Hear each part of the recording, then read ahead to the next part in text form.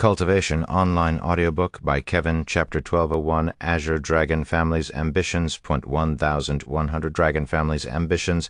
By the way, is it really okay for you to be here today, Azure? Zhu Ling suddenly asked her. What do you mean? Azure raised an eyebrow, looking puzzled by her question. I mean, I heard there's a banquet going on at your place today to welcome Shi Meili. Shouldn't you be there? Oh, that. Only certain people were invited, and I wasn't one of them. Though even if I was invited, I wouldn't go to such a banquet. It'll surely be boring after all. Azure shrugged, and then she added, Oh yeah, I noticed that my family has been acting a little strange recently. I think something big might happen soon, so you should prepare yourselves. You don't know what's happening in your family? Yuan asked her with a curious face. Azure shook her head. You probably don't know this, but my family is very strict when it comes to sharing information, so only those who have a high position within the family are given information. As for the rest of us, we just live our life doing our own things until it's time for our marriage, which is determined by the family, of course. Yuan had a weird look on his face as he said, I don't want to sound rude, but that sounds miserable. How dare you? Guo Xing slammed his fist on the table, causing everything on it to jump. Stop it. Yuan is right. We are allowed to do whatever we please for the first few hundred years of our lives, but that is merely giving us a false sense of freedom. Once our future is determined, that is where our freedom and life ends. Most of us don't want to admit it, but it's a miserable life. Azure had a dispirited look on her face as she said this, turning the atmosphere awkward and sad. They would continue to eat in silence for the next several minutes, as nobody there knew how to continue the conversation. Meanwhile, at the banquet, Shi Meili was seated at the main table with Liang Xuan and Patriarch Liang seated directly in front of her on the other side of the table. If you had done this earlier, this place wouldn't be so boring now. Liang Xuan sighed. Shi Meili didn't say anything and silently stared at them with narrowed eyes. Patriarch Liang then calmly spoke. When our ancestors decided to hide in this small world from the humans, our Azure Dragon family was only but a slightly reputable family. However, through thousands upon thousands of years of hard work and sacrifices, we've managed to bring the Azure Dragon family to the top of this world, even ruling over one of the biggest cities in this world. We thought that we would be satisfied with our current standing, but our desire for more grew as time passed. Do you know where I am trying to go with this? Patriarch Liang had a wide smile on his face as he looked at Shi Meili. Shi Meili sneered. So you've set your eyes on the Shi family because we're above you, huh? How boring, and I was wondering what you were planning. I'm disappointed. Boring? You dare call our ambitions boring? How dare you? Patriarch Liang's expression turned cold, his spirit's sovereign aura leaking uncontrollably. However, he quickly calmed down and smiled again. Forget it. A child who was born with a silver spoon in her mouth like you wouldn't understand it. So, how are you going to achieve that? By picking a fight with my family? By destroying it? Shi Meili then asked. Destroy? Now why would we want to destroy your family?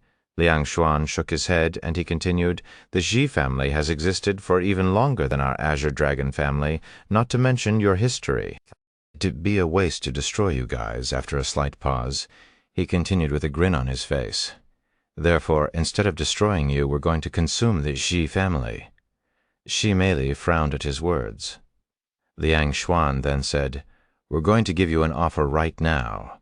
Become my woman and serve me, who will be the future of the Azure family.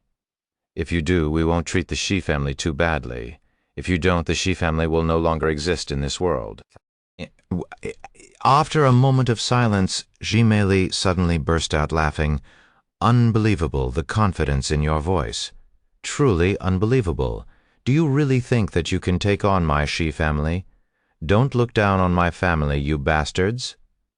Patriarch Liang quickly responded, You're wrong. We're not underestimating the Shi family. If we did, we wouldn't have waited this long to finally make a move. It's precisely because we respect your power that we took this long to prepare. Shi Meili stopped laughing upon hearing such words, and Patriarch Liang continued to speak. The Ji family has at most 2 spirit sovereigns, 7 spirit emperors, and 1,000 spirit kings under their command. Meanwhile, our ancient dragon family has 3 spirit sovereigns, 19 spirit emperors, and 3,000 spirit kings. Do you know why there's such a difference between us? While your Shi family has been slacking because of our peaceful environment, our Azure Dragon family has never stopped cultivating our military prowess. Furthermore, as I am aware, your Shi family only has 2 direct descendants. Meanwhile, our Azure Dragon family has over 100 direct descendants and thousands more in our branch families. Shimeli sneered. So you think you can defeat my family just because you have a slight advantage in numbers? How naive of you, Patriarch Liang. I think the one being naive here is you, Princess Shi. A new voice that Shimeli found familiar suddenly resounded from beside her. When Shimeli turned, she could see a tall, middle-aged man with short black hair and emerald eyes calmly approaching their table. You are? Shimeli's eyes widened upon seeing this figure. Welcome, Patriarch Cui. I'm glad you were able to make it here today. Patriarch Liang stood up and greeted him with a bright smile. Patriarch Cui. What is the meaning of this? Shimeli glared at him, who she has only seen a few times in her life. Can't you tell by my presence here? You are truly naive. Patriarch Cui shook his head. Shimeli gritted her teeth. So the Emerald Dragon family is also in on this nonsense, huh? This man was the patriarch of the Emerald Dragon family, ruler of Verdant Dragon City, one of the 3 biggest cities in this world alongside the Azure Dragon City and the Ancient Dragon City. See, I told you that we weren't underestimating the Zhai family. Patriarch Liang smiled at Zhai Meli. My Emerald Dragon family may only have 1 spirit sovereign, 5 spirit emperors, and 600 spirit kings, but if we combine our forces together, I think we have a pretty good chance to deal with the Ji family. What do you think, Princess Ji? Patriarch Cui asked her. You traitorous bastard. After all my family has done for the Verdant Dragon City, this is how you repay us. Shimeli growled as she pointed at him. Chapter 1202 War. 1202 War. What will you even get out of this? Tell me, Patriarch Cui. Shimeli continued to shout at him. Patriarch Cui nonchalantly shrugged as he responded, Nothing much, just some of the Shi family's treasures, 1/3 of the ancient dragon city, and Shi Mingze. What? My mother. Shimeli had a baffled look on her face. Patriarch Cui grinned at her reaction, and he clarified, I have fancied her for a while now. In fact, I've had my eyes on her even before she met your father. Unfortunately, I was not strong enough to attract her attention. And you consider yourself a dragon? What a disgrace! You sully our race with your mere existence. Even a wild beast has more morals than you bastards. Shimeli stared at him with killing intent flowing from her eyes. As dragons, it is our nature to desire power to rule over everything within our gaze. Patriarch Liang spoke with a stern look on his face. Once we consume the Shi family, we will become royalties through the blood-cleansing ceremony. After that, we will finally leave this prison of a world and conquer the outside world and its humans. The blood-cleansing ceremony? Shimeli muttered as she realized something. So this is your real motive. You want to acquire the dragon ancestors' blood so that you will have a royal bloodline. Everything else is merely a bonus. Patriarch Liang showed a grim smile. You will not get what you want, Shimeli said with gritted teeth. Oh, is that so? And what are you going to do to stop me?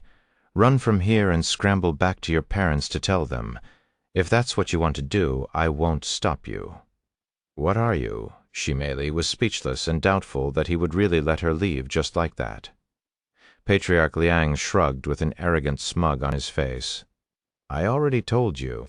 We're fully prepared to take on the Zhai family, so it won't matter what you do now. Why else would we be doing this so blatantly? As much as Shimeli hated to admit it, Patriarch Liang was right. Although the Zhai family may have a decent chance of victory if they fought with the Azure Dragon family, that did not account for the Emerald Dragon family's assistance. If the Azure Dragon family and the Emerald Dragon family worked together, the chances of the Shi family winning was slim to none. Naturally, this did not account for Yuan's participation either. Jimeli knew that if Yuan assisted them, their chances of winning would rise significantly. However, she has no intention of forcing him to fight for her family, as she would not be able to forgive herself if he were to get hurt because of it. You could leave, but I wouldn't suggest it. Liang Xuan suddenly spoke, and he continued before Jimeli could say anything. If you leave now, your brother and father will surely die. However, if you stay here and become my woman, I will spare their lives. After a moment of silence, Jimeli suddenly sneered with a smile. Sorry, but that's impossible. Impossible, Liang Xuan frowned. That's right, I already gave my heart to someone else, so I cannot be with you. Though, even if I didn't have that person, I still wouldn't want to be with you. Jimeli calmly responded, leaving him speechless. Liang Xuan was left utterly speechless by her response. He couldn't believe that she would be able to say such a thing when her brother and father's lives were at stake. Are you serious? He had to confirm it. Does it look like I'm joking? You'd be willing to let your father and brother die over something like that? You're much more selfish than I thought. Don't act like you've already defeated us. Jimeli sneered in disgust. So you think you can win against us? Ha ha ha ha, you are also much more foolish than I thought, Liang Xuan burst out laughing. Jimeli didn't say anything else and started walking away. Are you sure that is your decision? If you walk away now, you won't be my wife, but my slave once everything is over, Liang Xuan said as he stood still and without any intention to stop her. The moment you leave this courtyard, we will send our armies to the ancient dragon city. Patriarch Liang spoke in a nonchalant voice before sipping on Jimeli, stopped moving, and without turning around, she spoke in a cold voice. I, Jimeli, won't be threatened by anyone, and without saying anything else and without any hesitation, she flew out of the courtyard. Father, is it really okay to let her leave like that? We can still catch her right now. Liang Xuan turned to look at his father with a doubtful face. It's fine. The Ji family cannot stop us.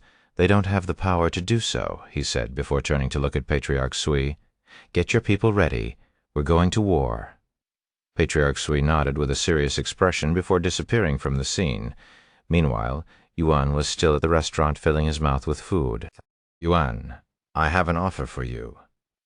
Azure suddenly looked at him and said, What kind of offer? He said, after swallowing a mouthful of food. I would like to hire you. Yuan raised an eyebrow.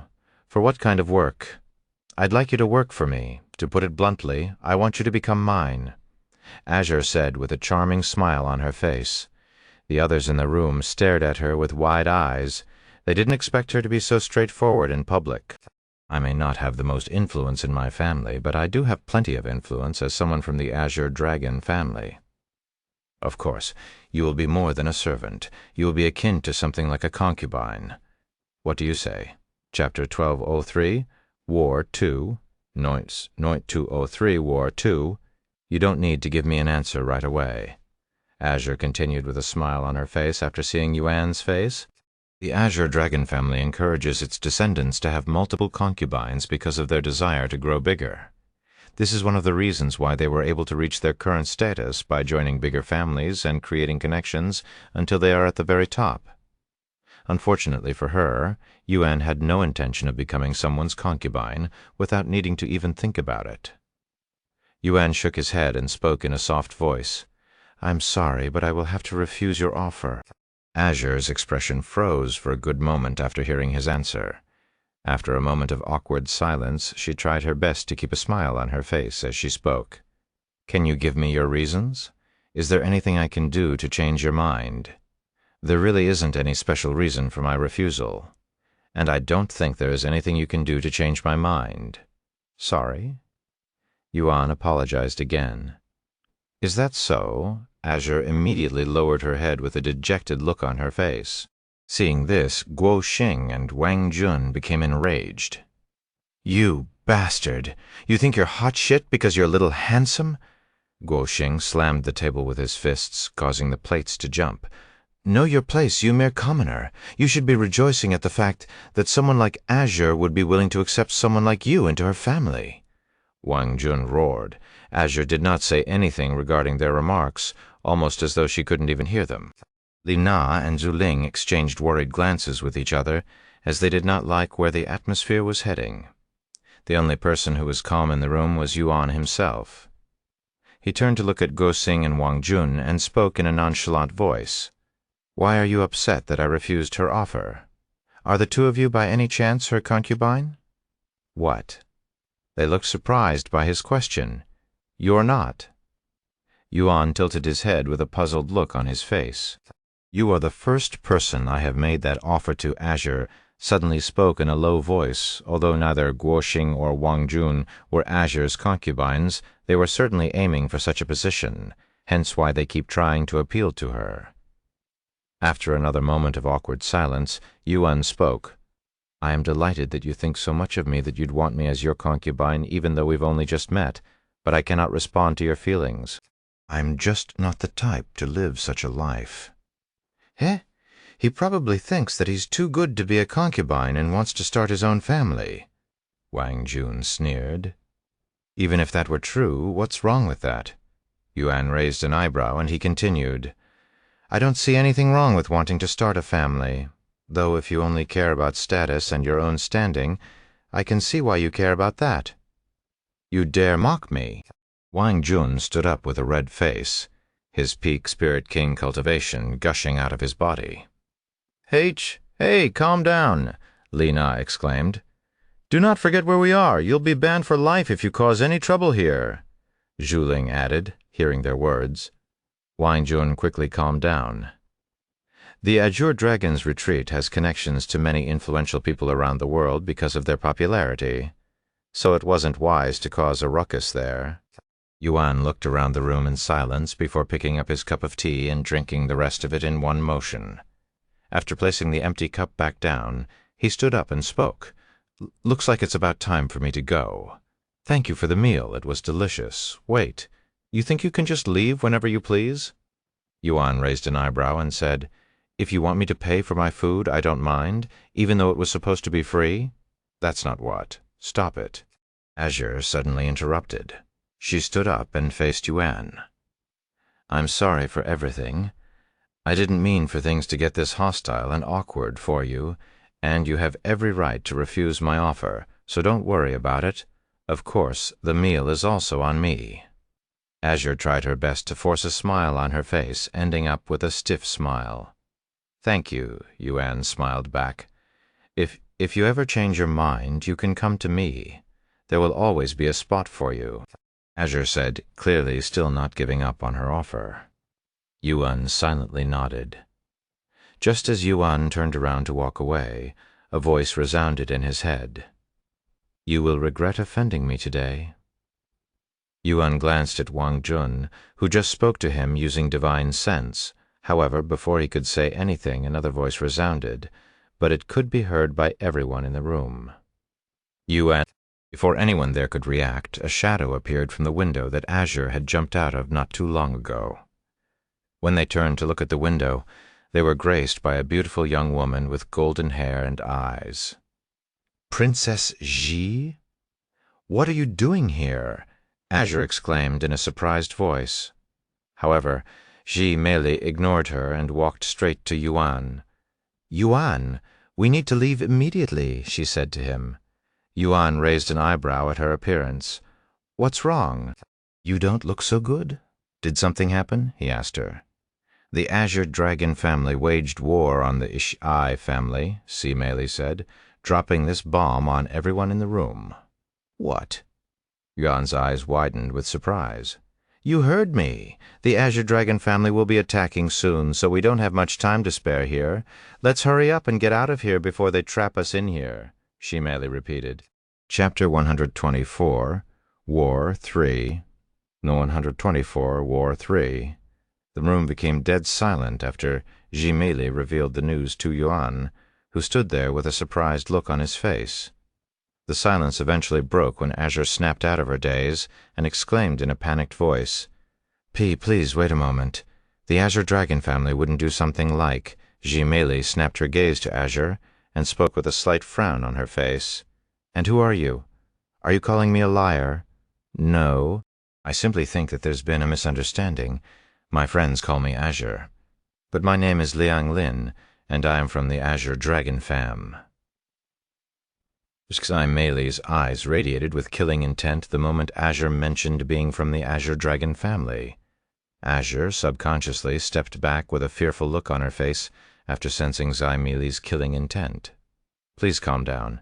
She did nothing wrong. Yuan suddenly spoke. Xi Mei turned to look at him with a surprised look on her face. Why are you protecting her, now that I think about it? Why are you even with someone from the Azure Dragon family?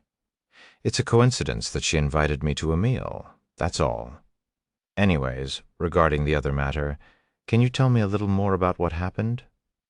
Xi Mei nodded and said, I will tell you on the way back. We cannot linger in this city for any longer, or things will get dangerous for the both of us. We have to get back to warn my parents and get ready for their attack. Yuan became silent as he began pondering. A moment later, he spoke. Bring me to the Azure Dragon family? What? Xi Mei exclaimed before continuing. Why would you want to do that? Yuan then said, if the Azure Dragon family is really waging war against the Xi family, why waste time going back when we can deal with it right now? We are already here, anyway. Xi Mei's jaw dropped after hearing his words. Are you being serious? There's no way we can handle this by ourselves, and we're not just fighting the Azure Dragon family. The Emerald Dragon family is also working with them. Emerald Dragon family? Who are they? Yuan asked, as this was his first time hearing about them. They rule over the third largest city in this realm. They may not be as big as the Azure Dragon family, but they are still a force to be reckoned with. Are they in this city right now? Yuan then asked. No, I don't think so. Then there's nothing to be worried about. We can deal with them after we are done here. That's still suicidal. The Azure family has 3 spirit sovereigns, 19 spirit emperors, and over 3,000 spirit kings. We simply cannot deal with that much by ourselves. 3 spirit sovereigns, huh? Are they stronger than your mother? Yuan suddenly asked.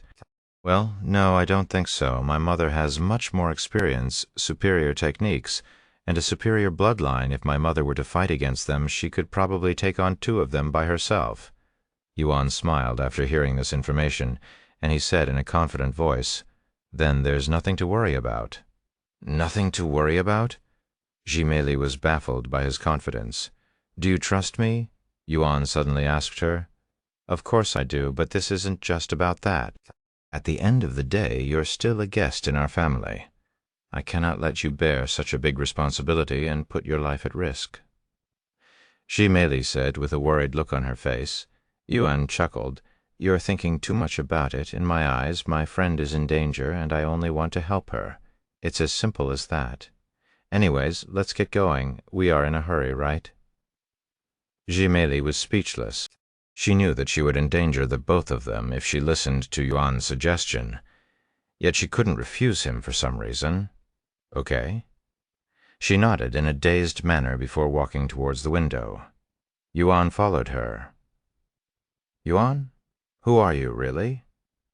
Azure couldn't help but ask him as he walked past her. He looked at her and responded in a calm voice. I was just your average tourist until moments ago. Azure's eyes widened, and she continued after swallowing nervously. Then what are you now? I don't know yet. Yuan then left the restaurant through the window, following behind Xi Mei.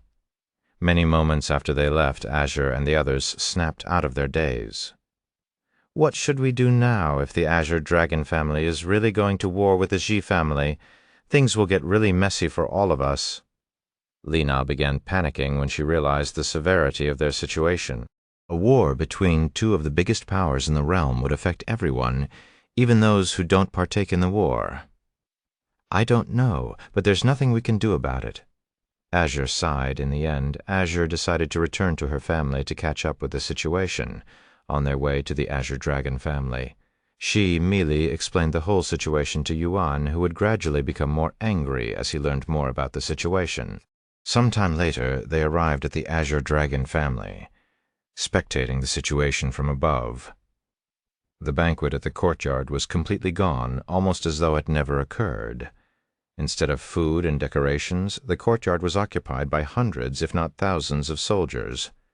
Of course, Patriarch Liang was there, and he appeared to be giving them a speech at the moment. "Yuan, this is your last chance to change your mind." Shimei looked at him with a stiff expression on her face. Yuan didn't say anything and directly began descending towards the courtyard. Shimei could only release a deep sigh before following him. Once they were close enough, Patriarch Liang noticed their presence and stopped his speech to stare at them with a profound frown on his face, his gaze fixated on Yuan for some reason. Chapter 1205. Someone you can only dream of becoming. 1205. Someone you can only dream of becoming. As Yuan slowly descended towards the courtyard, more and more people noticed his presence. By the time Yuan's foot reached the ground, everyone in the courtyard was staring at him with puzzled looks on their faces. The soldiers thought he was with the Azure Dragon family at first due to how calmly he behaved, but when they saw the beauty behind him and recognized her identity, they became bewildered. "Who are you, Patriarch Liang?" questioned Yuan with a deep frown on his face, ignoring the fact that Shimei had returned for some reason. When the soldiers realized that Yuan wasn't with them, they immediately prepared to apprehend him. However, since it was just 2 people against their hundreds, they weren't worried in the slightest. "Name's Yuan." Yuan casually responded to Patriarch Liang before asking his own question, "Are you the asshole who threatened to harm the Shi family?" Patriarch Liang's eyebrows twitched upon being called an asshole. He can't even recall the last time that someone dared to disrespect him so brazenly. The soldiers and the spirit emperors beside him were speechless.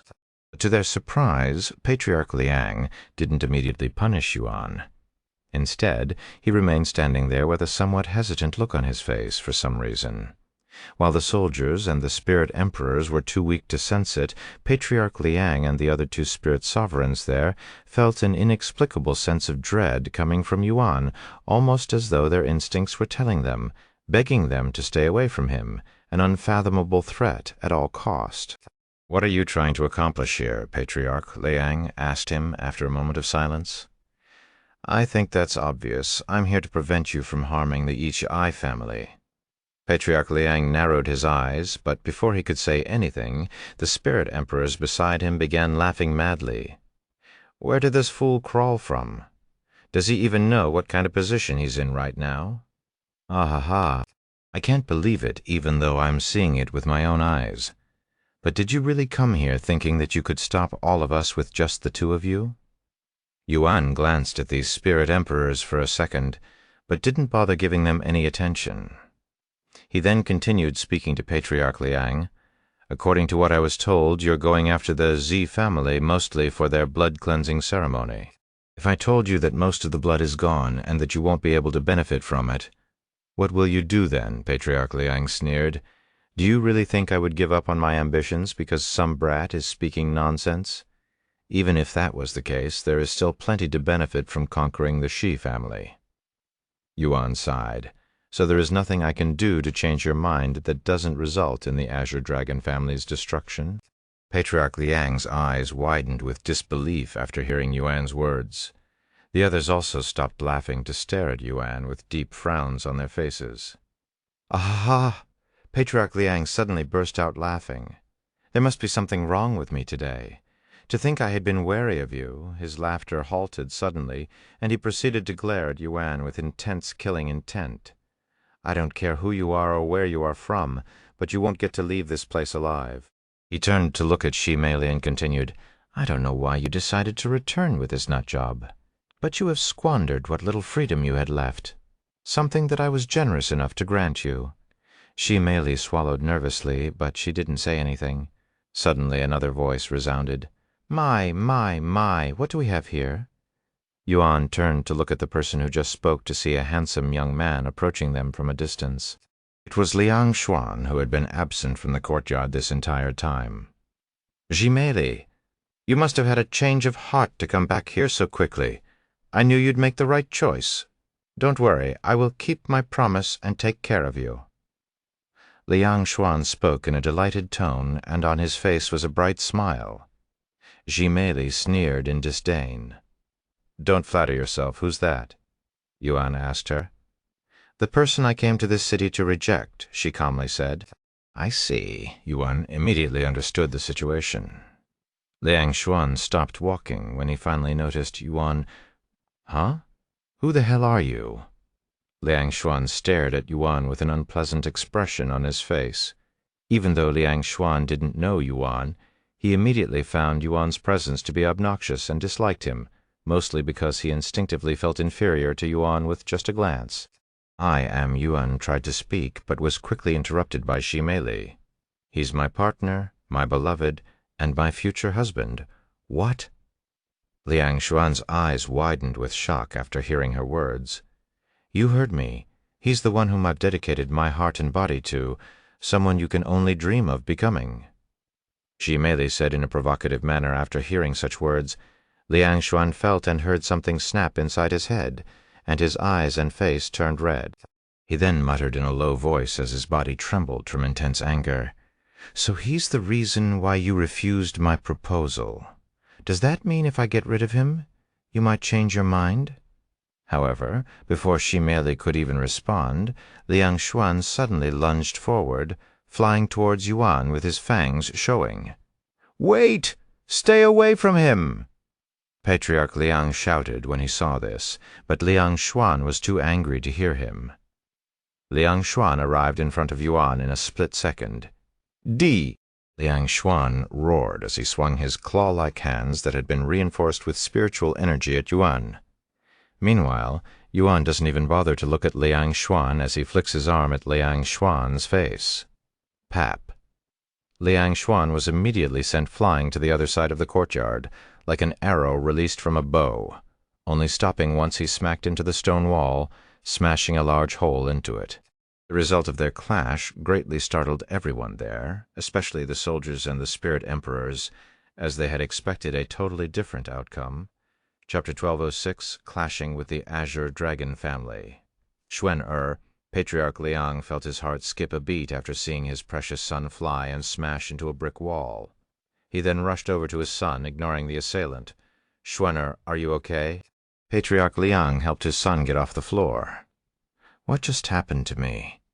Why does my mouth hurt so much? Liang Xuan spoke while blood was still dripping from his mouth, seemingly in a daze. Blood? Why am I bleeding? Yuan had struck him so hard that he forgot what had transpired in the last few seconds.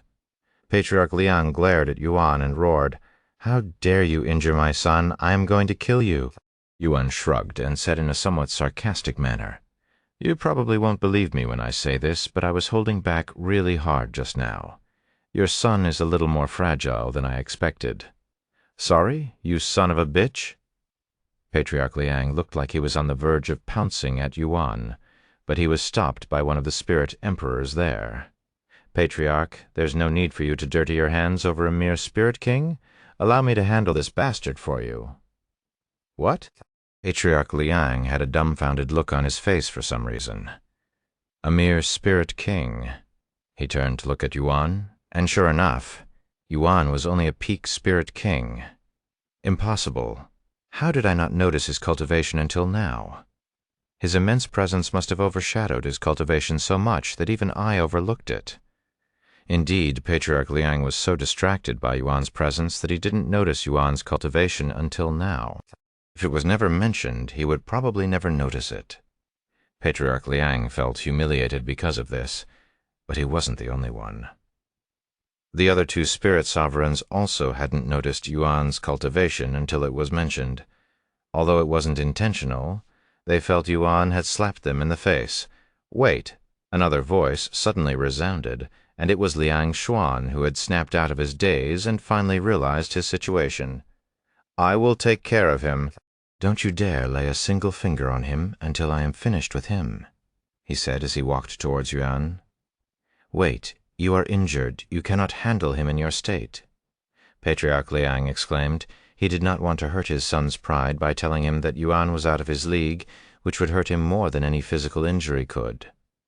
He only caught me off guard just now. I can deal with a weakling like him even if I am slightly injured. Liang Xuan remained stubborn. Patriarch Liang gritted his teeth and glanced at the spirit emperors on standby before speaking to them using divine sense. "If things get dangerous for my son, kill that man." The spirit emperors silently nodded to his orders. "You ready for a second round?" Yuan asked Liang Xuan as he got closer. "I will make sure to hold back a little more this time. Shut the fuck up. Don't act so arrogantly after getting a single lucky hit on me." Liang Xuan spat on the floor right in front of Yuan. Yuan merely shrugged before turning to look at Mei Li and asked, "Is it okay if I killed him?" "Why are you asking me?" Mei Li sighed. Then she said, "Actually, I want to kill him myself, so try to keep him alive if you can." Yuan smiled. "All right," he returned to Liang Xuan, who was fuming from anger, and continued, "You're in luck. You get to live for a little longer because of her. I will fucking kill you." Liang Xuan roared as he sprung forward like a tiger. A vicious glint flickered from Yuan's eyes. A chilling sensation suddenly assaulted Liang Xuan's spine, almost as though his instincts were trying to warn him. Pap.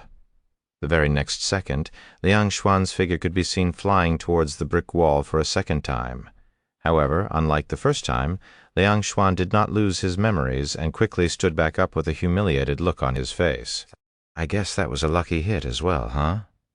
Yuan said, provoking Liang Xuan's emotions further.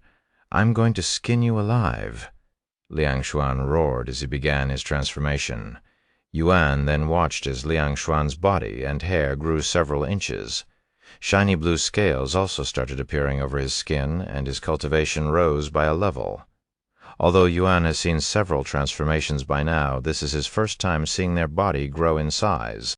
His cultivation even rose by a level, Yuan thought to himself, as he watched Liang Xuan slowly and confidently approach him for a third time. "Now that I have transformed, you won't be able to touch a single strand of my hair." Liang Xuan spoke in an oddly confident manner. "Be careful, Yuan. Different bloodlines have different advantages. The Azure Dragon family's advantage is their speed." Mei Li warned him. "Speed, huh?" "That's right. Us Azure Dragons are top 3 of all dragon bloodlines when it comes to our natural speed," Liang Xuan pridefully announced. However, Liang Xuan's eyes widened when Yuan suddenly disappeared from his view, even though he didn't look away or blink his eyes. "Is that so?" A calm voice suddenly resounded behind Liang Xuan, sending chills down his spine. "He's behind you, Xuaner," Patriarch Xuan exclaimed. Liang Xuan immediately swung around, but before he could even catch a glimpse of Yuan's figure, intense pain permeated through his face, and before he realized he was flying towards the brick wall again. What kind of movement technique was that? Even I could barely keep up with him. Patriarch Liang exclaimed inwardly after witnessing Yuan's profound movement technique. Meanwhile, Yuan was also surprised by how fast he could move. Feng Feng's movement technique is truly mythical. Is it because of my transformation? I feel as though I could understand it with much more ease, which is weird, considering that it's a movement technique meant for phoenixes. "Enough of this. Get rid of him already." Patriarch Liang suddenly shouted as he glared at the spirit emperors around him. "Yes," they immediately responded before quickly surrounding Yuan. "Now this is a little more interesting." Yuan calmly smiled at them. Chapter 17 Clashing with the Azure Dragon Family, 2007 Clashing with the Azure Dragon Family 2. "So are you guys going to come at me together?" Yuan calmly asked the 19 spirit emperors that encircled him. If it were any other spirit king in his shoes right now, they'd be pissing their pants and on the floor begging for their life. Forget 19, they wouldn't dare to go against a single spirit emperor. However, Yuan faced these 19 experts with complete tranquility, which made these experts question whether they were really looking at a young spirit king or not. We'd be laughingstocks for the rest of our lives if word gets out that we needed 19 spirit emperors to handle a single spirit king. One of the spirit emperors spoke in a cold voice. "Let me take care of this arrogant bastard who doesn't know his place." One of them suddenly stepped forward with a smirk on his face. Yuan looked at him and said, "Are you sure I'd rather live my life as a laughingstock, since I will still have my life at the very least?" The spirit emperors frowned upon hearing his words, and they wondered where he was getting his confidence from. "Does he have some kind of powerful artifact? He's all yours, Chen Mao. Make sure you tear him to shreds. I won't disappoint you." Chen Mao, who was the first to volunteer, smiled. Yuan turned to look at Shi Meili and asked her in a loud and conspicuous voice, "Can I kill them?" "Of course," Shi Meili nodded. Patriarch Liang suddenly sucked his teeth and pointed at the soldiers. "How long are you useless things going to stand there? Hurry up and capture that woman. I want her alive." The thousands of soldiers finally snapped out of their daze and shouted, "As you command." They quickly surrounded Shi Meili, who immediately went into a defensive position. Seeing this, Yuan asked her, "Are you going to be okay by yourself for a while, or do you want me to take care of them first? You are in no position to worry about others right now." Chen Mao shouted as he jumped at Yuan with claw-like hands. However, without even looking at his opponent, Yuan casually flicked his sleeve. A weird noise resounded immediately after, and Chen Mao's headless body fell to the ground. Those who witnessed what had just happened subconsciously took several steps back. Their eyes widened with shock and terror. Yuan had slapped Chen Mao so hard that his entire head popped like a balloon, and one unlucky spirit emperor's was smeared with blood and brains. Shi Meili swallowed nervously before responding to Yuan's question. "It might be annoying to deal with this many people at once, but I will be fine." Yuan silently nodded and didn't say anything else to her. Once he was paying attention to the spirit emperors again, he said, "So are you guys going to come at me at once, or do I need to slowly kill you lot one by one?" The spirit emperors were enraged by his words, but they were also terrified by him after seeing Chen Mao's death. Although none of them wanted to admit it, they did not dare to face Yuan by themselves. "Since he's begging for it, let's quickly get rid of him together," someone finally said. Unsurprisingly, nobody refused his proposal. The Yotin spirit emperors then scattered further away from Yuan by taking flight into the sky while still making sure that they surrounded him. Yuan did not do anything and silently watched their next actions. Once they were prepared, the spirit emperors began barraging Yuan with powerful martial techniques. Due to their fear of Yuan, these spirit emperors subconsciously used their full strength from the start. Each of these martial techniques were strong enough to obliterate a peak spirit king 100 times and erase multiple mountains, and there were 18 of them going off at once, which was powerful enough to violently shake the entire city. The dust and smoke caused by these techniques reached the heavens, which shocked and alarmed every individual within the city. As a result of their attack, Shi Meili and the soldiers were sent flying away before they could even do anything. The attack was so powerful and sudden that it caught even Patriarch Liang and the other two spirit sovereigns off guard. "You fucking idiots!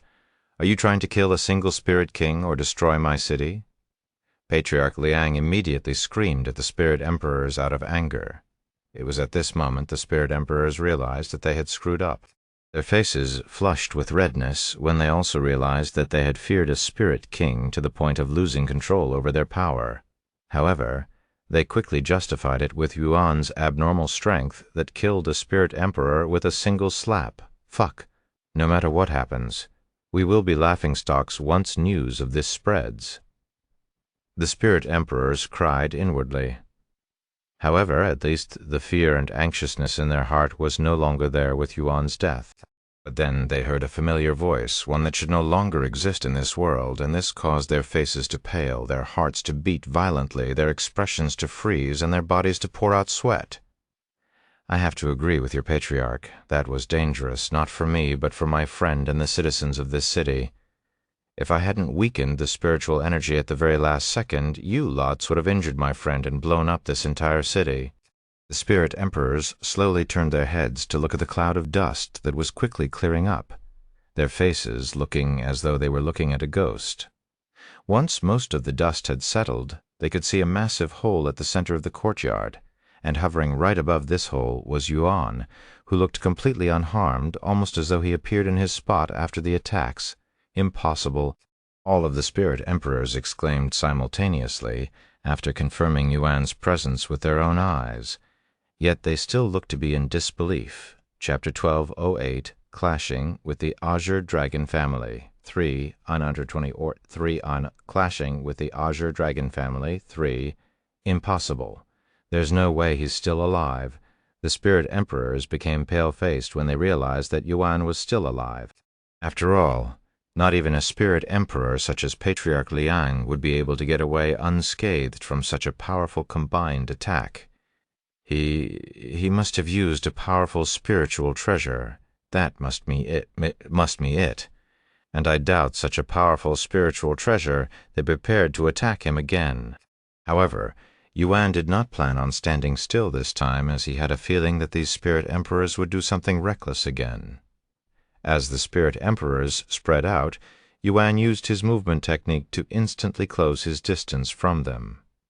When Yuan suddenly appeared in front of one of them like a ghost, the targeted spirit emperor felt his heart jump so hard that it nearly leaped out of his chest.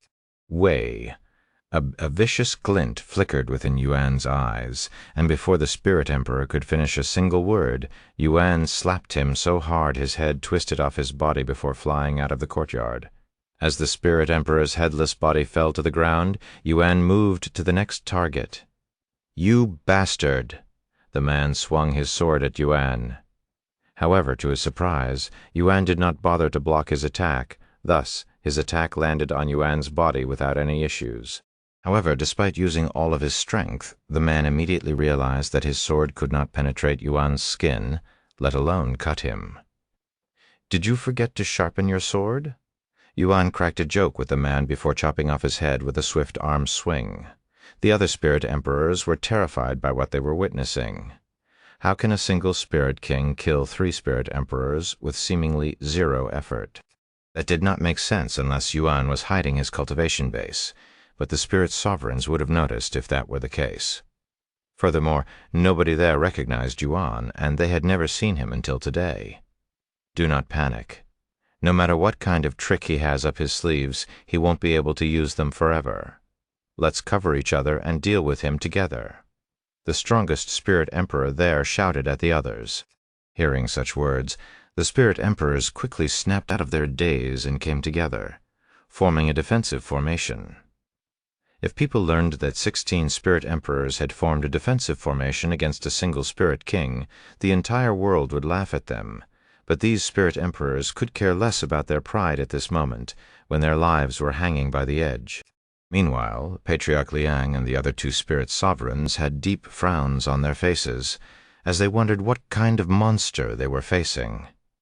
They were certain that Yuan wasn't hiding his cultivation base, yet the things he was doing said otherwise. Fuck. Where the hell did this bastard come from? We have spied on the Shi family and gathered every little information that we could possibly on them for hundreds of thousands of years. There's no way that he's managed to remain hidden for that long. Patriarch Liang gritted his teeth in frustration. The Azure Dragon family has been gathering information for many generations, yet they have never heard of someone like Yuan. Unless he remained in hiding without showing even the slightest of presence for that long, there was simply no possible way that someone as profound as him could evade their eyes.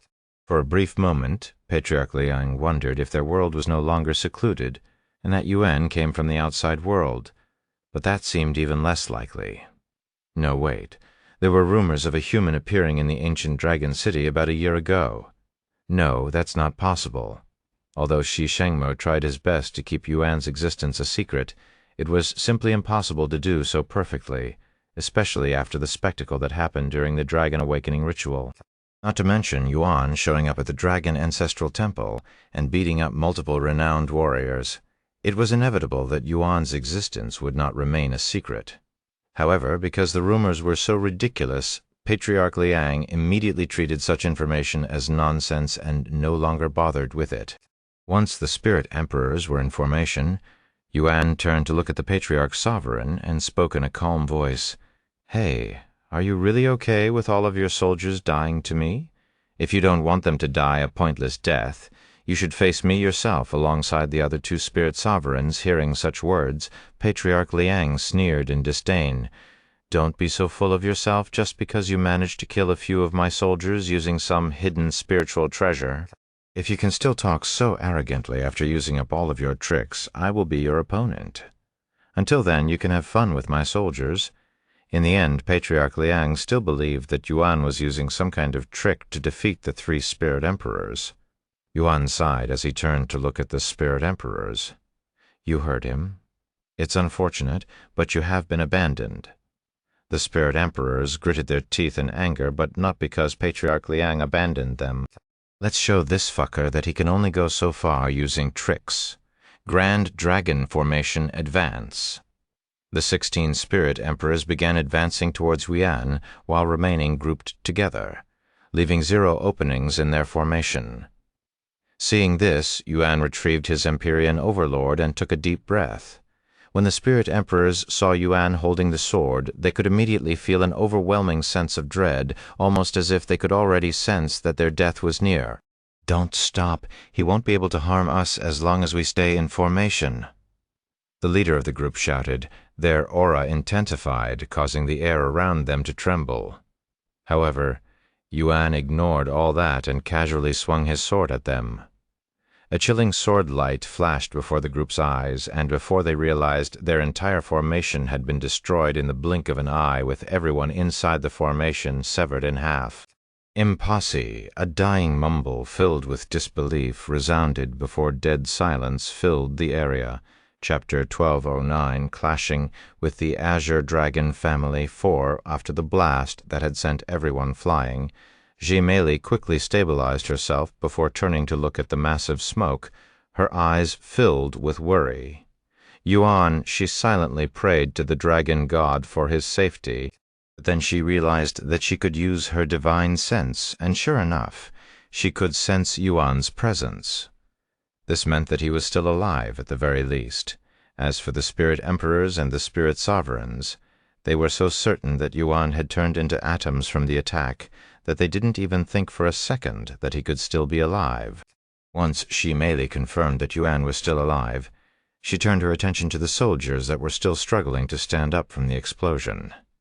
The majority of these soldiers were between Spirit Grandmaster and Spirit King, so they were not able to withstand the force, unlike Jimeli, who was a Spirit Emperor. When Jimeli saw the opportunity, she did not let it go to waste, and immediately rushed toward the large group of soldiers with a focused look on her face. "Ah, get on your feet. We're being attacked." Horrified screams immediately resounded as Jimeli wreaked havoc within the enemy lines, her punches strong enough to obliterate her target, causing their bodies to explode violently. "Surround her! Attack her from all sides!" One of the Spirit Kings commanded the others from the back, his face full of sweat. But alas, no matter how many Spirit Grandmasters or Spirit Kings they threw at Jimeli, they would all perish before her bloodied fists. This is what normally happens when a Spirit King fights with a Spirit Emperor. They simply cannot overcome the difference in their strength. Therefore, it was no wonder the Spirit Emperors all looked down on Yuan, as it was simple logic that a Spirit King cannot defy a Spirit Emperor with the assistance of some godly spiritual treasure. Within moments before Yuan even emerged from the smoke, dozens of Azure Dragon family's soldiers perished. By the time Yuan revealed his presence again, Jimeli had killed 100 soldiers. Patriarch Liang and the other 2 spirit sovereigns were too focused on Yuan's battle with the Spirit Emperor, so much so that they forgot about Jimeli and were unaware of her slaughtering. A few minutes later, Yuan killed all 16 Spirit Emperors with a single swing of his sword. When the soldiers saw this, they almost lost all of their courage and desire to fight, even though they still had 3 Spirit Sovereigns on their side. Jimeli was too focused on slaughtering the soldiers, so she didn't notice it at first. But when she saw the terrified and shocked expressions on the soldiers' faces in the back, she subconsciously turned to look behind her, where those soldiers were looking at. She was puzzled at first when she couldn't see any of the Spirit Emperors, while Yuan was hovering in the air by himself. But when she noticed the mutilated bodies on the ground beneath Yuan, her eyes nearly popped out of their sockets from shock. Although Jimeli wasn't worried that Yuan wouldn't be able to defeat the Spirit Emperors, since he's managed to defeat even her mother, she truly did not expect him to deal with the Spirit Emperors so quickly and effortlessly. "Ye, you bastard! How dare you kill all of my generals? I will make you pay!" Patriarch Liang suddenly roared with anger, his flushed face nearly releasing smoke. Even if he's managed to take over the Shi family, losing 19 spirit emperors was a huge blow for his Azure Dragon family, as it took them countless resources and time to cultivate those spirit emperors. Yuan turned to look at Patriarch Liang with a nonchalant expression, and he spoke. "Do you even have the right to be angry? You also can't say that I didn't warn you. If you'd come to face me yourself, they wouldn't have lost their life so pointlessly." After a slight pause, he continued. "Actually, they would have still died, since this is war, after all. Though at least you wouldn't have had to watch them die." Patriarch Liang suddenly released a loud roar, causing the entire place to tremble.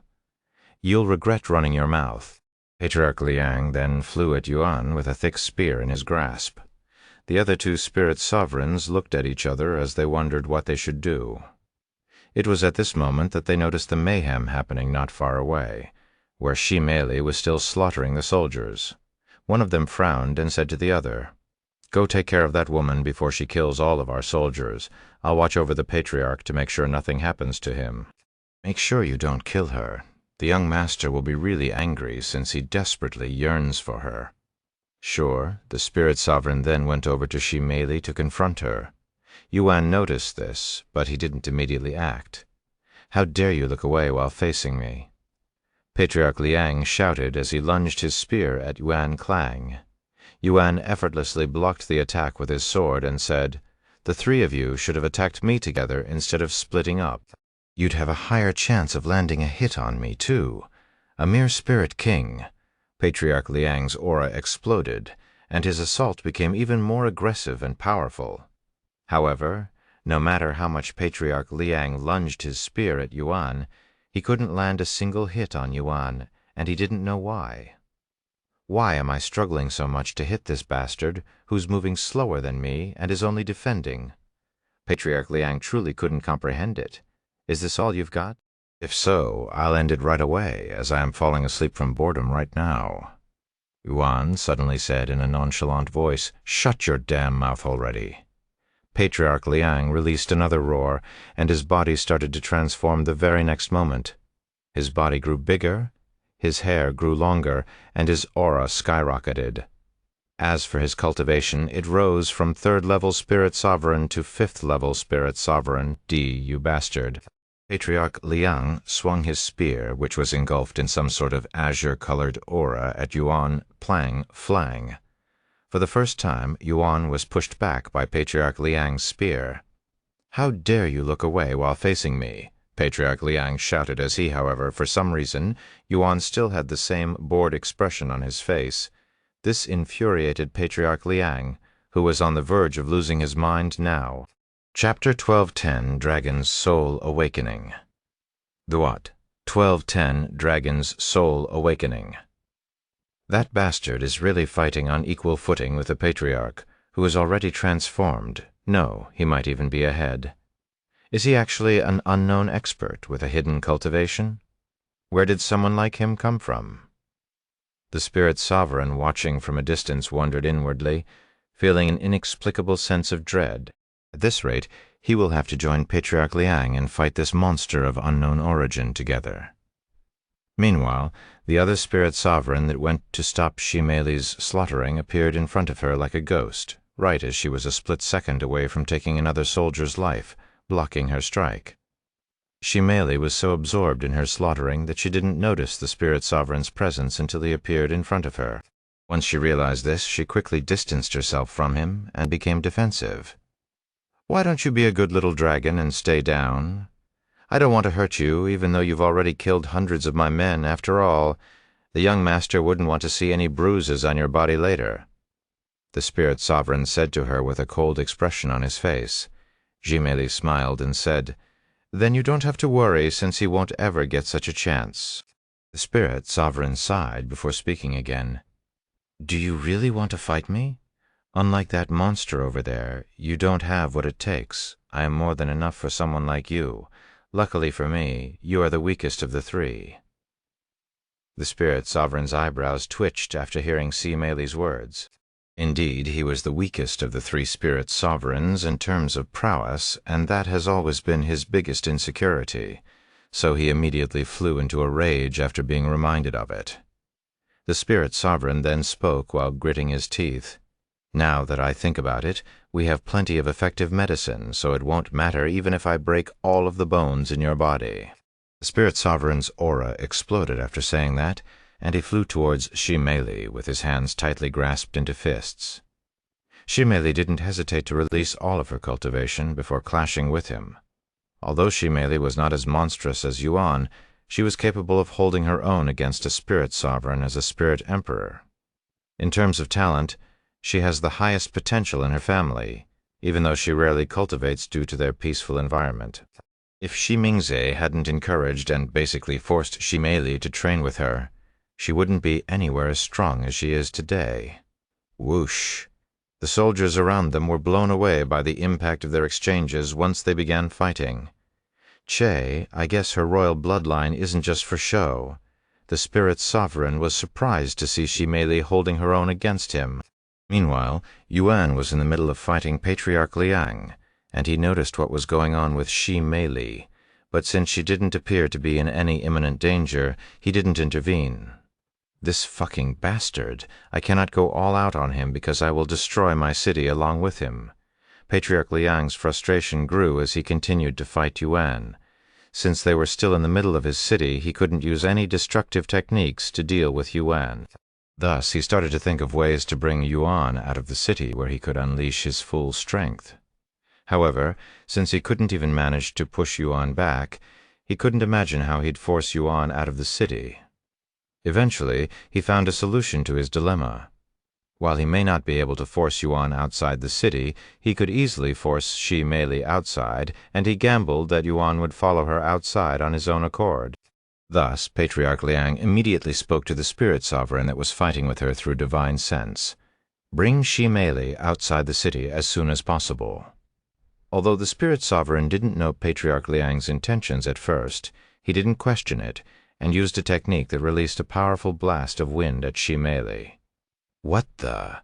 Shimeli was caught off guard by this random technique and was sent flying out of the courtyard before stabilizing herself.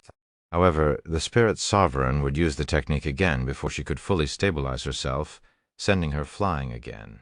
"Are you messing with me?"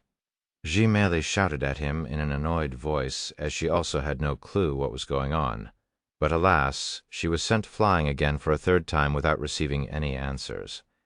Shimeli was incredibly frustrated by now.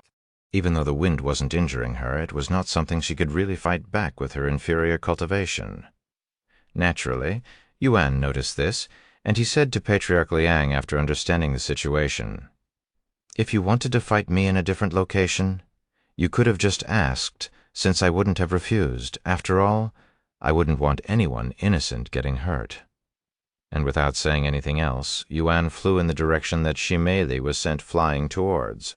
By the time he caught up with her, Shimeli was already many miles away from the city. "I swear I will kill you." Shimeli roared in anger as she tried to fix her messy hair. "Are you okay?" Yuan appeared beside her shortly after. "Yes.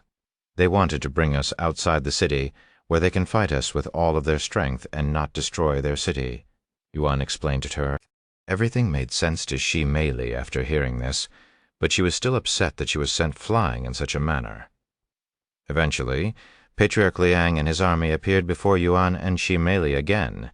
"Now that you can use your full strength, you no longer have any excuses left as to why you cannot defeat me," Yuan said to Patriarch Liang with a provoking smile on his face. "You won't be arrogant for much longer, you little bastard." Patriarch Liang sneered. He turned to look at the spirit sovereign that had been fighting Shimeli and said to him, "General Zheng, you will handle Shimeli. I will handle that annoying bastard. General Wan, you will march the army towards the ancient dragon city, where the Emerald Dragon family will be waiting for us." General Wan had a surprised look on his face, and he proceeded to express his concerns. "My lord, shouldn't I stay here with you just in case anything happens to you?" However, Patriarch Liang immediately frowned at him and spoke in a low but cold voice.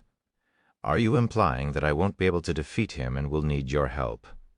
"Ma'am, my apologies, Lord Liang. That wasn't my intention. I will lead the army and work with the Emerald Dragon family until your arrival. Then get out of here. We will regroup with you once we are done here. It won't take long."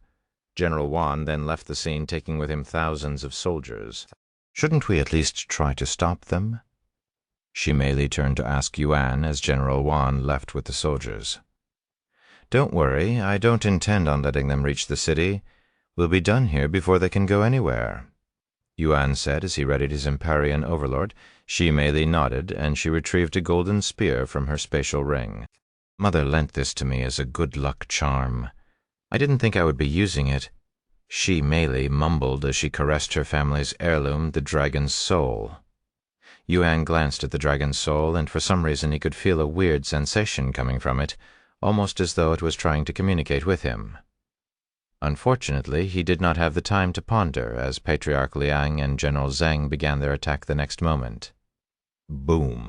When Patriarch Liang and Yuan clashed with each other, a powerful ripple swept the area. Patriarch Liang's prowess had increased exponentially now that he no longer has to worry about destroying his city. "You should have never stuck your nose in our business, you nobody. Now you will die for it," Patriarch Liang said to Yuan after pushing him back multiple times during their clashes. "And you should have never threatened the Shi family," Yuan calmly said, and his aura suddenly spiked. "What?" Patriarch Liang was startled, even shocked by Yuan's sudden domineering aura that was multiple times stronger than just seconds ago. Meanwhile, the dragon's soul in Ximei Li's grasp began trembling when it sensed Yuan's aura. "What is going on?" Ximei Li looked at her spear with a bewildered expression, as she has never seen the dragon's soul acting in such a manner before. Chapter 111, Patriarch Liang's Trump Card. What's happening to the dragon's soul? "I have never seen it acting like this before." Ximei Li silently stared at the spear in her grasp with a bewildered expression on her face. As far as she was aware, the dragon's soul has never bonded with anyone within her family. She has always wondered why the dragon's soul was in her family's possession, even though nobody could use it. The dragon's soul has remained asleep for countless years. It isn't a coincidence that it's showing signs of awakening now. A certain face appeared inside her mind, but before she could really think about it, she was disturbed by General Zheng. "Did you already forget about me?" General Zheng roared as he swung his halberd at Ximei Li, who quickly reacted by lifting the dragon's soul to block the incoming attack. Clang! Ximei Li was sent flying back by the immense force coming from the strike, and she could even feel a numbing sensation in her hands afterward. "Unfortunately, I do not have the time to play with you anymore," General Zheng said, his aura slowly increasing as he began his transformation. "Since you seem to be in a hurry, I will do you a favor and kill you soon," Ximei Li said, and the atmosphere around her suddenly changed. Her hair grew slightly longer. Her golden eyes began glowing, and golden scales began appearing on her body. General Zheng snickered at her transformation. "Is that all your transformation can achieve? Besides looking a little different, you don't seem any stronger." Ximei Li didn't say anything and readied her spear. When they clashed again a moment later, General Zheng's eyes widened when he felt the overwhelming strength behind Ximei Li's strike and was pushed back several steps. Although she doesn't look any stronger and her cultivation remains the same, she's actually several times stronger than before her transformation.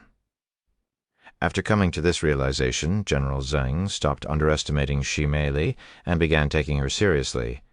Meanwhile, several miles away, Patriarch Liang was experiencing a situation that he never even dreamed of being possible. "What's wrong? You haven't opened your mouth in a while now?" Yuan's voice resounded as Patriarch Liang held a panicked expression on his face. Patriarch Liang gritted his teeth, but no words came out. "You were acting so high and mighty not long ago, too." Yuan's figure suddenly disappeared before Patriarch Liang's eyes. Half a second later, Patriarch Liang could sense a presence behind him, awakening his goosebumps. "He's behind me." Patriarch Liang immediately twisted his body to turn around while swinging his weapon in motion. Clang! A powerful ripple was created as Patriarch Liang's weapon flew into Yuan's Empyrean overlord at full force. However, Yuan did not budge a single inch, despite Patriarch Liang using his full strength. Yuan released a low snort before swinging his arm, The very next moment, Patriarch Liang's body was sent flying into the distance like a rag doll being tossed across the street. After stabilizing himself with much effort, Patriarch Liang did not look surprised by what had just happened, as he had been tossed several times by now. Instead of surprise, Patriarch Liang had a terrified expression on his face, looking like someone who could not find a way out of their trouble. Impossible! Why is he so strong? If he's using a spiritual treasure, there's no way something so powerful could last this long. He must be an expert in disguise. But how come we have never heard of him before? Just where the fuck have you been hiding all this time? And why are you showing yourself now? Patriarch Liang subconsciously shouted out what was inside his mind. Does any of that really matter? Yuan calmly responded. Fuck! Patriarch Liang suddenly tilted his head and released a deafening roar that caused the air to tremble. When he looked at Yuan again, his eyes were bloodshot and desperate. This is my trump card, and I was saving this treasure for the Yishai family. But you are clearly a bigger threat than them as a whole. Patriarch Liang muttered as he reached inside his spatial ring to bring out what appeared to be a single piece of golden scale. Yuan raised an eyebrow after seeing the scale. He has no idea what he was looking at and why Patriarch Liang brought it out. Do you know what this is? Patriarch Liang held the scale in front of him as he asked Yuan. Should I? Yuan asked. Patriarch Liang showed a wide smirk on his face as he spoke. You probably know that there are 2 dragons that are accepted as dragon gods by the dragon race, the Great One and the Dragon Ancestor. However, what if I told you that there actually existed a 3rd dragon, a dragon god that surpassed the other 2? Oh. Yuan's interest was immediately piqued by such words. This 3rd dragon god also had a supreme bloodline, but it was somehow incomparably stronger than the other 2 with a similar bloodline. If this dragon god hadn't disappeared into thin air, it would be ruling the entire dragon race by now, I'm sure of it. Patriarch Liang had a look of deep admiration as he spoke of this 3rd dragon god, almost as though he was speaking of his own ancestor.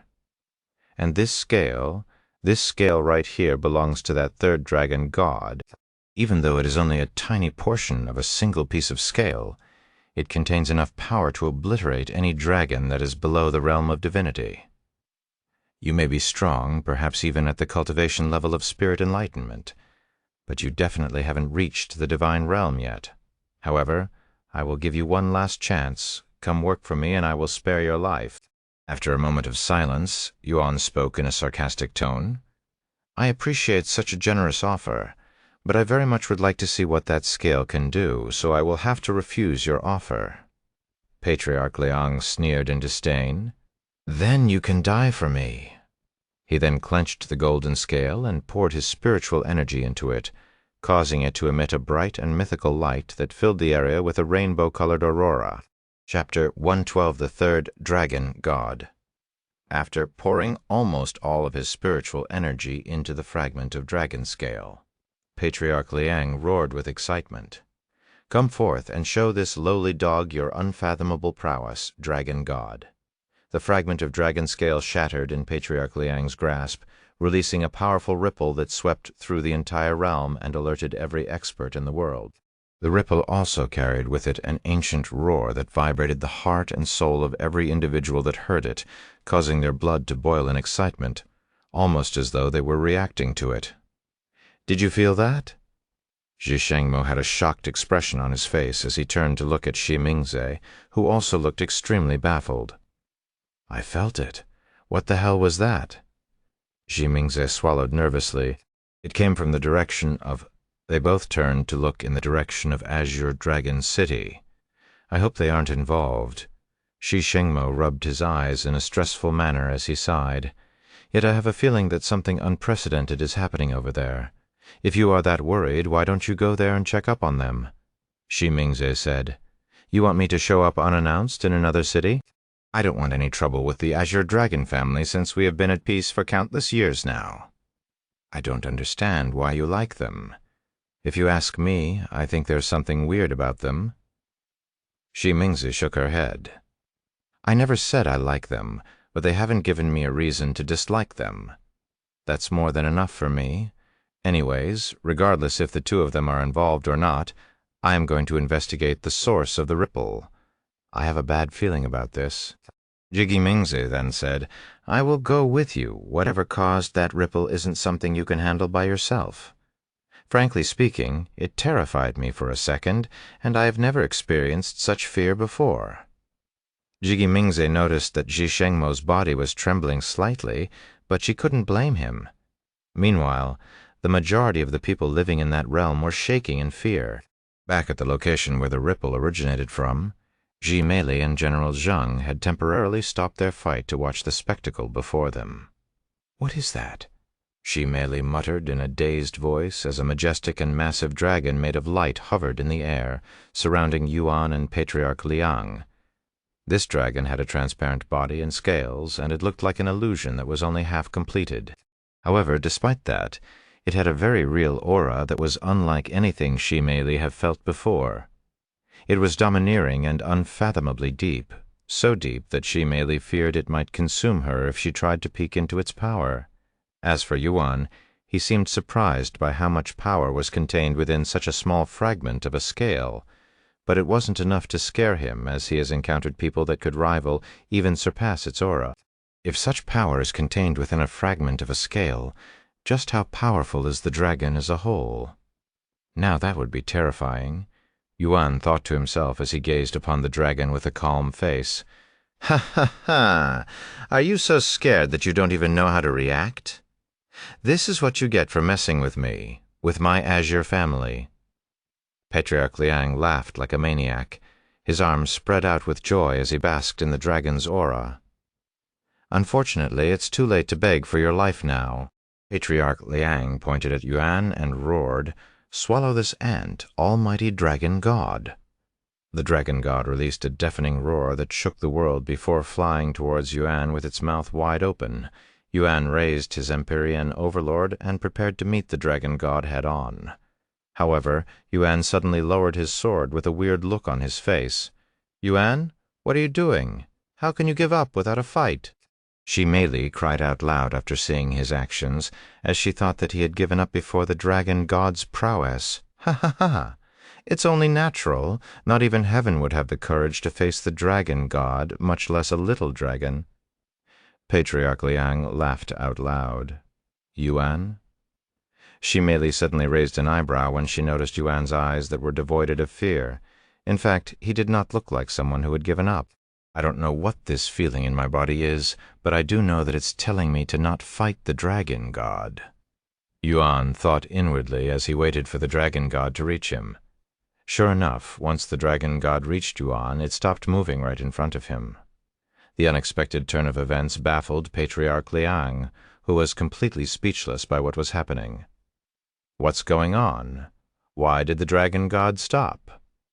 Patriarch Liang has no idea what was happening. In fact, he has never used the scale before until today, so he only assumed it was a spiritual treasure, a weapon of mass destruction due to the amount of spiritual energy contained within. Unbeknownst to him and everyone there, the scale was not a weapon, and Patriarch Liang only had one thing right about it, that it belonged to the third dragon god. "What are you doing? Kill that bastard!" Patriarch Liang roared at the dragon god when he ran out of patience. Eventually, the dragon god began moving again, ramming straight at Yuan. Yes. Patriarch Liang clenched his jaw and fists when he saw this, but what happened next caused his eyes to pop out of their sockets. Instead of destroying Yuan like Patriarch Liang had hoped and imagined, the dragon god entered Yuan's body and disappeared within. After consuming the dragon god, Yuan could feel something change inside his body. As for the specifications, he did not know what had changed. "You have consumed a fragment of Dragon Goddess Yeyu's memory." What? Dragon Goddess? Yuan's eyes widened with surprise after learning this information through the system.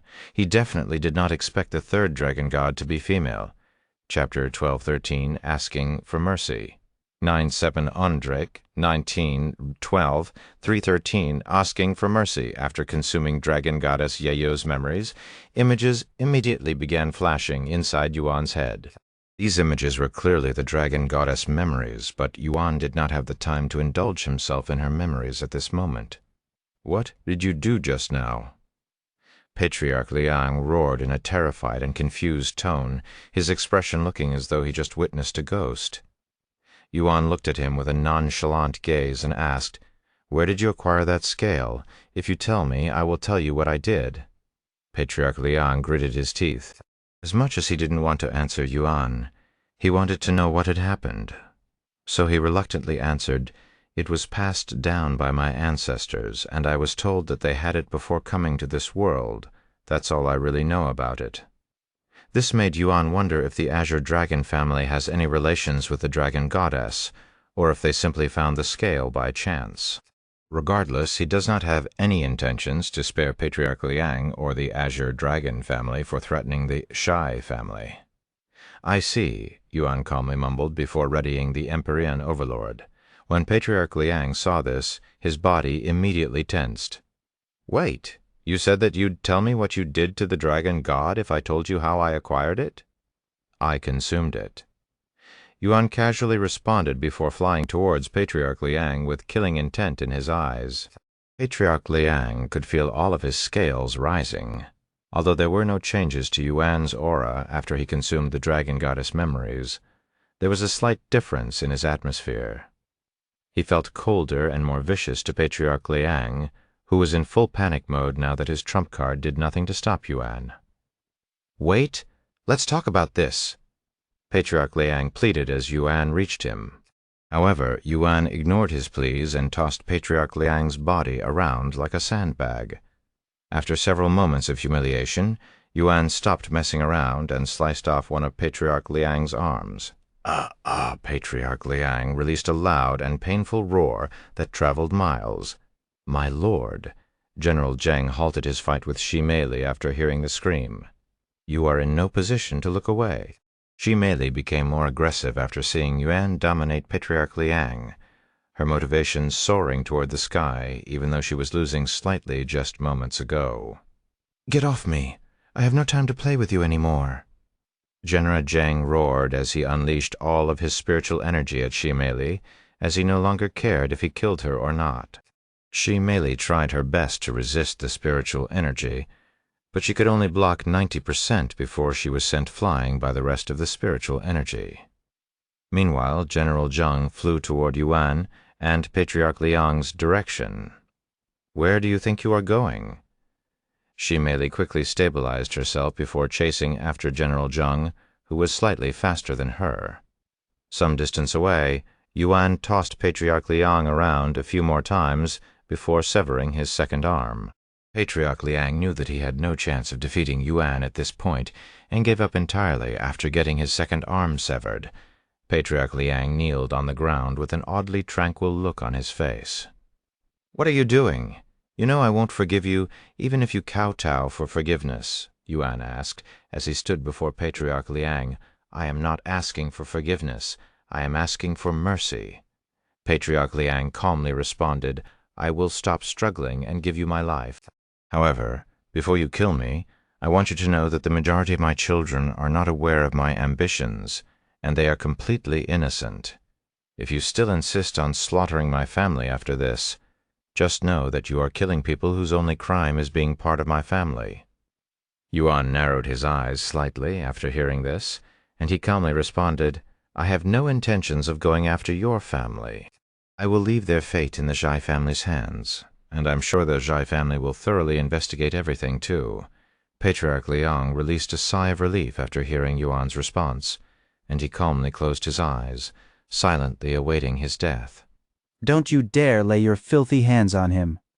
General Zheng's voice resounded as he finally reached their location. However, almost as though he couldn't hear General Zheng, Yuan swung his sword without hesitation, decapitating Patriarch Liang in a swift motion. "My lord!" General Zheng roared, and as he arrived before Yuan with bloodshot eyes, he unleashed every ounce of spiritual energy inside his body at Yuan. Yuan didn't say anything and merely glanced at General Zheng before casually throwing a single fist at him. Yuan's seemingly indestructible fist tore through General Zheng's spiritual energy like it was nothing before smashing him straight in the face. Pop! General Zheng's head exploded like a balloon, and his headless body collapsed right beside Patriarch Liang's body. Mei came to a slow halt as she stared at Yuan with wide eyes. She knew that Yuan was unfathomably powerful, but she didn't think that he was so powerful that he could kill two spirit sovereigns in the blink of an eye. After snapping out of her daze, she nervously approached him. Are you okay, Yuan?" she asked him in a low voice. The cold expression on Yuan's face immediately softened, and he turned to look at her with a warm smile. "I'm fine. What about you? Are you hurt?" "Just some scratches. I'll be fine," Mei said with a stiff smile. Although her body looked perfectly fine on the outside, she had some internal injuries, such as broken bones, but it wasn't anything life-threatening, and such injuries will easily heal for a divine beast like her. Yuan knew this, and when Mei saw his look, she quickly said, "Don't worry, I am really fine. Anyways, we are not finished yet, since the Azure Dragon family's army is still marching towards our city, not to mention the Emerald Dragon family." Yuan nodded. "All right, let's deal with the rest of the Azure Dragon family first." However, right as they began moving, Yuan suddenly sensed two familiar presences flying in their direction at high speed. "What's the matter?" Mei asked him. But she didn't need an answer, since she also sensed these presences a moment later. Sure enough, Shengmo and Mingze appeared before them shortly after Chapter 1214, City Engulfed in Flames. Yuan, "Mei, is everything okay?" Mingze was the first to speak after their arrival. We are fine, but what are you two doing here?" Mei stared at them with a dazed look on her face. "We heard a powerful dragon's roar unlike anything we've heard before, so we rushed here to investigate," Shengmo said. "You heard that from here?" Mei was surprised. It was at this moment Shengmo and Mingze noticed the corpses behind her. That face, Patriarch Liang and General Zheng. Why are they dead? What happened here?" Shengmo exclaimed. He didn't think for a second that Yuan or Mei were responsible for their deaths, even though they were on the scene with nobody else there. In fact, he believed that they were killed by the unknown entity that released the dragon's roar.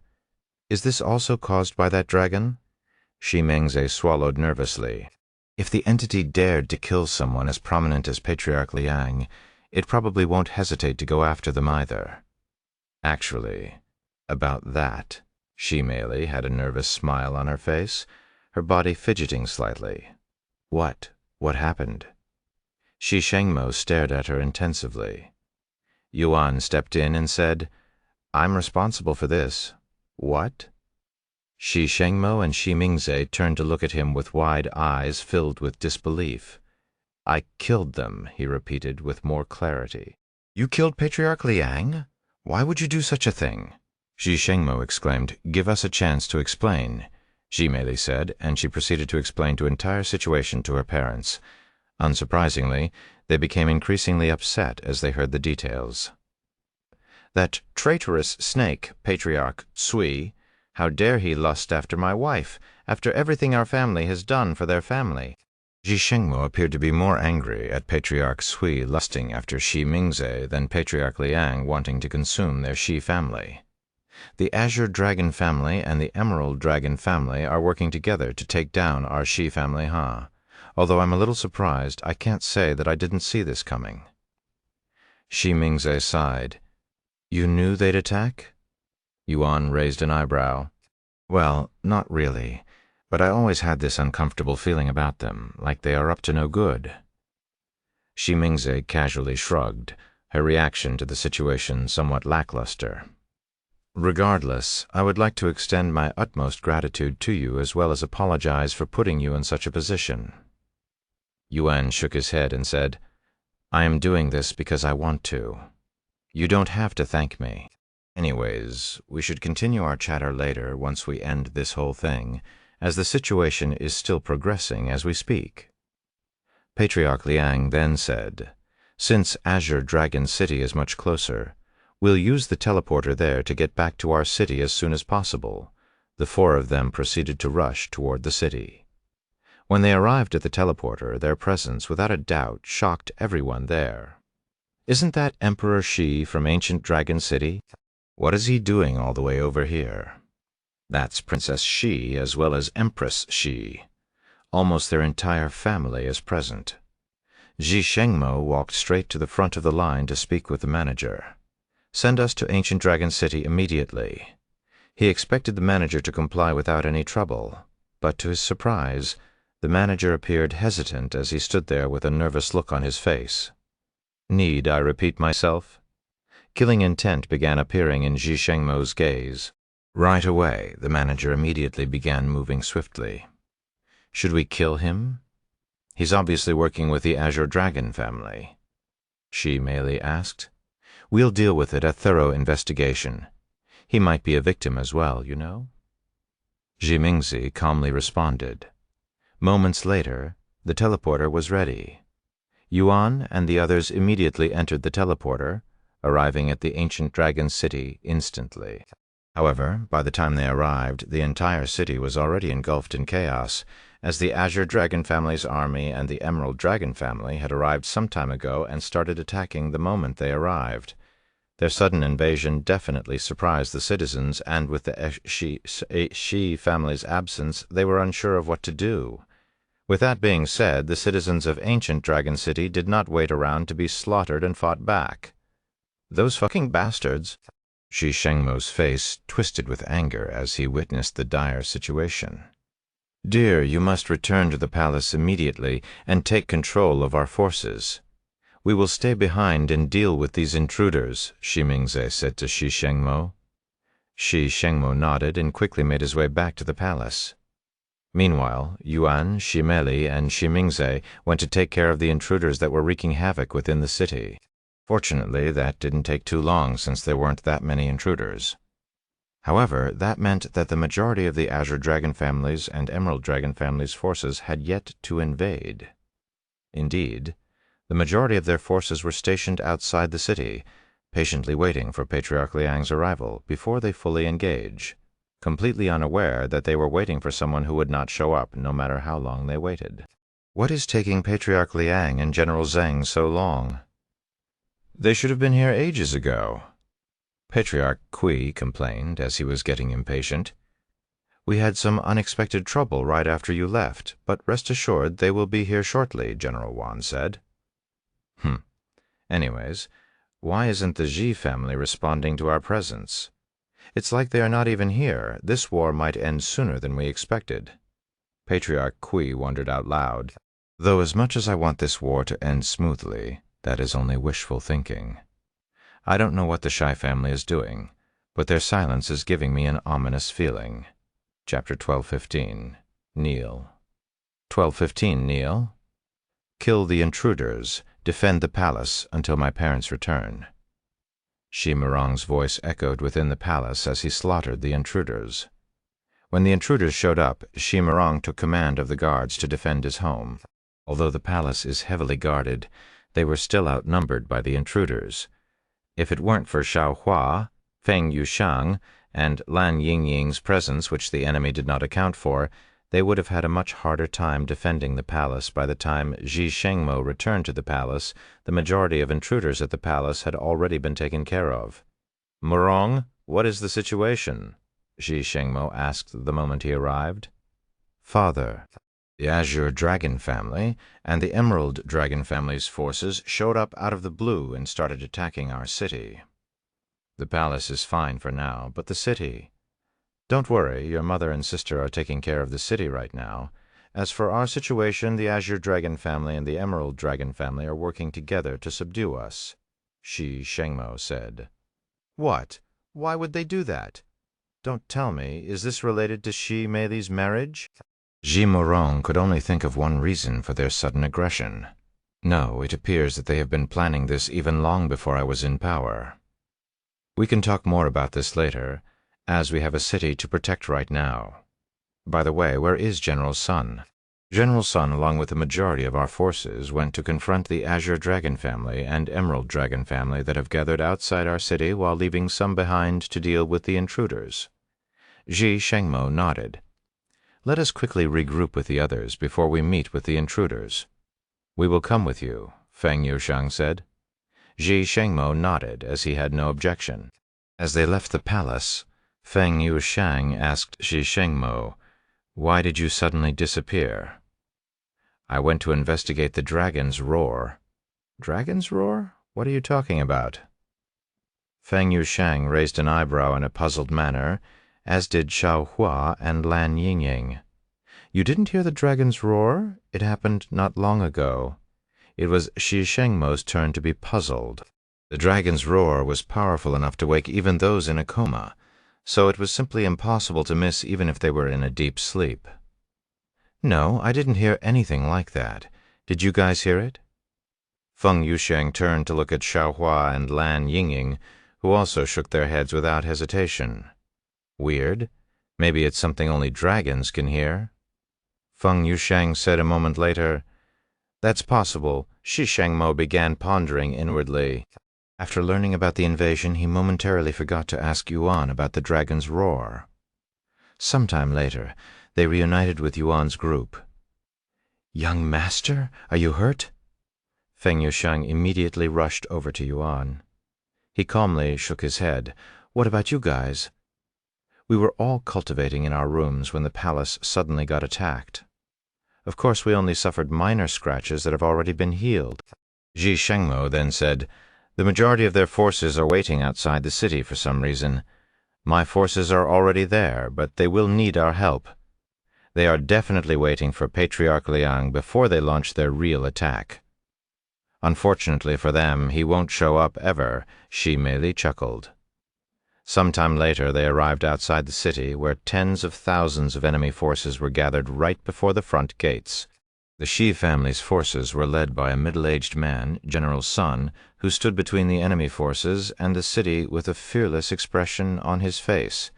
Azure Dragon Family. Emerald Dragon Family. You guys must be out of your damn minds. Do you really think that you can take down the Ji family by working together? General Sun roared at them. "You're as loud and obnoxious as ever, General Sun." General Wan moved forward. "If we weren't confident, we wouldn't be acting so brazening by attacking from the front and without any trickery." Patriarch Kui laughed out loud. "Oh, and where did you get such confidence? From Patriarch Liang?" Ji Shengmo spoke as he suddenly appeared before them. "Emperor Shi?" Patriarch Kui subconsciously tensed up after seeing him. "The Shi family is here. Ready yourselves," General Wan warned their forces. "Your Majesty, you have returned." General Sun immediately smiled upon seeing his arrival. "I asked you a question, Patriarch Kui. Where did you get the confidence to attack my city and covet my wife, huh?" Ji Shengmo repeated his question. Patriarch Kui frowned upon hearing the last part of Ji Shengmo's question. It wouldn't be weird for Ji Shengmo to think that they were attacking his city, because that was obvious. But Ji Shengmo shouldn't know about his desire to take Shi Mingze for himself, as that was something he recently revealed to Shi Meili. However, according to General Wan, Shi Meili did not return to the city and actually went back to the Azure Dragon City. Why do you look surprised? Shi Meili's voice suddenly resounded as she appeared before Patriarch Sui. "You? What are you doing here?" General Wan was shocked to see Shi Meili in front of them. "Should I not be here in my own city?" Shi Meili acted ignorant. "What happened to General Zheng?" "Oh, that bastard! He's right here!" Shi Meili snapped her finger, and the very next moment a body fell from the sky. It was General Zheng's headless corpse. I would have also retrieved his head, but that wasn't possible. "My apologies," Shi Meili sneered in a cold voice. "You bastard!" Before General Wan could fully grasp the situation, another body fell from the sky. This body was missing 2 limbs and a head, but General Wan and Patriarch Kui knew at a glance who this body belonged to because of the clothes. It was my lord. General Wan fell to his knees from shock. "I? Impossible?" Patriarch Kui's expression froze. It was at this moment Yuan showed up before them. Patriarch Kui didn't recognize Yuan, but General Wan instantly recognized him and knew that he was responsible for their deaths. "How dare you?" General Yuan suddenly rushed at Yuan, his emotions completely out of control. Yuan didn't move and merely uttered a single word. Kneel, although it was just a single word, when it was uttered, General Yuan's world suddenly turned pitch black, and he could feel an otherworldly presence staring at him from the high heavens. General Yuan wasn't alone. Everybody there, from Patriarch Sui to the soldiers at the back of the formation, watched their world suddenly consumed by darkness before being greeted by a massive golden eye, and before they realized it, everyone there was on their knees. Yuan could hear Shi Shengmo calling for him in a struggling voice, and when he turned around he was shocked to see that Shi Shengmo and Shi Mingze were on the verge of kneeling as well. As for General Sun and the rest of their forces, they were already on their knees. Yuan had only intended to use Dragon's Gaze on the enemy forces, but he had underestimated the power of his Dragon's Gaze while still affected by his transformation, accidentally troubling his allies. Sorry? Yuan immediately deactivated his Dragon's Gaze and apologized afterward. Chapter 116, Not an Ordinary Dragon's Gaze, 12:16, Not an Ordinary Dragon's Gaze. After Yuan deactivated Dragon's Gaze, everyone there could finally breathe again. And although it had only been activated for several seconds, it was enough to cripple half of the Azure Dragon family and the Emerald Dragon family's army, as those with a weak mentality had their spirits broken almost instantly after being targeted by Dragon's Gaze. For some unfortunate souls, their souls shattered under the spiritual attack, perishing from this world without a chance to reincarnate. As for Yuan's allies, since he didn't directly target them, nobody had their souls shattered, though many of them still suffered damage that incapacitated them for the rest of the battle. So that's what it feels like to be on the other end, Feng Yuxiang muttered in a low voice as she slowly recovered from her shock. Her face and body were soaked in a cold sweat after experiencing Dragon's Gaze directly for the first time. Lan Yingying had a similar appearance, but since she was younger than Feng Yuxiang by tens of thousands of years, she suffered significantly more. If she weren't a divine beast, her soul might have been in danger just now. Are you okay? Xiaohua asked Lan Yingying after seeing her condition. Yes, somehow. Lan Yingying nodded after she took several deep breaths. Whose breathing was only slightly heavier than usual, looking like she'd only gone for a light jog at the park. You? How come you seem perfectly fine? She couldn't help but ask. Xiaohua looked at her own palms, and after a moment of silence, she spoke in a low voice. I don't know. Compared to everyone else there, including Shi Shengmo and Shi Mingze, who had the highest cultivation there, Xiaohua appeared to be the least affected by Yuan's Dragon's Gaze. This made Lan Yingying wonder if Xiaohua had been lucky and wasn't affected by the Dragon's Gaze as much as the rest, or if her soul was strong enough to withstand the Dragon's Gaze.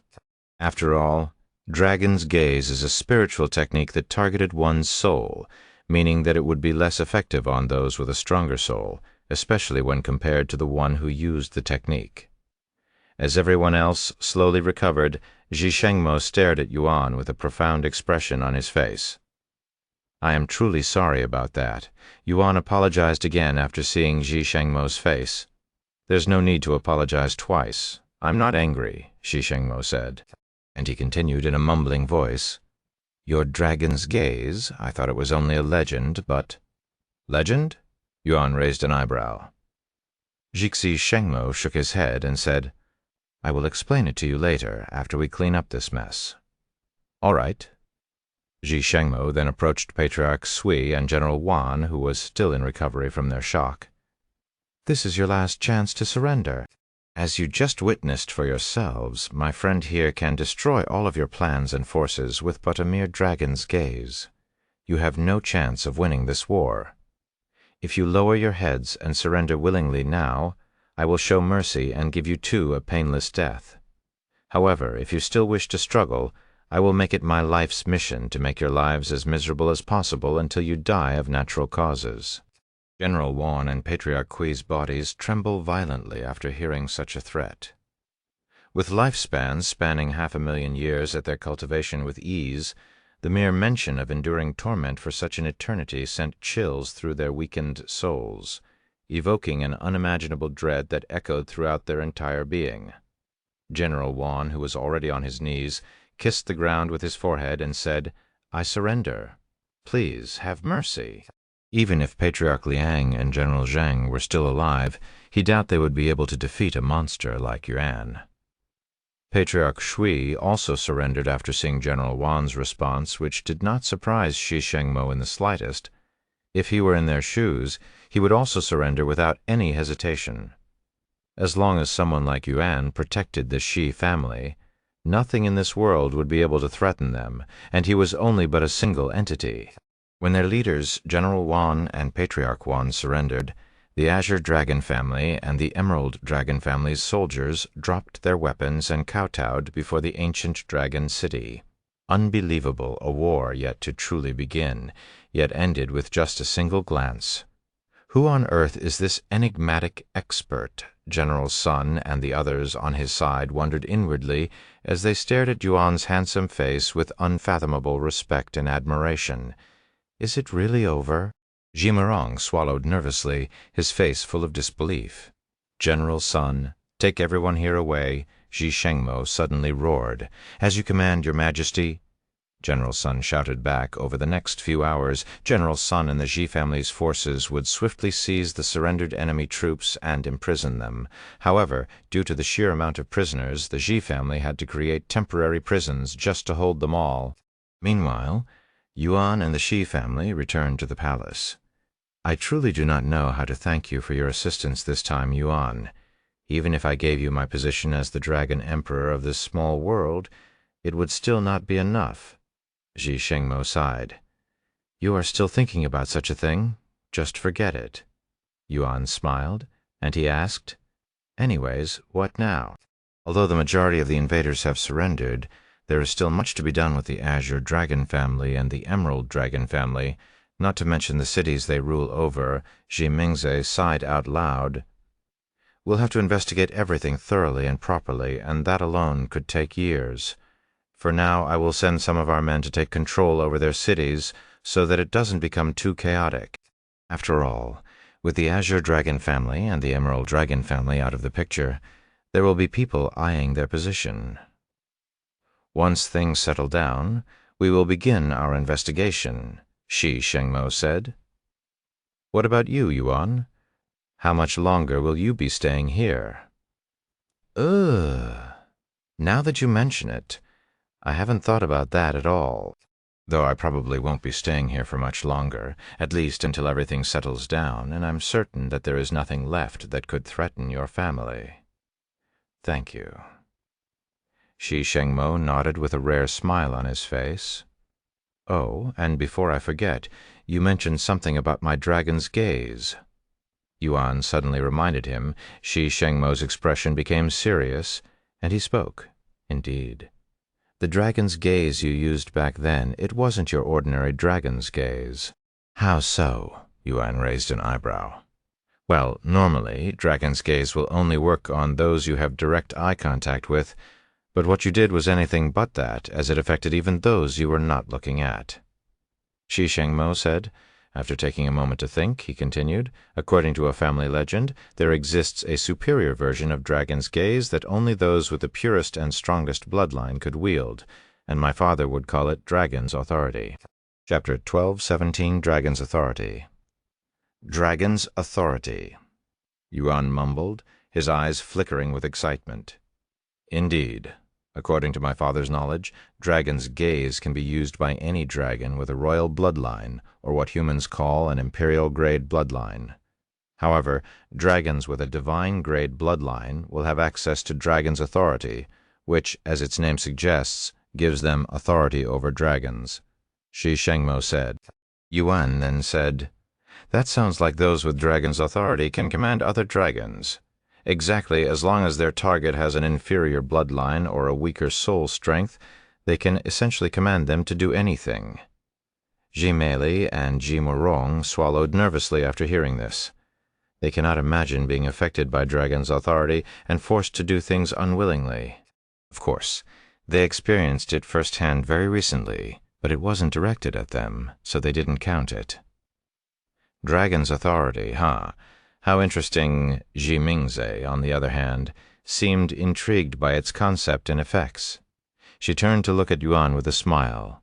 Would you like to practice on me? What are you saying? Ji Shengmo looked at her with a dumbfounded expression.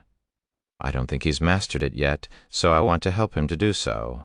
I doubt anyone here besides you, and I will be able to endure it without being injured.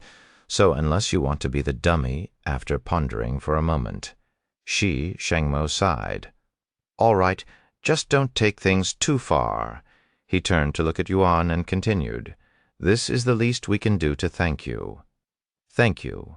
Yuan nodded. We'll start training in a few days once things settle down, Shi Mingze said, and she continued.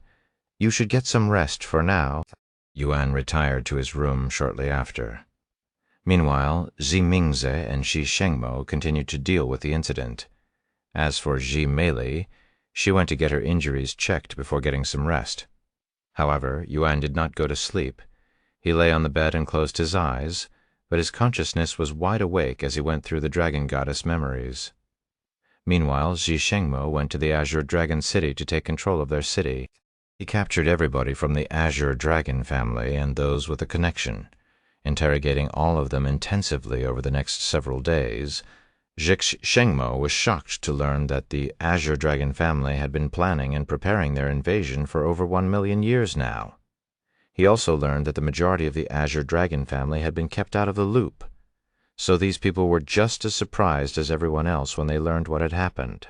Meanwhile, Shi Mingze traveled to the Emerald Dragon City to investigate the Emerald Dragon family. She was surprised to learn that pretty much nobody in the city even had an idea about the incident, only learning about it after her arrival. As for the Azure Dragon City, they were alerted by the commotion caused by Yuan, so they believed that they were the ones being invaded. During his investigation, Ji Shengmo found Liang Xuan, who had been hiding like a rat inside the city. Ji Shengmo immediately sent Liang Xuan back to the ancient dragon city for questioning, as he was essentially as rooted in the incident as Patriarch Liang. When Shi Meili learned of this discovery, she personally volunteered to do the investigation. Ji Shengmo objected at first, but he eventually gave in and allowed Shi Meili to handle Liang Xuan's investigation. Once Liang Xuan was in her hands, Shi Meili said to the guards, uncuff him and treat his injuries. What? The guards were baffled by her commands. Just do it, as you command.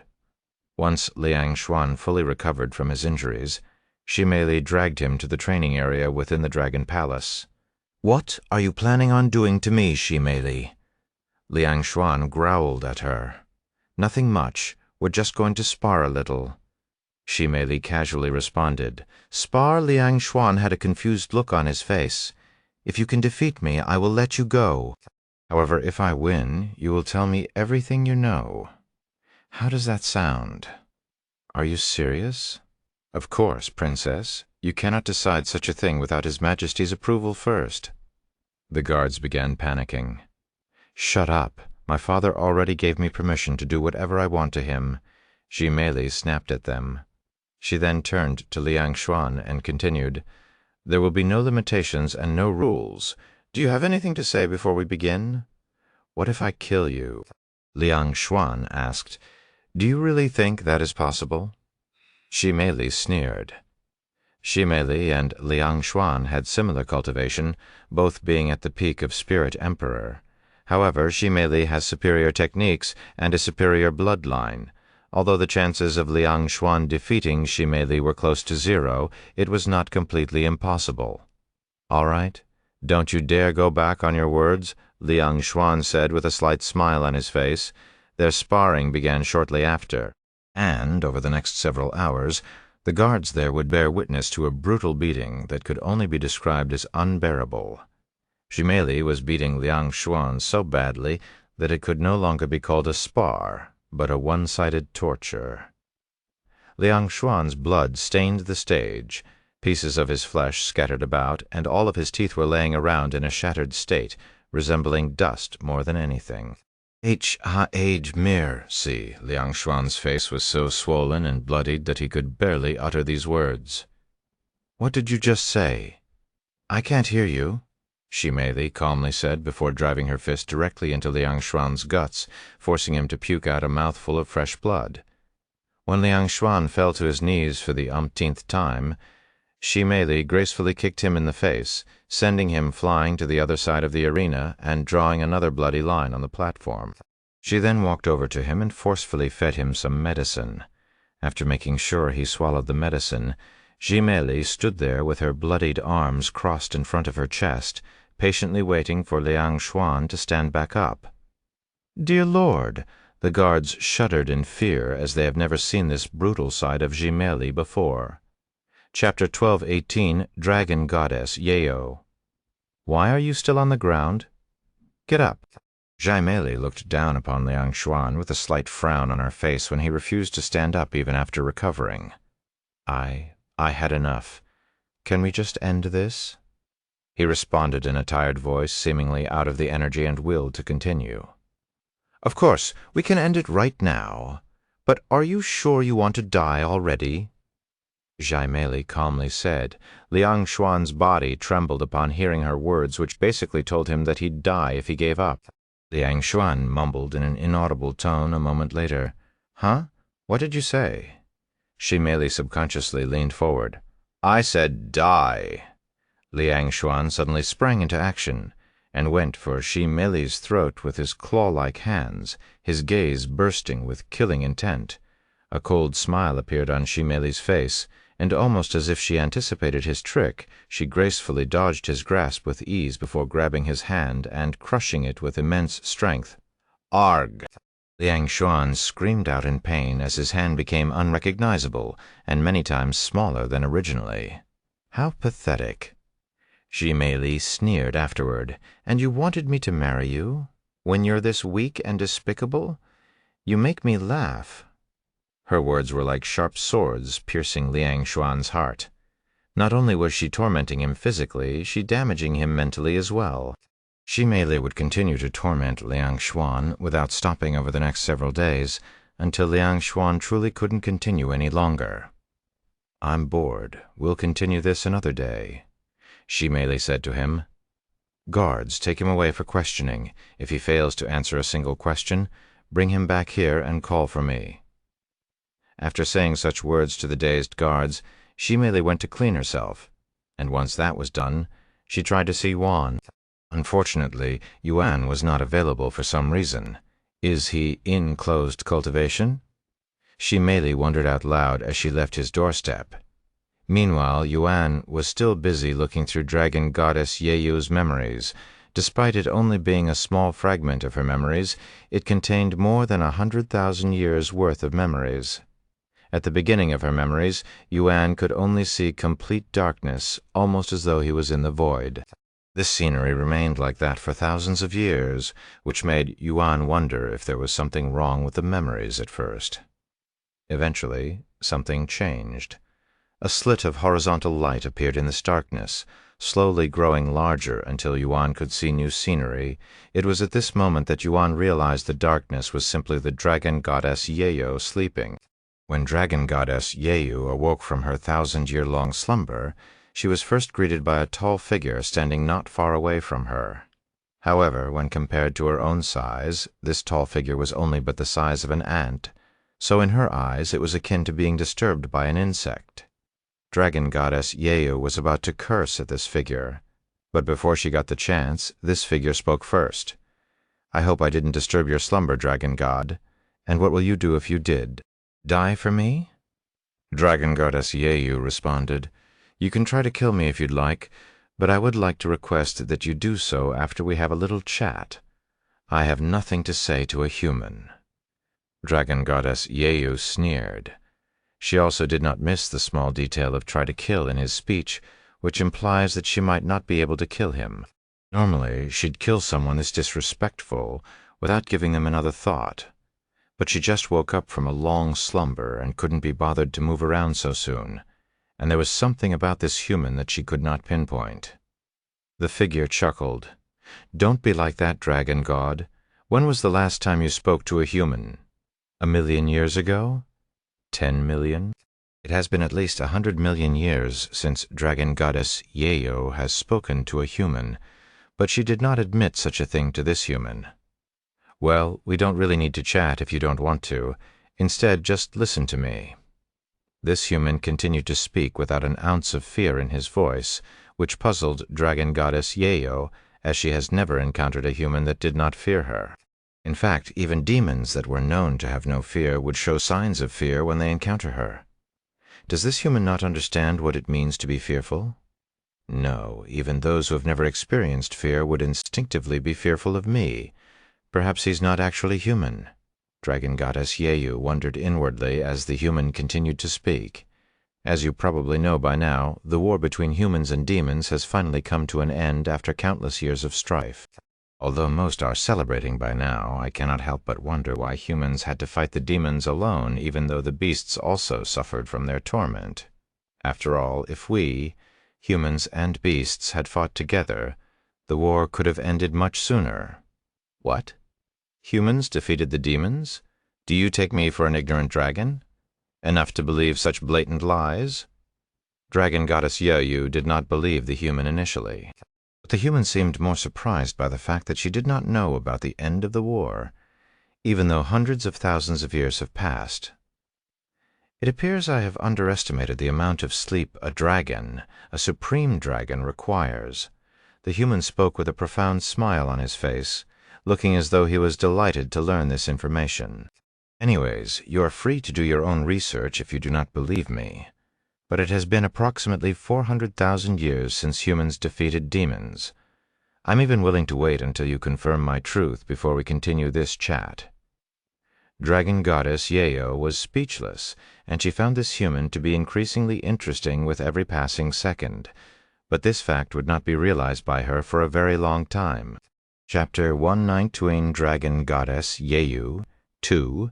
Let's say, I believe you, that the weak and fragile existence known as humans managed to defeat the somewhat immortal beings known as demons. What does that have to do with me? Why are you standing before me? Dragon goddess Yayu asked the human man standing calmly before her. Even though humans won the war in the end, it came at a tremendous cost. Countless humans have been tormented, eaten, killed, and experienced unspeakable things. I'm sure the same could be said for beasts, as demons would hunt beasts for fun, almost like a game, something they do to pass time until they grow hungry for humans. Both humans and beasts suffered greatly from demons, yet we never fought together. I understand that we have our differences, but we could have prevented much tragedy from happening if we did. Perhaps that is because nobody tried, whether it be due to a lack of courage or something else. Hence why I am here today. Dragon goddess Yayo did not respond for a long time. After a long moment of silence, Dragon goddess Yayo spoke in a low voice. So what, you want humans and beasts to hold hands or something? The human could hear a hint of mockery and disdain within the dragon goddess' voice. Not being bothered by it, he spoke. I'm not saying that we should hold hands with each other, but I would like to see a day when humans can approach beasts without fearing for their lives, and beasts won't feel threatened by humans when they are approached, just like you and I. Dragon goddess Yayu suddenly burst out laughing, causing the world they were on to shake violently.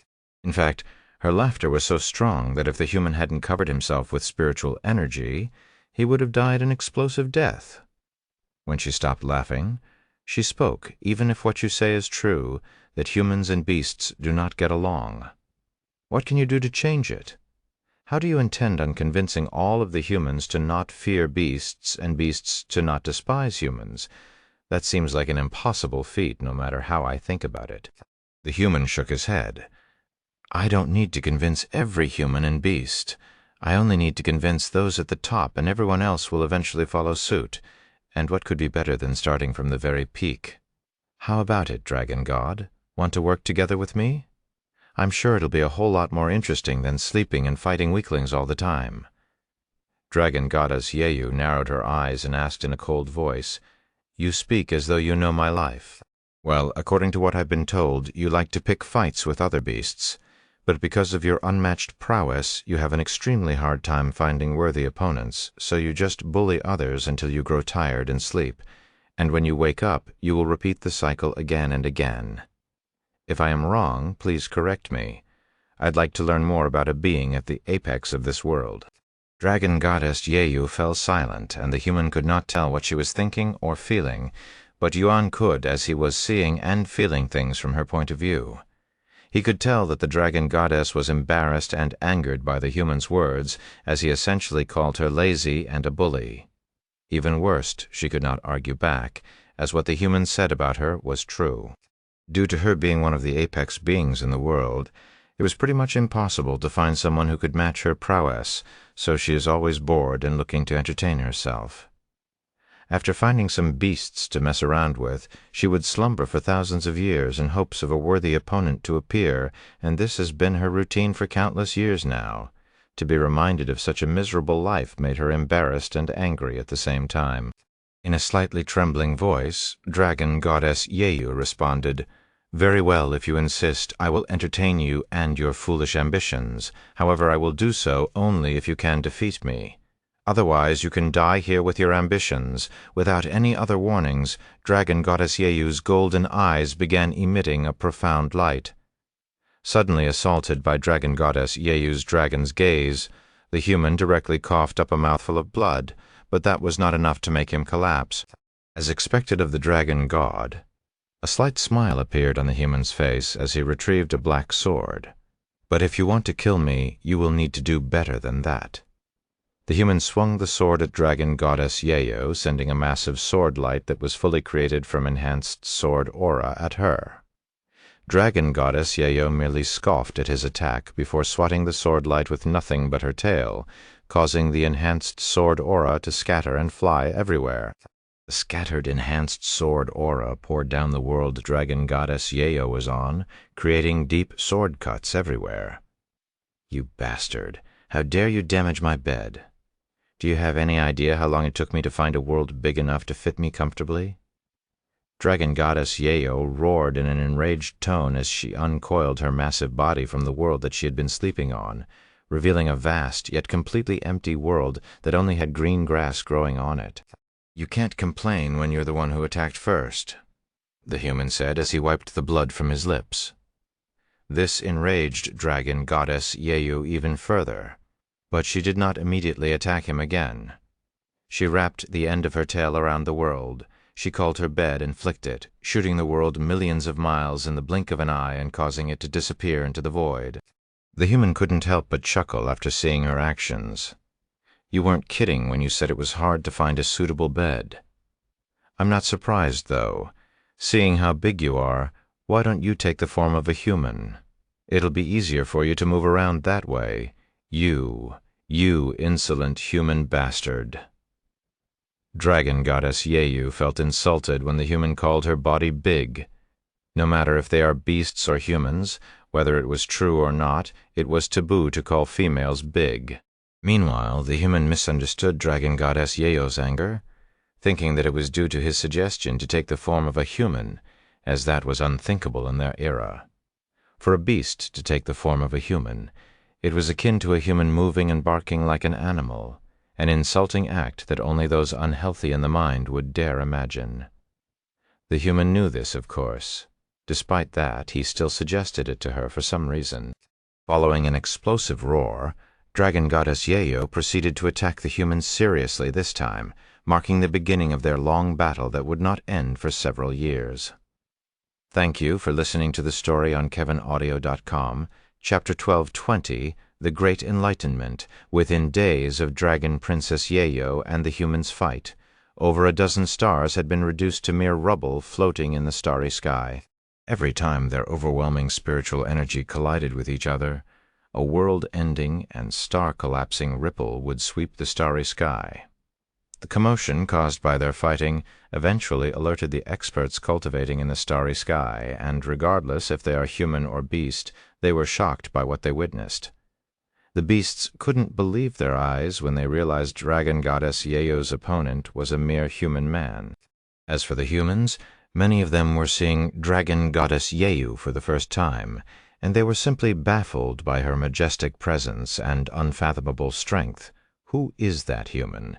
And why is he fighting with the dragon goddess? He's actually holding his own against a monster like her. I didn't think I would get to see someone fighting on equal footing with her in this lifetime, much less a human. I doubt he'll last for long. More importantly, Dragon Goddess Yeyu has awoken. We need to warn the others and prepare for another 10,000-year-long torments before their fight ends. After watching their fight for a short while, most of the beasts stopped watching and left to warn other beasts of Dragon Goddess Yeyu's awakening. After all, every time Dragon Goddess Yeyu wakes up from her slumber, the first thing she always does is look for a fight. What? The Dragon Goddess has awoken from her slumber already? Why did she wake up so quickly this time? Apparently, some human woke her up and they're now fighting each other in the starry sky. Fucking humans. They're always making things more difficult for us. At least he'll die by the Dragon Goddess claws. All of the beasts expected the human to last only several days against Dragon Goddess Yeyo.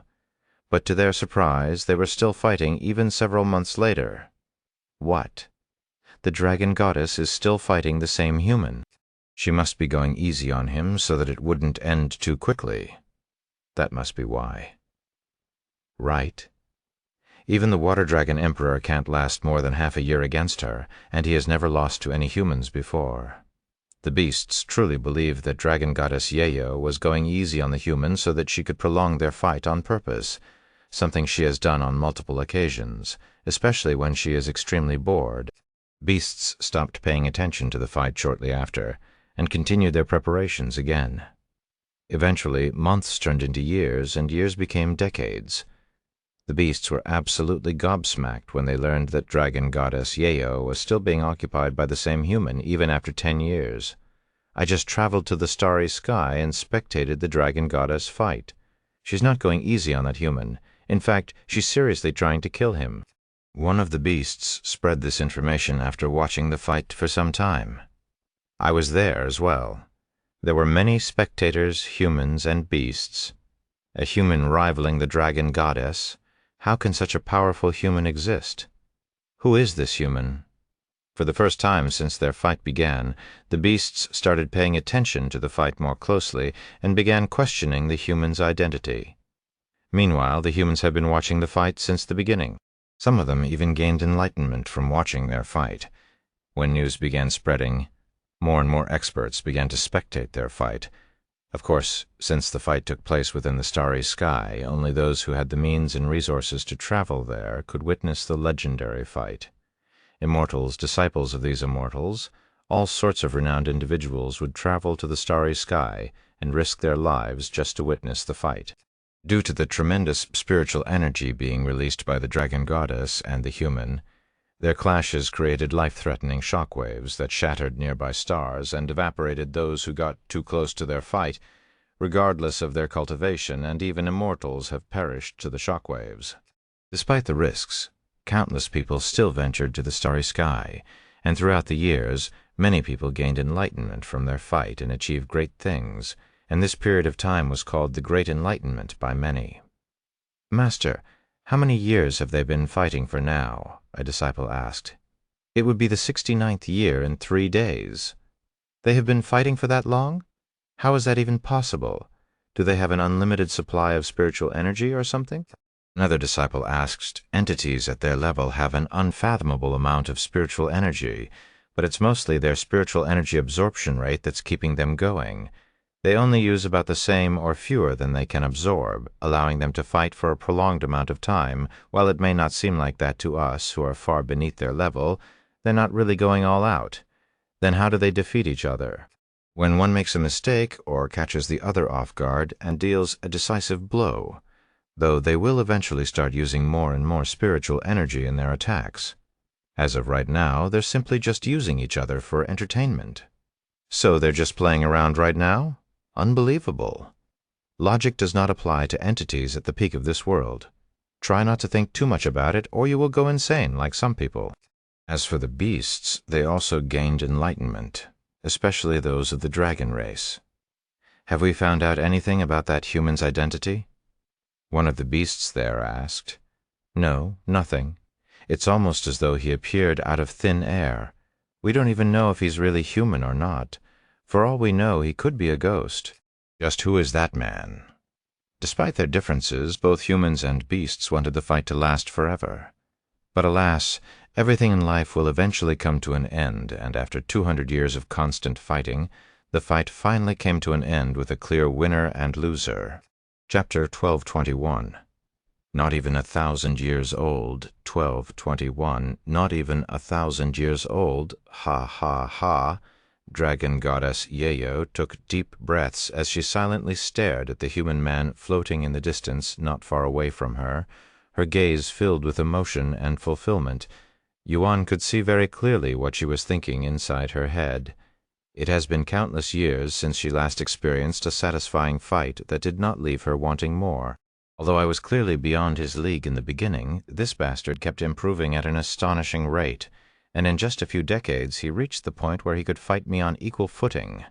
Just who is this bastard, dragon goddess Yayo? Felt like she had been used by the human man as a training dummy. However, she wasn't angry, as she also benefited greatly from the fight. Meanwhile, the human had a bitter-sweet smile on his face as his body lifelessly drifted further away from the dragon goddess, who was victorious in this fight. I had an amazing time with you during the last 200 years, unfortunately. It lasted a little shorter than I had anticipated. Perhaps if I hadn't given in to my impatience and trained for another 1,000 years, I might have been able to realize my ambitions. The human man uttered in a weak voice as his life force continued to dwindle. It was only a matter of time before he met his death after exhausting all of his energy and life force that he sacrificed to prolong their fight. However, when Dragon Goddess Yeyu heard his last words, her satisfied expression immediately froze. Then, in a low and grim voice, she asked him, "Another 1,000 years? How old are you?" "I should be around 950 years old now," the human man responded with difficulty. What did you say?" Dragon Goddess Yeyo's eyes widened with immense disbelief and shock. Impossible," she roared, refusing to believe that she was nearly defeated by a human that wasn't even 1,000 years old. When the spectators learned that the human man was actually younger than the majority of them there, they also expressed a wide array of emotions, but mostly that of shock and disbelief. Almost everyone there was well over 100,000 years old, with some even numbering in the millions. Yet nobody there would even dare to attempt to fight an entity like the Dragon Goddess. But somehow a human that isn't 1,000 years old managed to last 200 years fighting the Dragon Goddess? Nobody would want to believe such a thing even if they witnessed it with their own eyes, as such an existence naturally mocked their talents and efforts all the way to the heavens. He must be joking. There's no way he's only 950 years old. That would mean he was only 750 years old when he started fighting. I barely reached divine sovereign by that age, and I was recognized as a once-in-a-lifetime genius by the entire world. A renowned human expert there expressed his thoughts, feeling like he was on the verge of an existential crisis breaking the silence there. The thousands of experts there immediately began mumbling to each other as they wondered if the human man was speaking of the truth or simply lying on his deathbed for shock value. The fact that nobody here recognizes him gives his claim some credit. That means nothing. He could be really old, so old that nobody here recognizes him. Someone else made this argument. As someone who has lived for over 5 million years, I can say that I have never heard of him before. With that being said, I have this nostalgic feeling when I see his face, yet I cannot recall where I have seen that face before. Meanwhile, Dragon Goddess Yeyu slowly recovered from her shock, and after pondering for a brief moment, she suddenly approached the human man. When she arrived before the human, Dragon Goddess Yeyu's body began emitting a blinding light that turned the void completely white for a brief moment. When the light dimmed, the massive dragon that could easily swallow a world was nowhere to be seen, and another human figure suddenly appeared in the starry sky, hovering right before the human man. This figure was that of a woman with ethereal beauty and a divine aura, resembling a goddess created by heaven itself. Her being was a tapestry of awe-inspiring elements.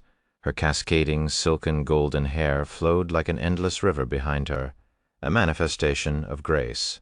Her eyes, a radiant gold, held both the brilliance of the sun and the depth of ancient wisdom. their vertical pupils reminiscent of a feline's gaze, possessing a stature both tall and slender. Her form seemed to bridge the realms of the ethereal and the earthly. Adorned with golden halos encircling her wrists and ankles, she bore an aura that whispered of a world beyond their current one. The human men there were instantaneously enraptured by the emergence of this unparalleled beauty, stirred by an emotion long lost to their memories. Even the beasts present were entranced by her presence, despite her humanoid guise that they have disdained for their entire lives. The dragon goddess has taken the form of a human? The beasts were in disbelief when they realized the situation. The transformation of a beast into a human was not merely a shift in appearance. It symbolized a profound change, a voluntary descent from a state they considered superior to embody the very beings they had spurned and considered inferiors. Moreover, dragon goddess Yayo far transcended the realm of ordinary creatures. As a divine beast, she occupied the pinnacle of the cultivation world and the hierarchy of all beasts. Her choice to assume human form was an unprecedented event, one that would forever change the way other beasts and humans viewed her. I had always regarded humans as lesser beings, unworthy of even a fragment of my esteem or notice. Yet a human who has existed for a mere fraction of the time it takes me to nap has somehow bewildered me and ignited my curiosity. Dragon goddess Yehu gently held her hands on her chest, retrieving an orb of light from within her body. "It would be a pity to let you die now, human." She then blew at the orb of light in the human's direction, causing the orb of light to fly into his lifeless body. The human man's body began emitting a warm light, and the injuries on his body immediately started disappearing at a rate that could be witnessed with one's bare eyes. I am not doing this out of mercy, nor is this an act of righteousness. This is merely a self-centered endeavor on my part. Until you quench my curiosity, I will not let you die after the human man's injuries were fully mended, and even his life force had been rejuvenated, which only took mere seconds. He gradually opened his eyes. The human was sure that he had perished, yet he somehow survived. He looked at the beauty hovering before him, and immediately realized the situation, and he proceeded to speak with a slight smile. "So you were a female all along?" "I couldn't tell by your beastly voice." Dragon goddess Yeo's eyebrows uncontrollably twitched upon hearing his words, but she quickly controlled her emotions and asked, "What is your name? I hadn't introduced myself yet. My apologies." After adjusting his posture, he continued with a handsome smile on his face. "My name is Tian Yi. Chapter 1222, Primordial Phoenix, 1122 Primordial Phoenix, Tian Yi. So what do you plan on doing now that you have my attention?" Dragon goddess Yeo asked him.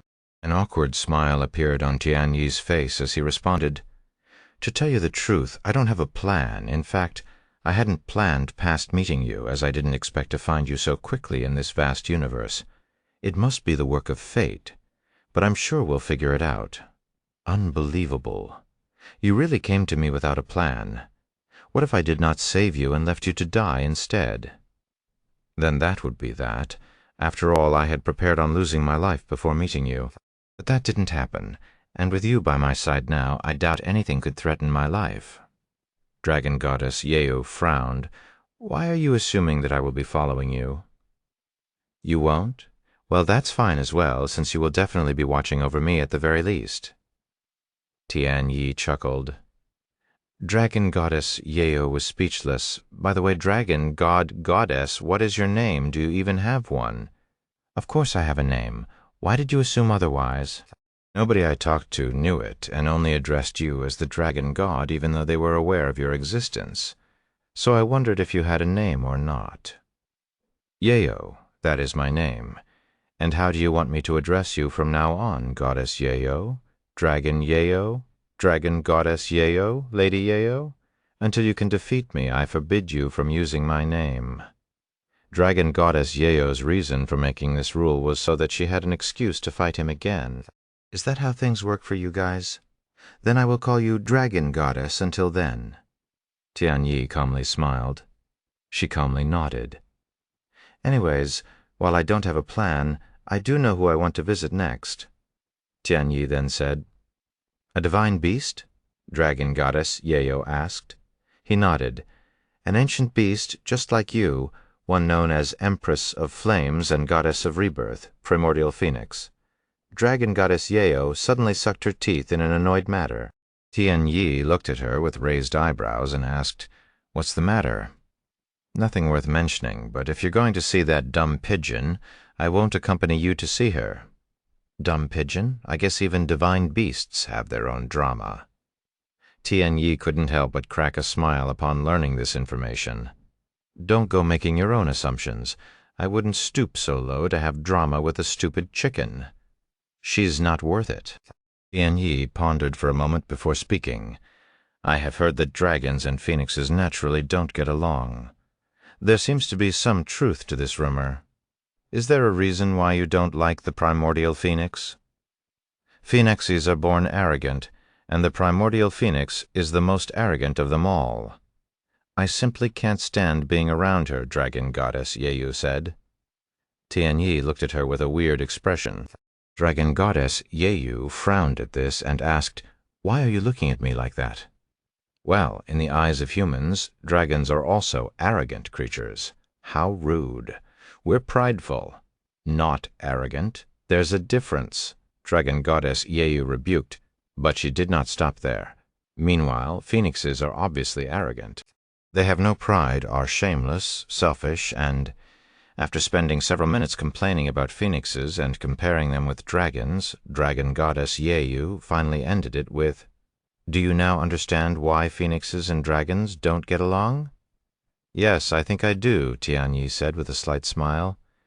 "Do you still want to meet her?" Dragon Goddess Yayu then asked. "Of course. Regardless of her personality, even if it's the nastiest in the world, I still want to speak with her, just like how I came to speak with you, even at the risk of my own life." "You're a weird human?" Once their conversation ended, Tian Yi left the scene to find the primordial phoenix. Fortunately for him, the primordial phoenix wasn't as hard to find compared to Dragon Goddess Yayo, as she had a larger presence with the world, while Dragon Goddess Yayo barely interacted with the world. As for Dragon Goddess Yayo, although she claimed that she wouldn't follow Tian Yi to meet with the primordial phoenix, she still tagged along in the end, acting as though she never said such a thing. Tian Yi didn't question it either. Thus, the two of them traveled the world for several years in search of the primordial phoenix, following traces left behind by her. After a decade of following the primordial phoenix's footsteps, Tian Yi finally located her. "Is this how you found me?" Dragon Goddess Yayu asked him as they made their way to the primordial phoenix's location. "Yes, but much fewer people knew of your existence compared to the primordial phoenix, who is much more active than you. Not only does she have connections with humans, she's even got a business in the human world, much to my surprise. Her existence is the closest representation of my ambitions right now. If that's the case, why did you seek me out first? Wouldn't it benefit your ambitions more if you had gone to the primordial phoenix first?" Dragon Goddess Yayo looked at him with a puzzled expression on her ethereal face. "That's simple. I came to you first because my desire to meet you was stronger than my desire to see her." Tian Yi responded with a handsome smile on his face. His response left Dragon Goddess Yayo speechless. Several more months passed as Tian Yi and Dragon Goddess Yayo left the world known as Divine Heaven and traversed into the starry sky to find the primordial phoenix. That must be the primordial phoenix, also known as Feng Yuming. Tian Yi mumbled in a low voice as he could see a small ball of flames in the distance. Although the primordial phoenix looked tiny from his position, they were actually millions of miles apart, so it was akin to looking at a star from Earth. Tian Yi turned to look at Dragon Goddess Yayo and asked her, "Should I meet her alone?" "No, I will come with you. I want to see if she's gotten any dumber since our last meeting," Dragon Goddess Yayo said. Tian Yi could only smile at her remarks. Then they chased after her, catching up within minutes. Chapter 123, Primordial Phoenix 2, 123 Primordial Phoenix 2. When Dragon Goddess Yayo and Tian Yi got close enough, the primordial phoenix halted its movements and sprung around, sending its divine flames flying all over the place. Tianyi calmly dodged the flames that could easily burn even an immortal to death in an instant. Meanwhile, Dragon Goddess Yayo merely flicked the flames away from her body like she was swatting away flies. Sneaking up behind me, are you looking for an early death? The primordial phoenix spoke a moment later. It may have been some time since we last fought, but do you really think you have what it takes to kill me now, you dumb pigeon? Dragon Goddess Yayu sneered coldly. Dumb pigeon? The primordial phoenix immediately glared at Dragon Goddess Yayu with enough killing intent to actually kill someone. However, the primordial phoenix's eyes suddenly widened with shock. Either my eyes are deceiving me right now, or you are that annoying snake in human form? The primordial phoenix sounded like she was in disbelief, yet there was a hint of entertainment within her tone, almost as though she was subtly mocking Dragon Goddess Yayo. Dragon Goddess Yayo sucked her teeth and growled in a cold voice. Hearing your voice makes me want to pluck your feathers. You dare? Primordial Phoenix screamed, causing bursts of flames to erupt from its body like it was an active volcano. Why wouldn't I dare? It won't be my first time, after all. A cold smile appeared on Dragon Goddess Yeyu's face. The Primordial Phoenix trembled in anger after hearing such words. It has been 1,000,000 years since we last fought. While you've slept for probably 90% of that time, I've spent countless resources and effort into strengthening myself so that I would be able to scale you like a fish if I ever encountered you again. Looks like today will be that day. How dare you compare me to a fish? Dragon Goddess Yeyu's eyes began glowing with killing intent, and dragon scales began appearing on her body. Ahem. Tianyi suddenly cleared his throat loudly and spoke. Dragon Goddess, please don't forget why we are here. He then moved to stand between the two and continued speaking. Primordial Phoenix, please calm down. We are not here to fight you. Huh? And who the hell are you? The Primordial Phoenix just noticed Tianyi's presence, as his presence was incomparably smaller than Dragon Goddess Yeyu's presence. My name is Tianyi, and I'm but a humble human with the desire to have a word with you. The Primordial Phoenix started glancing back and forth between Tianyi and Dragon Goddess Yayo. Now, this is something else. A divine beast, the Dragon Goddess, no less, traveling the starry sky with a human being. This is a sight that I never thought I'd ever witness, the Primordial Phoenix muttered in an intrigued voice before fixing her gaze on Dragon Goddess Yayo. When did you become so close with a human, Dragon Goddess, who has never given them any attention since the beginning of time? Don't tell me. Are you mating with this human as well? You will pay for disrespecting me, Primordial Phoenix. Dragon Goddess Yayo returned to her original form the following moment, her eyes spewing heavenly fire and the intent to fight. Tianyi rubbed his eyes and released a stressed sigh. Dragon Princess, if you calm down, I will spar with you after this is over. Tianyi said to her. Dragon Goddess Yayo's tail visibly twitched after hearing such words. Although it has been less than 100 years since they last fought, she has already begun to crave another fight with Tianyi. After spending a few moments controlling her emotions, Dragon Goddess Yayo returned to her human form and proceeded to close her eyes, meditating in silence. When the Primordial Phoenix saw this, saw how Dragon Goddess Yayo listened to a human's commands, she was shaken to her core with shock. Who are you? How did you make her listen to you? Besides being known for being a bully, that dragon is also famous for not listening to anyone. And what are your relationships? The Primordial Phoenix looked at Tianyi in a new light. I already told you my identity. As for our relationship, it's complicated, but I guess we're something like traveling partners. The Primordial Phoenix sucked in a long and deep breath after hearing such a thing. And you convinced her to be your traveling partner? How? The Primordial Phoenix clearly couldn't believe it. Well, we had a conversation and a little spar. It took 200 years and I nearly died, but it worked out somehow. The Primordial Phoenix was speechless. Once she snapped out of it. She asked, So what do you want from me? Tianyi smiled, and he proceeded to tell the Primordial Phoenix of his ambitions.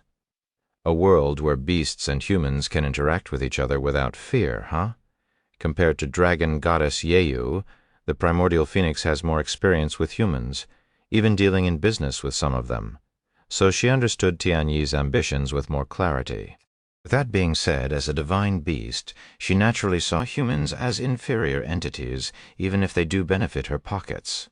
While I understand your ambitions, and it would benefit my business more if I had more human customers, I cannot see how you will achieve such a thing. Like fire and water, dragons and phoenixes, humans and beasts have fought with each other since the beginning of time. It will take a lot more than just convincing a few strong beasts to change the world. I am aware of that. While that is my ultimate goal, my current goal is simply to create a foundation. It may take several eras before things start to change, but nothing will change if there is no foundation. The primordial phoenix didn't say anything and turned to look at dragon goddess Yeyu.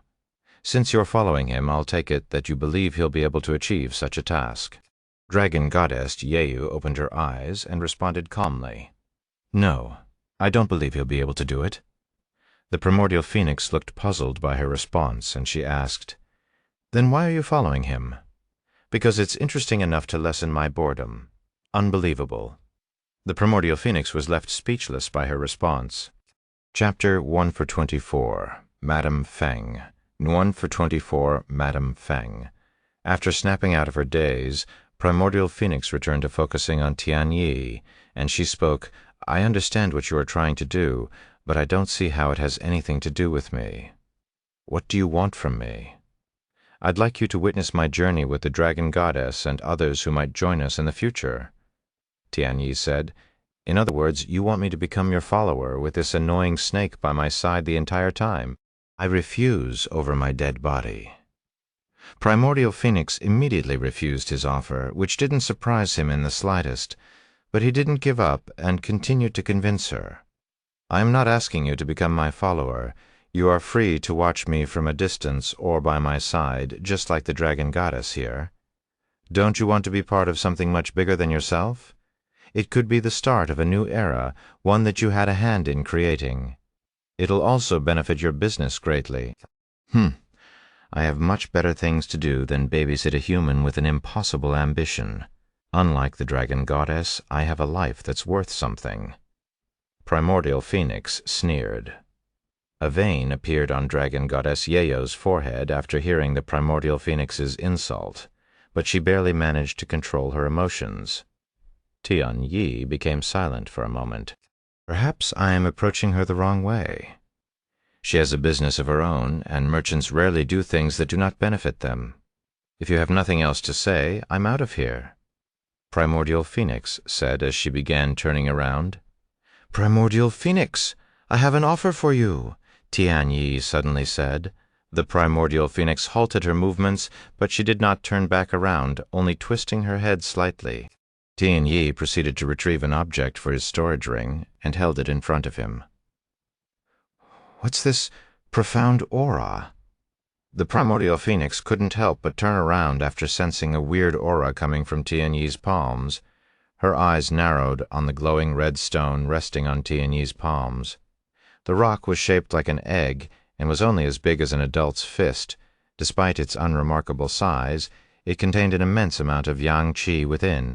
There was so much yang qi condensed within the rock that it looked like there was a sun resting inside the rock, and it was emitting a scorching heat wave that could easily incinerate even an immortal if they got too close, without serious preparation.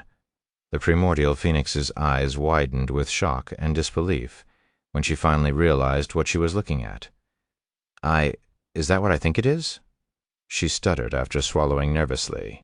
Although she didn't know the glowing egg-like object Tianyi was holding, the dragon goddess's interest was instantly piqued when she saw the primordial phoenix's reaction. There were very few treasures in this world that would interest the primordial phoenix, much less cause her to salivate. Tianyi smiled and said, I don't know what you think this is, but this is a smoldered phoenix egg that has bathed in intense yang qi for over 1 billion years, ever since the beginning of the primordial era. As a phoenix, I'm sure you know the value of these things. A 1 million-year-old smoldered phoenix egg would send an entire nation into a frenzy, and a 10-million-year-old smoldered phoenix egg started a war within the divine heavens not long ago, over 1 billion years. The primordial phoenix had a frightened expression on her face. Phoenix egg? Does that mean there's a phoenix growing inside? Dragon Goddess Yeyu asked out of curiosity. Tianyi shook his head. Although that is what the name suggests, there is no phoenix growing inside. In fact, it has nothing to do with phoenixes. A smoldered phoenix egg is an extremely rare and potent resource for cultivators with a cultivation method that requires yang qi, and phoenixes are inherently made of yang qi, so this would benefit them even more. So it's just a cultivation resource? I was expecting something more exciting since she reacted so intensely. How boring. Dragon Goddess Yeyu shrugged, quickly losing interest. Just a cultivation resource? How dare you utter such nonsense, you uncultured snake? A smoldered phoenix egg to phoenixes is as important as your blood essence is to a dragon with a common bloodline. At my cultivation, only something like a smoldered phoenix egg could benefit me. And it's not just a small amount. Hell, I might even be able to improve my bloodline with it. Dragon Goddess Yeyu frowned upon hearing her last words. Your bloodline is already the purest it can be. How could it possibly get any purer?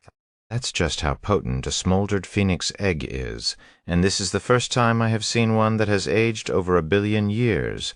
I consumed one that was 250 million years ago, about 100 million years ago, and it increased my strength by leaps and bounds. I can only imagine what will happen if I consume one that is 4 times older. The primordial phoenix was essentially drooling at this point. Primordial phoenix, here is my offer. I want you to follow me for 100,000 years. If I am unable to achieve my ambitions within that amount of time, I will give you this smoldered phoenix egg as compensation. What do you say? Tianyi said as he held the egg out in a tempting manner. Follow you for 100,000 years? Is that all I have to do? The primordial phoenix was in disbelief, not because it was an immensely difficult task, but because it was immensely easy. In the gaze of her eternal eyes, the span of 100,000 years would pass as but a fleeting breath, scarcely distinguishable from a mere moment in the fleeting perception of mortal beings. Hell, Dragon Goddess Yeyu's naps lasted longer than that. Indeed, you only need to follow me. I won't force you to do anything you don't want to, and you're free to leave whenever you wish. You have a deal. The primordial phoenix immediately responded without a hint of hesitation in her tone. Seriously, Dragon Goddess Yeyo was left speechless by her quick change in attitude. The following moment, the primordial phoenix's fiery body began shrinking until it was shaped like a human. With flaming red hair and a pair of golden eyes, the primordial phoenix transformed into a peerless beauty that rivaled Dragon Goddess Yeyo, but with a unique aura and charm of her own. My human name is Feng Yuming, but you may call me Madam Feng. Chapter 1225, Eater of Stars. 125 Eater of Stars, you know. You basically got bought out by him. Dragon Goddess Yeyo said to Feng Yuming shortly afterward. So what? I will gladly sell myself out for 1 billion-year-old smoldered phoenix egg. You may not understand its importance to me right now, but you will in 100,000 years when I become so strong that even you cannot touch me. Feng Yuming sneered. Oh. So you think you'll be stronger than me after eating that egg? I cannot wait to see your defeated face in 100,000 years. Who said I'm not stronger than you now? The egg will only make the difference that much larger and more obvious. Why don't we put that nonsense to the test right now, then? Dragon Goddess Yeyu's eyes flared up with killing intent. It'd be my pleasure. Feng Yuming's body began releasing flames. Dragon Goddess, this isn't how you should welcome a new companion. I promised you that I'd spar with you after this so you can release your anger on me. Tianyi quickly interrupted them, as he did not want to lose one of his traveling companions so soon after getting another one. Forget it. I don't feel like it anymore. If you want to travel with this dumb pigeon, you can do so alone. And without saying anything else, Dragon Goddess Yeyu flew away, disappearing into the starry sky. Feng Yuming looked at Tianyi and asked him, Why didn't you try to stop her?" He smiled and said, "Because she had every right to leave whenever she pleased, as do you. But I have a feeling that she won't be gone for long and will eventually return to our side once she calms down. You're a weird human, unlike any other human that I've come across before," Feng Yiming said. "I will take that as a compliment. Well, what do you plan on doing now?" "I'm going to find the divine serpent known as Eater of Stars and have a chat with them." Tianyi said, "Eater of Stars? Are you insane? What do you hope to achieve from contacting that monster?" Feng Yuming had a look of disbelief on her face after hearing such an ominous name. "You are familiar with the Eater of Stars?" Tianyi looked at her glistening eyes. "Of course. She is a notorious entity that does nothing good for the world, an unreasonable monster with an insatiable appetite that constantly consumes stars as though it is always on the verge from dying of hunger. I wouldn't get close to the Eater of Stars if I were you, as you would most likely get eaten by her before you could even say anything. In fact, I don't even know if she has the ability to communicate like I do. The Eater of Stars is female as well? Have you ever spoken with her?" Tianyi asked, his gaze filled with interest, almost as if he was a child before an amusement park. "No, I have never spoken with her before, nor do I have the desire to do so. I have seen her consume stars from a distance a few times, but that's about it. If you've never spoken to her, then how do you know that she's consuming stars without reason? Because she's been doing it since the primordial era, and nothing has ever come out of it. Fascinating. How fascinating. I must speak with the Eater of Stars, and if I am lucky, I might even find out why she is doing what she's been doing for eons." Feng Yuming was speechless. The more she gave him reasons to not approach the Eater of Stars, the more he seemed to be interested. He might actually have a screw loose in his head, she thought to herself. Whatever. If he dies, I will just get my hands on the smoldered phoenix egg sooner. "Do you know how we can find the Eater of Stars?" Tianyi then asked. "No, but it shouldn't be too hard to follow her trail, especially considering that she always leaves behind a trail of destruction." "All right then, let's get going." Thus, Tianyi and Feng Yuming began their journey in search of the Eater of Stars. Just like how he found Feng Yuming, Tianyi would speak to everyone that crossed his path in the starry sky, and in the blink of an eye 1,000 years passed. "So that's the Eater of Stars, huh? She's definitely not an ordinary divine beast," Tianyi mumbled in a dazed voice as he watched a massive, white, snake-like figure in the distance, swallowing stars with a single bite, his gaze filled with fascination. "The way it consumes the stars without hesitation makes me shudder no matter how many times I see it." Feng Yuming sighed. Tianyi became silent. "What's wrong? Are you having second thoughts?" Feng Yuming asked him with a teasing smile. He shook his head and sighed. "I don't know how to say this, but she appears to be in profound anguish." "Anguish? The Eater of Stars?" Feng Yuming chuckled at such words. "I doubt she even has any emotions, much less anguish. Even if she does have emotions, what could she possibly be anguished about? The stars that she consumes endlessly? The mess she has made in the starry sky? We may never know if we don't try to understand her. Good luck with that." Feng Yuming shrugged. "I will. You can stay here while I try to speak with her," and without hesitation, Tianyi began flying towards the monstrous being in the distance. "You?"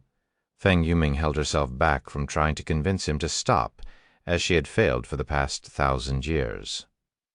"Nothing I say will change his mind now," she sighed inwardly. She then turned to look in a certain direction and smirked. "When are you going to stop watching us from the shadows like a stalker?" A moment later, Dragon Goddess Yeuyu's figure appeared before Feng Yuming. "How long have you known?" Dragon Goddess Yeuyu asked with a deep frown. "Whenever you first realized that we were searching for the Eater of Stars, I guess? Even though it was just for a brief moment, and you quickly hid your presence again. It was so obvious that I almost died from second-hand embarrassment." Dragon Goddess Yeo's face flushed with redness after hearing such words. "To think you'd be worried enough to let your guard down. Is the human that important to you?" You wouldn't understand it even if I told you, Dragon Goddess Yayo sneered. Then are you going to stop him? He's essentially walking straight into his own graveyard right now. After a moment of silence, Dragon Goddess Yayu spoke. You've been with him for 1,000 years now, yet you don't seem to know anything about him. You are just as dumb as I thought. What the hell is that supposed to mean? The Eater of Stars may have immense prowess, but it only knows how to eat. He won't be threatened by something like that. You sure have a lot of confidence in him.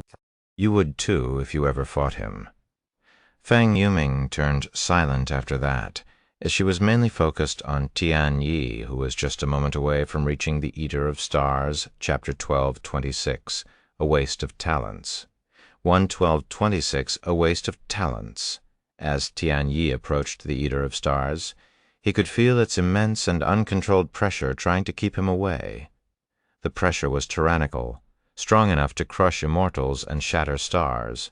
However, even that was not enough to keep Tian Yi away, covered in a sharp aura that seemed to slice apart even the void itself. Tian Yi continued to slowly close their distance. It doesn't make any noises even as it consumes the stars, almost as if there is a black hole inside its mouth that silently swallows everything. How interesting! A smile appeared on Tian Yi's face, and it grew wider as he inspected the Eater of Stars with great interest. The Eater of Stars was as long and massive as Dragon Goddess Yayu in her dragon form, and it was covered in smooth white scales from head to tail, making her appearance very distinctive within the void. Her white scales shone profoundly, like pearls under light, and even the void that naturally consumes light cannot seem to drown out its brilliance. Her head was round and cute, resembling that of a snake, and on it were two large void-like eyes that did not have the slightest glow within, almost like the eyes of the dead. Yet she was very much alive, slight above her eyes, and at the center of her smooth forehead was a distinctive red symbol, its significance yet to be known. When Tian Yi looked into her dead eyes, he could only see anguish and frustration. It was so clear to him that it was as though the Eater of Stars was personally speaking to him. Once he was close enough to the Eater of Stars, Tian Yi took a deep breath before speaking in a loud voice. "Eater of Stars, can I have a moment of your time?" Spiritual energy carried his voice throughout the starry sky, allowing it to spread within the void and reach the Eater of Stars. However, the Eater of Stars did not have the slightest reaction, almost as though it couldn't hear him. Tian Yi took another deep breath and called for her again. "Eater of Stars, I can tell that you're in pain. Is there anything that I can do to help?" The Eater of Stars suddenly trembled, and she began to come to a slow halt for the first time in countless years. It turned to look at him and spoke through divine sense. "Pain, don't speak as though you know anything, human." The Eater of Stars opened her mouth and began moving toward Tian Yi with the intention of consuming him. "You're right, I don't know anything. However, I want to know. I want to understand you. Can you tell me what is bothering you?" Tian Yi calmly stood there as the Eater of Stars moved closer at a rapid rate. "Even if you knew, there's nothing you or anyone in this universe could do about it. Now disappear." As the Eater of Stars tried to swallow him, a profound light flickered within Tian Yi's gaze, and his body emitted a divine aura. When the Eater of Stars sensed his divine aura, she instinctively turned away from Tian Yi, avoiding him. "You're annoying. Die already." Although the Eater of Stars decided to not consume him, she still wanted to kill him for disturbing her. As she opened her mouth again, Tian Yi could see a white glow deep inside her mouth that grew at a rapid rate. Before he knew it, he was engulfed by white flames that quickly tore away his spiritual energy. This flame, it's not burning my spiritual energy, but consuming it and using it to grow stronger. Tian Yi was astonished by the white flame's unique properties. Scatter, with a flick of his sleeves, all of the white flames around him blew away, but they continued to burn in the void. "I'm guessing you're the type that only listens after a fight, almost like someone else that I know." Despite being attacked twice already, Tian Yi was not angry in the slightest. "It's been a while since I stretched my limbs, too. Let's enjoy this for a while, shall we?" Thus, Tian Yi and the Eater of Stars began their battle. The Eater of Stars would throw all sorts of flame techniques at Tian Yi, quickly filling the void with her seemingly eternal flames that refused to die out even many years later, hovering in the void like orbs of light. From a distance, her white flames may even appear as stars. Che. Dragon goddess Yeyu suddenly sucked her teeth when she saw Tian Yi fighting the Eater of Stars, seemingly bothered by something. Feng Yuming noticed this and asked her, "What's wrong?" "He's grown so much stronger since our last fight, yet he's barely cultivated in the past 1,000 years. How is that possible? Where does his power come from?" Feng Yuming raised an eyebrow and said, "While it's true that he's barely cultivated during our search for the Eater of Stars, I cannot say anything about his growth, since I never fought him before." Dragon goddess Yeyo suddenly shivered from excitement, and a wide smile appeared on her face unknowingly. "If he's this strong after 1,000 years without cultivation, can you imagine what he could achieve if he focused on cultivation for 1,000 years?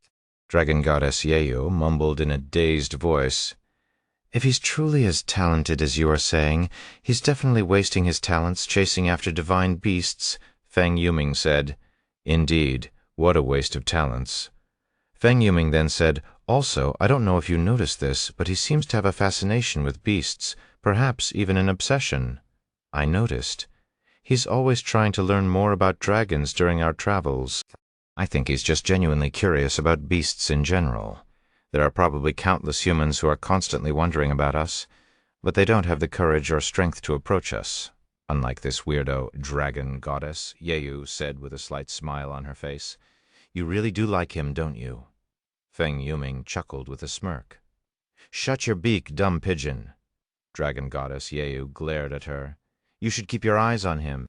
It'd be a pity if he dies to the Eater of Stars, after all." Feng Yuming sneered. Chapter 1227, Insatiable Hunger. Wine 1227, Insatiable Hunger. Why won't you die? The Eater of Stars grew increasingly frustrated when she could not seem to kill Tian Yi despite putting in serious effort.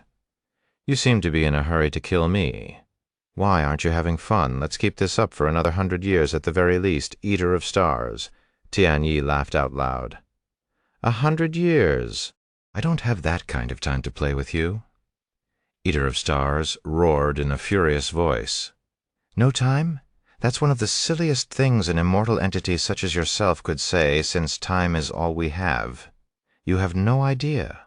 Then why don't you educate me? Who knows? Maybe I might even lower my guard, as I am easily distracted." The Eater of Stars frowned at his obvious provocation. But she didn't seem to have any other choice, as it might really take her 100 years, if not more, to deal with him if they continued at this rate. Several years have gone by since the beginning of their conflict, and the Eater of Stars could feel its relentless hunger intensifying within, slowly driving her toward a state of madness. If she doesn't deal with Tian Yi quickly and continues to consume stars, she will be tormented by her insatiable hunger. Eventually, the Eater of Stars began speaking in a reluctant tone. Can you imagine the relentless ache of perpetual hunger? An insatiable yearning that refuses to subdue no matter the quantity consumed? Throughout the expanse of my existence since the primordial era, I have remained a stranger to the sensation of a contented stomach. Countless stars have succumbed to my insatiable appetite, yet I can only keep my hunger barely satisfied enough to where it won't drive me completely mad.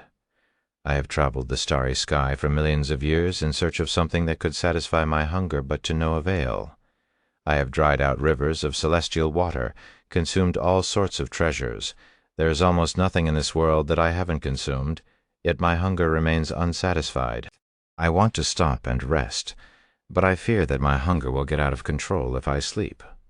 If I can even sleep properly with this constant hunger. That's right, I have never even had a proper sleep. The only thing I can do is continue moving and consuming everything in my path." Tian Yi was left speechless by the Eater of Stars' situation. Even Feng Yuming and the Dragon Goddess were baffled by it. They always thought that the Eater of Stars was acting out of instinct and had no reason for its actions, that it was a natural calamity without emotions or thoughts. Neither of them could have anticipated this sort of truth, and they couldn't help but pity the Eater of Stars. "I understand now. So that is the source of your anguish. What a terrible way of life. And to think that you've been living like this since the primordial era." Tian Yi was not prepared to learn such a truth, and did not know how to respond or react. While Tian Yi was deep in his thoughts, the Eater of Stars saw this as a chance to put an end to their farce, and attacked without any warning. "Wake up, you idiot!" Dragon Goddess Yeo's voice suddenly rippled in the starry sky, snapping Tian Yi out of his daze. But it was too late, and the Eater of Stars landed a direct hit on Tian Yi the following moment, sending him flying. Blood gushed from Tian Yi's body, leaving behind a long trail of blood that hovered in the starry sky. "You idiot! Are you still alive?" Dragon Goddess Yeo immediately rushed to his side to assess his condition. A slight smile appeared on Tian Yi's face as he muttered in a weak voice, "Don't worry, I won't die before I beat you. How dare you say such a thing when you cannot even defeat some stupid snake? Do you have no shame?" Dragon Goddess Yeo sighed. Meanwhile, the Eater of Stars proceeded to fly towards them with her mouth wide open, seemingly trying to consume them together. How dare a mere snake even think about consuming a dragon, courting death? Dragon Goddess Yeo narrowed her eyes at the Eater of Stars as scales began appearing on her body. "Please wait, Dragon Goddess." Tian Yi quickly grabbed her arm. "I'm not out of the fight just yet." After adjusting his posture, Tian Yi confronted the incoming Eater of Stars with a wide smile on his face. Unbeknownst to him, his body suddenly started emitting a golden aura that gave off an unfathomable feeling. When Dragon Goddess Yeyu detected the palpable presence of his aura, an inexplicable thrill coursed through her entire being, setting her body astir with an intense longing for combat, and igniting her blood with an irresistible urge to engage. The Eater of Stars, too, discerned the subtle shift in his aura. Further intensifying her agitation, her primal instincts screamed that unless she swiftly vanquished him, the window of opportunity to secure victory would close inexorably. As the Eater of Stars closed in with her mouth wide open, the trail of blood left behind by Tian Yi entered her mouth. While the amount of blood left behind by Tian Yi was akin to a single grain of sand to the Eater of Stars, it was a substantial amount of blood to lose for a human. When the Eater of Stars tasted Tian Yi's blood, its massive body shivered for a brief second before freezing like an ice statue. Her void-like eyes began to change as the light slowly returned to them. "Why did you stop, Eater of Stars? I'm just getting started." Tian Yi spread his arms and beckoned her in a provoking manner. However, the Eater of Stars completely ignored him as she remained hovering there with a look of disbelief on her face. Eventually she spoke in a low voice. "You, what are you?" "Huh?" Tian Yi did not understand her question and could only look at her with a raised eyebrow. Although he didn't understand her question, he could tell that something had changed for the Eater of Stars, and when he looked into her eyes he could see a hint of hope within Chapter 1228, an unprecedented occurrence. "What am I, you ask?" "Human, I suppose." Tian Yi eventually responded to the Eater of Stars' question, even though he had a feeling that it wasn't what she wanted to hear. "Why do you ask?" he then asked. After a moment of silence, the Eater of Stars responded, "Amongst the countless things I've consumed throughout the years, very few things interest my taste buds. However, your blood, when I consumed your blood, it excited my taste buds in a way that I've never experienced before, and even though the amount of blood I've consumed is insignificant, even neglectable, it's managed to satisfy my hunger significantly. I could consume 100 stars, yet it would not satisfy my hunger the way your blood just did."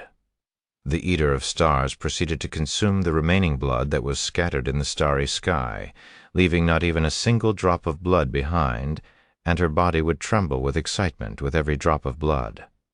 Once she finished cleaning the starry sky of Tian Yi's blood, she released a deafening roar that shook the starry sky. "My blood satisfies your insatiable hunger? Why?" Tian Yi mumbled out loud after learning of this information. "I don't know, it just does," the Eater of Stars replied. Silence filled the place for the next several moments until Tian Yi had an idea. "Eater of Stars, I have an offer for you. I am listening for the first time in history, The Eater of Stars was being patient and willing to listen to a human being. "You see, I have an ambition." Tianyi proceeded to tell the Eater of Stars his ambitions. "If I have someone like you around me in my journey, it will definitely help speed up my goals. In exchange for your company, I am willing to offer you my blood to feed your hunger. Of course, I won't make you do anything that you don't want to, and you can leave at any time." The Eater of Stars closed her eyes to ponder in silence. A few moments later, her massive body began to shrink, progressively shrinking faster with every passing second, until she was the size of an ordinary snake. "I shall follow you until the end of time, Master," the Eater of Stars said. "Master?" Tianyi raised an eyebrow and said, "I'm not asking you to be my servant, you know. I'm aware. This is my choice. You really don't mind?" "I don't." In the realm of beasts, yielding to a human as their master equated to a profound surrender, a relinquishing of their very essence, a choice that would forever brand them with ridicule among their fellow creatures. However, the Eater of Stars was no mere ordinary beast. She was a divine beast with significance equal to that of dragon goddess Yeyu and the primordial phoenix. Despite that, she still decided to accept Tianyi as a master. In the eyes of the Eater of Stars, such considerations held no sway over her. To her, the paramount imperative was the satisfaction of her insatiable hunger, rendering all other concerns inconsequential. In this singular moment, an extraordinary occurrence had transpired. A divine beast, for the first time in history, had chosen to acknowledge a human as its master. Furthermore, this wasn't just any divine beast. It was the Eater of Stars, a notorious entity that had sown terror across the expanse of the divine heavens, a veritable force of nature responsible for the annihilation of countless stars. "So, do you have another name besides Eater of Stars?" "I do not." "You may give me a name if you wish. I'll need some time to think about it anyways, here." Tianyi suddenly slashed his palm with his sword and offered it to her. Eater of Stars immediately rushed at it like a starving beast, and immediately began consuming it. While changing her size won't change her appetite, she could perceive her hunger gradually assuaging as she imbibed his blood. Several minutes later, in a moment unprecedented in her existence, the Eater of Stars encountered the sensation of satiety, discovering what it meant to be free from the ceaseless grip of hunger. It was also at this moment that she knew that she had made the right choice by following Tianyi. Eater of Stars wanted this moment to last forever, to be able to feast on Tianyi's blood endlessly. But she knew that wouldn't be possible if she wanted to preserve his blood for longer. "Thank you, Master," Eater of Stars muttered after releasing a satisfied sigh, her stomach feeling better and fuller than ever. "Is this your first time tasting human blood?" Tianyi asked her. "No. I have tasted human blood before, but they all tasted like dirt water." Tianyi sighed in relief after hearing this, as he feared for a moment that only human blood could satisfy her hunger. "So, what does my blood taste like?" he asked out of curiosity. "I don't know how to describe it, but it's delicious, unlike anything I have tasted before, and it makes my taste buds tremble with delight. If I'm only allowed to eat this for the rest of my life, I wouldn't mind it at all." "Is that so anyways? Let's go meet my other companions." Tianyi then said. Eater of Stars nodded. Suddenly a powerful presence appeared behind Tianyi. When he turned around, he saw dragon goddess Yeyu with a somewhat weird look on her face, and she appeared to be panting a bit. "Dragon goddess? Are you okay? Why do you seem a bit tired?" Tianyi raised his eyebrows at her. "I tried, but I cannot hold it in any longer.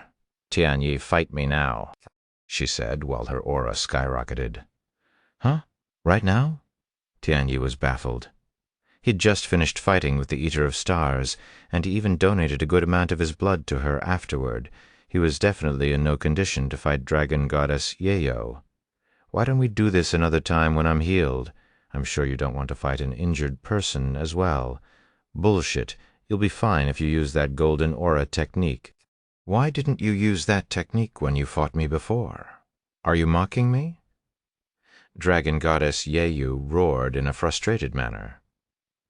"Golden aura technique? What are you talking about? Tianyi responded with a dumbfounded expression.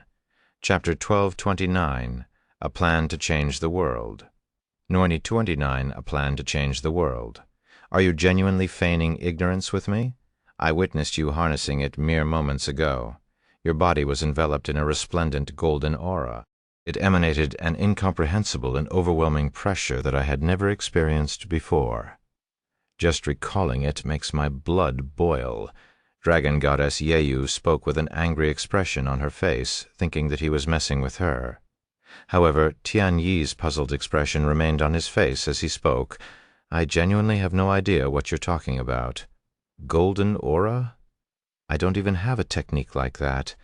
Then what was that golden aura? How did you do it? Tianyi shook his head. Are you sure you saw it? Dragon Goddess Yeyo began doubting whether she actually saw it. She turned to look at Feng Yuming, who was quickly approaching them, and asked her, Hey, you also saw that golden aura around him right after he was nearly beaten to death, right? Feng Yuming did not immediately respond, and when she did, she responded with a smirk on her face. I didn't see anything. You must have hallucinated or something. Dragon Goddess Yeyu clenched her fists and gritted her teeth, her eyes radiating with killing intent. Feng Yuming sucked her teeth and quickly added, Just joking. She turned to look at Tianyi and continued, She's not lying. There was a golden aura around you just now. I've never felt anything so oppressive before. Tianyi fell silent after hearing this, but he had zero idea what caused the golden aura to show up. Now that I think about it, I felt oddly energized for a brief moment, like I was invincible. Unfortunately, I don't know what caused it, nor can I replicate it. Dragon Goddess Yeyu began to ponder deeply. A moment later, she spoke with a serious expression on her face. It appeared shortly after you were nearly beaten to death, so if you experience another near-death situation, it might show up again. I'll help you. Whoa, hold it. Tianyi immediately distanced himself when Dragon Goddess Yeyo started stretching her limbs. I barely have enough energy to stay awake, and you want to beat me? I will really die. Aren't you always so confident in yourself? You'll be fine. Dragon Goddess Yeyo seemed to have no desire to back down and slowly approached Tianyi. Seeing this, the Eater of Stars moved to stand in front of Tianyi. I won't let you hurt him. Eater of Stars glared at Dragon Goddess Yeyo sternly. You think you have what it takes to stop me. While you may have more raw strength than me, you don't know how to properly use it. You don't even know how to fight properly, and I doubt you know any real techniques. Randomly breathing fire doesn't count either. Dragon Goddess Yeyu sneered. Calm down, both of you. Dragon Goddess, I just want to rest for now. After that, we can figure out the whole golden aura business together, and then I will spar with you, okay? Fine, she reluctantly agreed. Good. Then allow me to introduce you to our new member, Eater of Stars, Tianyi said. Eater of Stars, these two are my traveling companions. The spirited one is Dragon Goddess Yeyo, and the other is Primordial Phoenix, also known as Feng Yuming. And this is Eater of Stars. I am still trying to think of a name for her, so you guys can call her that for now. Can you turn into a human? Feng Yuming suddenly asked. I cannot, or more precisely, I don't know how to. Eater of Stars shook her head. Don't worry, I'm sure they will teach you, Tianyi said. After their short introduction, Tianyi brought everyone to the closest uninhabited star to recover his injuries. So, who do you plan on visiting next? Feng Yuming asked him. Honestly, I don't know. And while it will benefit to have more companions, I think we can start changing the world with just the four of us for now. Tianyi said, And how do you plan on changing the world? We can start by letting the world know of our presence, a human traveling the world and doing things with 3 divine beasts by his side. It will surely stir both the human world and the beast world. Seriously? That's the best plan you can come up with after 1,000 years. Dragon Goddess Yeyu was speechless. Then do you have any suggestions? Dragon Goddess Yeyu was speechless as she had no idea where to even begin. As simple as it may seem, I think your plan will work pretty well. Feng Yuming suddenly spoke up. Your goal is to create a world where humans and beasts can work together, right? We can commence by demonstrating to the world the very feasibility of such a vision, since most believe it to be impossible. By showcasing our partnership, we can enlighten humanity and beasts to the possibility of collaboration between our two worlds. Then it's decided. Tianyi had an eager smile on his face. We can start by dealing with issues that normal people or beasts cannot handle by themselves. Do you guys know of anything like that happening within the divine heavens at this moment? Well, I spent the past 1,000 years traveling the starry sky with you, so my knowledge is to the extent of yours. Feng Yuming shrugged. I don't know either. Dragon Goddess Yeyu said in a stiff voice, as she didn't want to admit that she had been following them for the same amount of time. That's fine. We can look into it once we return to the divine heavens. Tianyi said before that, I have something to say. Dragon Goddess Yeyu suddenly said, What is it? Shouldn't you spend some time improving your cultivation first? While you are already pretty strong, you could be much, much stronger if you focused on cultivation for some time. After all, you are still in the prime age for that. It would be a waste of your talents if you start too late. Is that really necessary? Sounds like a hassle, and I'd rather spend that time to work on my goals. Tianyi sighed. Of course, beasts are naturally attracted to the strong, so the stronger you are, the more likely they will listen to you. If you want a world where beasts respect humans, you need to show them something worthy of respect, because, as of now, the majority of beasts do not respect humans in the slightest. Makes sense, all right. I'll dedicate some time to cultivation every once in a while. Tianyi nonchalantly nodded. I've long been aware of his immense talent, evident when he faced me and survived at an age not even surpassing 1,000 years. Now, I entertain the notion that he might have scarcely trained before then. Is it conceivable that he is truly a mere human, Dragon Goddess? Yeyo sighed inwardly. I've been wondering, how old are you? Feng Yuming suddenly asked Tianyi. A little over 2,000 years old? Tianyi calmly responded. 2,000 years old? Impossible. Feng Yuming did not dare to believe him. It's true. He wasn't even 1,000 years old when he fought with me. Dragon Goddess Yeyo confirmed. Unbelievable. Feng Yuming muttered in disbelief. Chapter 1230 Golden Aura, 1230 Golden Aura, 1230 Golden Aura. Several days later, after Tianyi recovered from his injuries, he began looking into the Golden Aura with the others. The first thing they did was beat Tianyi until he was near death, since that was what triggered it in the first place. Go easy on me, Tianyi said with a stiff smile. Sure. Dragon Goddess Yeyu said in a nonchalant manner. Clearly, she did not plan on going easy on him. But before they could even begin, Tianyi had to convince Eater of Stars, whom he named Xingrui, to not attack Dragon Goddess Yeyo when she beats him, as she was overly protective of him. After all, if he were to meet his demise, her insatiable hunger would undoubtedly resurface. The prospect of reverting to such a state after tasting the satisfaction of a full stomach filled her with a profound dread. It was a fate she was determined to evade at any expense. Eventually, their experiment began with Dragon Goddess Yeyu beating Tianyi until his entire body was soaked in blood. Meanwhile, Feng Yuming watched with great entertainment from a distance. As for Xingrui, she cleaned up the blood on the ground that was spewed by Tianyi. Do you feel any different, Dragon Goddess? Yeyu asked Tianyi as he lay on the ground in a near-death state. Besides immense pain all over my body? Nope, he replied in a low voice. You probably aren't near death enough. I'll keep on going then, thus. Dragon Goddess Yeyo proceeded to continue the beating until he was truly on the verge of death. How about now? Tianyi couldn't even respond to her in his current state. Ha! Dragon Goddess Yeyu sighed. Then she proceeded to feed some medicine to him. Within minutes, Tianyi fully healed from his near-death state. All right, let's do it again, Dragon Goddess Yeyu said afterward, sounding oddly eager to beat him. I don't think physically torturing myself will do any good. According to you, the golden aura occurred during my fight with Xingrui. Perhaps I need an opponent, and to be engaged in a real fight. Tianyi quickly stopped her. That sounds reasonable, and since your opponent at that time was Xingri, you should fight with her again. However, Xingri immediately refused. I will not partake in hurting Master, no matter what. How about I do it? Feng Yuming suddenly volunteered herself. You, Dragon Goddess Yayo, raised her eyebrows. She nodded and explained. I have been wondering about his prowess since I learned that he'd survived a fight with you 1,000 years ago. I want to see for myself his talents. Let's do it then. Tianyi agreed to spar with Feng Yuming. Sometime later, Tianyi and Feng Yuming went back into the starry sky and started fighting each other.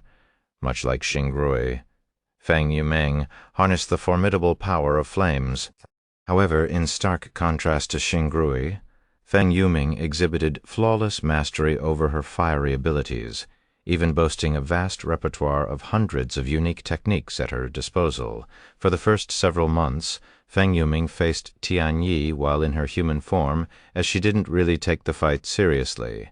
However, she eventually transformed back into a phoenix and started fighting him for real with the intention of killing him. Their battle raged with an intensity beyond measure, and the very expanse of the starry sky was ablaze with the searing brilliance of Feng Yuming's phoenix flames. Her flames surged with such blistering heat that they tore through Tianyi's spiritual energy, reduced his clothing to ashes, and roasted his skin with relentless ferocity. Although it wasn't enough to endanger his life, it did drain his stamina and strength constantly and quickly. That dumb pigeon has grown a lot stronger since our fight, Dragon Goddess Yeyu mumbled to herself as she watched them fight. Of course she's still miles away from my level. Though Feng Yuming may be weaker than Dragon Goddess Yeyu when it comes to raw prowess, her undying and relentless flames were incredibly annoying and difficult to deal with, especially for a tiny human like Tianyi. After enduring what felt like an eternity in the deepest abyss of torment and bearing the ceaseless, scorching agony, Tianyi found himself approaching his limits. As he slowly approached his death, Tianyi subconsciously started recalling everything he felt during his fight with Xingrui. In the very moment when he teetered on the brink of being consumed by the relentless phoenix flames, an explosive surge of energy surged forth from the innermost depths of his being before a resplendent golden aura emerged around his body. The atmosphere underwent an instantaneous transformation. The very second the golden aura materialized and Dragon Goddess Yeyu's face lit up like a lamp with an expansive smile on it as she detected the immeasurable might it exuded. It's here. She did not hesitate to rush into the starry sky and towards Tianyi's location. Meanwhile, Tianyi faced Feng Yuming with his newfound strength. So this is the golden aura. He looked at his glowing hands with great interest. Not only was his depleted energy quickly being restored, he felt a divine power that did not exist moments before now in the grasp of his own hands. After taking a brief moment to admire his new strength, Tianyi turned to look at Feng Yuming, who uncontrollably trembled in fear when she felt his gaze on her. As Tianyi steadily advanced toward her, Feng Yuming fell into a trance, unleashing a barrage of techniques upon him with an intensity that suggested her very existence hinged upon their success. Her flames quickly engulfed Tianyi's figure. Despite that, Feng Yuming's anxiety only intensified, as she could tell that her flames were unable to touch Tianyi and were merely dancing around him almost as though the flames had their own consciousness and were consciously avoiding Tianyi. The following moment, with a nonchalant sweep of his arm, every ember surrounding Tianyi dispersed like mere insects in his presence. Seeing this, Feng Yuming did not hesitate to return to her human form. I surrender, you win. Feng Yuming sighed out loud. Oh? When Feng Yuming surrendered her will to fight, so did Tianyi, and the golden aura around him quickly started diminishing.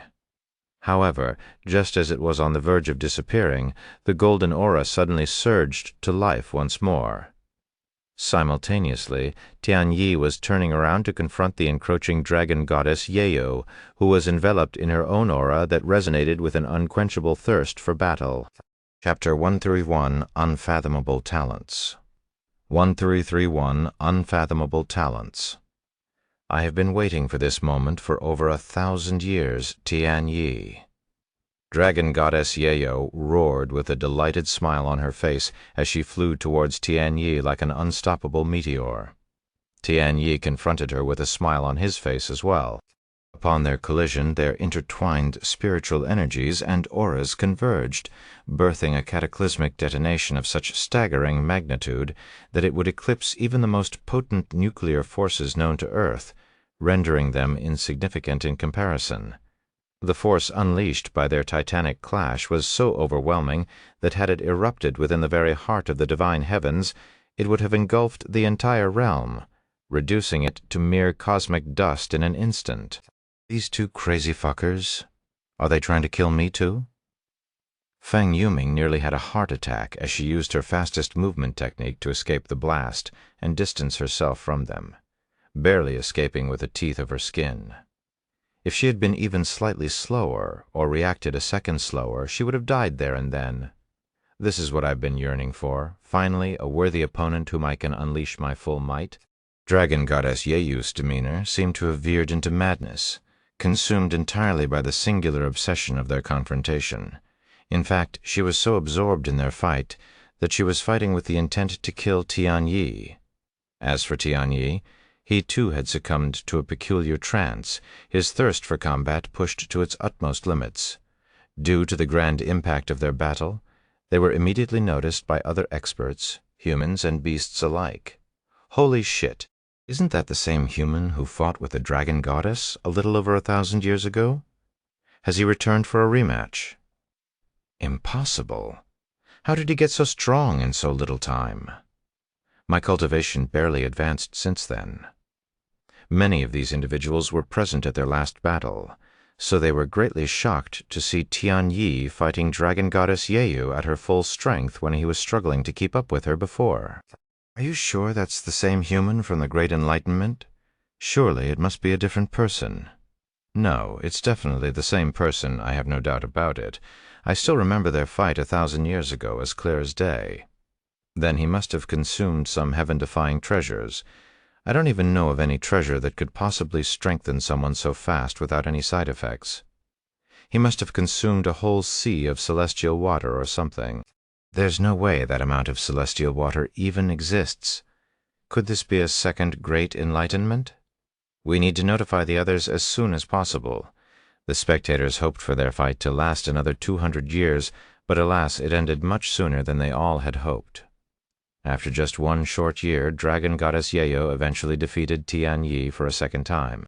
Although she wanted to prolong their fight like last time, she couldn't afford to go easy on him or she'd end up being the loser.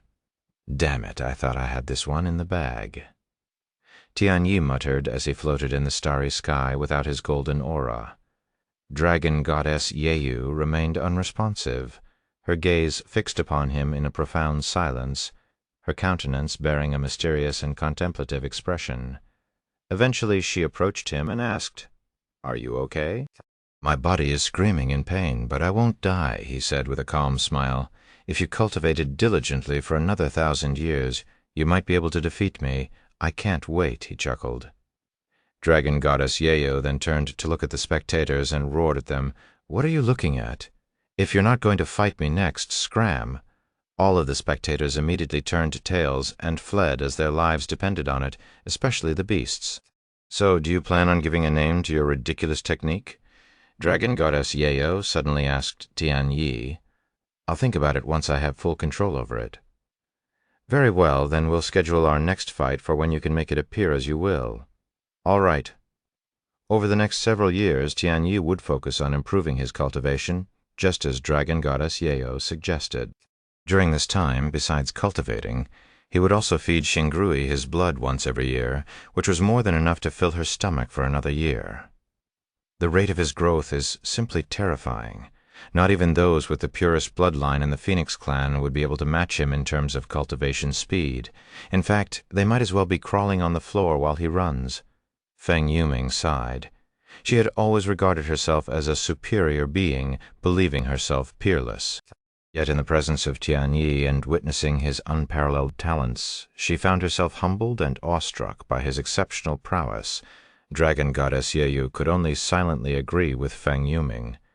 As a divine being and having never lost a single fight before, she was beginning to anticipate losing for the first time to Tianyi. In the blink of an eye, another 100 years have passed. During this time, Xingri learned how to transform into a human with the help of Feng Yuming. Her human form was incredibly beautiful and surprisingly innocent-looking, like a maiden who never left home. She had long, silky silver hair, black eyes, and snow-white skin, in stark contrast to Dragon Goddess Yeyo, whose presence exuded the divine aura of a goddess, and Feng Yuming, whose aura resonated with the grace of a fairy. Xingrui emitted the distinguished and refined aura of a noble young lady. As for Tianyi, he'd entered closed cultivation, and he made sure to collect enough blood to feed Xingrui before going into cultivation. When he emerged from his closed cultivation, he almost didn't recognize Xingrui. In fact, he only recognized her because she was feasting on a bottle of his blood when he saw her, which was the only reason that he even realized her identity. Chapter 1132, Unexpected Visitor. Are you done with your cultivation, master? Xingri asked him the moment he came out of seclusion. Xingri, is that you? Tianyi stared at her with a dumbfounded expression, not daring to believe that the innocent-looking young lady before him was the one known as Eater of Stars, despite the overwhelming evidence, such as the bottle of blood in her grasp, that he had prepared for her right before he went into seclusion. It is, master. Xingri calmly nodded for confirmation. Is that so? Tianyi proceeded to look around, expecting to see Dragon Goddess Yeyu or Feng Yuming around. He quickly found Dragon Goddess Yeyu, who appeared to be napping peacefully in the distance. Where is Feng Yuming? He asked Xingri. Primordial Phoenix mentioned something about a business and said that she will return soon. That was 50 years ago. I see. Well, she'll return whenever they are ready. How have you been faring, Xingri? Do you need more blood? Xingri shook her head. I still have 10 bottles left. They'll last me for another 10 years. Just let me know whenever you need it. Tianyi said with a smile. Now then, what should we do now? He began pondering their next step. Should he continue cultivating until Feng Yuming returns, or should he do something else while waiting for her to return? However, before he could think of something, a voice that he was not familiar with resounded. I have finally found you, my lord. Who's there? Show yourself. Xingri immediately became defensive. Dragon Goddess Yeyu also woke up from her nap. The following moment, an old man emitting an ominous aura appeared out of thin air before Tianyi and Xingri. There's no need to be alert. I am not your enemy, the old man said. Who are you? Tianyi asked him. Despite the pungent stench of blood emanating from the elderly man, Tianyi remained untroubled, as he sensed no imminent threat from the old man's presence. In fact, he could feel unwavering loyalty from the old man for some reason. This old subordinate is called Dong Ye, and I have spent the last 1,000,000 years awaiting your return. My return? What are you talking about? I don't believe we've met before, and I'm not even 1,000,000 years old. So how could you be waiting so long for me? You must have gotten the wrong person. Tianyi expressed his doubts. I understand your confusion, and what I'm about to tell you will sound crazy, but I am not messing with you. Dongye proceeded to tell Tianyi of his true identity and his incarnation as the evil god and the divine paragon. Tianyi listened to the whole story without interrupting, and on his face was a look of disbelief. If I am not mistaken, my lord, you have already been regaining your past memories. Tianyi couldn't rebuke such a claim, as it was true. In fact, he's been seeing these memories even before he met with Dragon Goddess Yeyu. Even if what you say is true, what do you want me to do? What do you expect me to do? Those identities died with their body. Tianyi asked him. Nothing at the moment, my lord. I'm only here to fulfill my duties as your humble servant. If you ever need anything at all, please don't hesitate to use these old bones. Seriously. Dong Ye nodded with a serious expression. Then I need some time to digest what I learned today. You may leave for now, Tianyi sighed. As you command. Dong Ye bowed to Tianyi before disappearing like a ghost. "Do you believe what he said?" Dragon Goddess Yeo asked him. "I do," he calmly nodded. Truth be told, I was already aware of my past lives even before he told me. To think you were the evil god's reincarnation. The human world would go into a frenzy if they knew, and they might even hunt you down like some kind of beast. "What are you going to do now?" "No matter what you decide, I will follow you," Singrui said. "Nothing has changed, evil god or not. I will walk my own path until my dreams are realized. It's as simple as that. With that being said, let's return to the divine heavens and start our plans." Okay, thus. Tian Yi made his way back to the divine heavens with Xingru and dragon goddess Yeo. Feng Yuming would eventually rejoin with them later. Knock, knock, knock. "Yuan, are you awake?" Yuan slowly opened his eyes after hearing Ji Meili's voice. He went to open the door and greet her. "I am? Do you need anything?" "My mother's wondering if you're ready for your training yet," Ji Meili said. "It's been several days since they dealt with the Azure Dragon clan and the Emerald Dragon family, but it felt much longer for Yuan, who had been engrossed in Dragon Goddess Yeo's memories. "Please let her know that I am ready," Yuan replied. "Okay." Shortly after Ji Meili left his room, Feng Yuxiang and the others showed up in his room. When Yuan saw Feng Yuxiang and Lan Yingying standing beside each other, he couldn't help but recall Feng Yuming and Shengrui, and he wondered if they were somehow related. "Young master? What's wrong?" Feng Yuxiang asked him when she noticed his dazed stare. He smiled and said, "I was just remembering something that happened in my past life.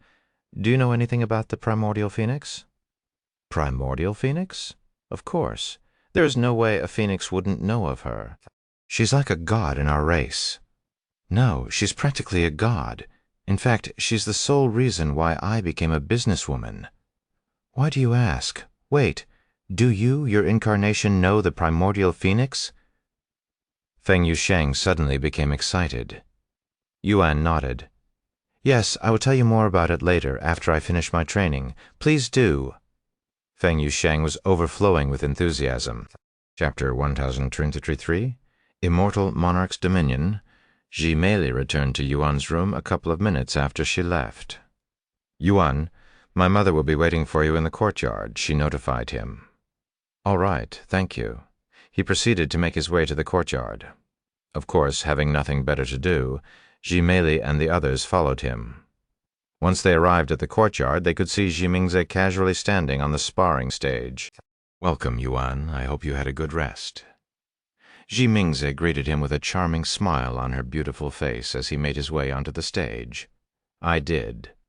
Thank you for taking the time to train me, even though you're in the middle of something major. Don't even mention it. We are pretty much finished with the biggest issues and our investigations. In our current state, we need to take things slowly since we have 2 more cities to deal with," Jimingze said. "Anyways, let's talk about your dragon's authority, shall we?" Yuan nodded. As my husband had already mentioned, dragon's authority is a superior version of dragon's gaze, allowing you to command the dragon race as long as they have a weaker bloodline than you. With that being said, you're a human without a dragon's bloodline, so I'm not exactly sure how things will work out for you, as I have never heard of such a thing before. Though since it worked before, I don't think there'll be any problems for you. And since you clearly haven't mastered the technique, I'm going to help you. It's quite simple, really. You will use dragon's authority on me until you have complete control over it. Normally, it would require millennials to master such a technique, but knowing your heaven-defying talents, I have confidence that you'll be able to master it within months, if not weeks. Any questions?" He shook his head. "Good. Then you may begin whenever you're ready." Jimingze proceeded to mentally prepare herself for his dragon's authority. Yuan took a deep breath and closed his eyes to recall how he felt when he first used dragon's authority by accident. When he reopened his eyes a few moments later, they gleamed with a profound golden hue radiating an overwhelming and authoritative aura. The ambience in the vicinity underwent an abrupt transformation, as if a divine presence had descended upon the surroundings. Mingze's body trembled in awe when she met Yuan's profound gaze. Despite having mentally prepared herself, she still found it difficult to withstand its pressure and allure. This will be good training for me as well, she thought to herself. As Yuan continued to use Dragon's authority on Ji Mingze, he could feel his mastery over it quickly improve. Ji Mingze had anticipated that her training with Yuan would span several weeks, if not months. However, by the day's end, Yuan had already achieved a complete mastery of Dragon's authority, Ding. You have learned Immortal Monarch's Dominion. Immortal Monarch's Dominion, rank, Supreme Mastery Level 1 description. A divine technique wielded by the Immortal Monarch enabling him to exert dominion over any creature upon which his gaze falls. Ha! Yuan was taken aback as the notification displayed a technique name different from what he had anticipated. Immortal Monarch's Dominion? What happened to Dragon's authority? Yuan mumbled in a dumbfounded voice. What's the matter? Ji Mingze asked him when she noticed his weird expression. It's somewhat difficult to put into words, but it appears I haven't been training in Dragon's authority. Yuan admitted with a perplexed tone. What do you mean? Ji Mingze tilted her head in a puzzled manner. I understand the concept of Dragon's authority, which commands dragons, but do you know of a technique surpassing it? One that exerts dominion over all creatures in the world? Yuan inquired with curiosity. A technique superior to Dragon's authority, commanding all creatures in the world? Ji Mingze was speechless. Yuan nodded. I believe my dragon's authority is actually something different, and it allows me to command beasts beyond dragons. Ji Mingze began pondering with a serious expression on her face.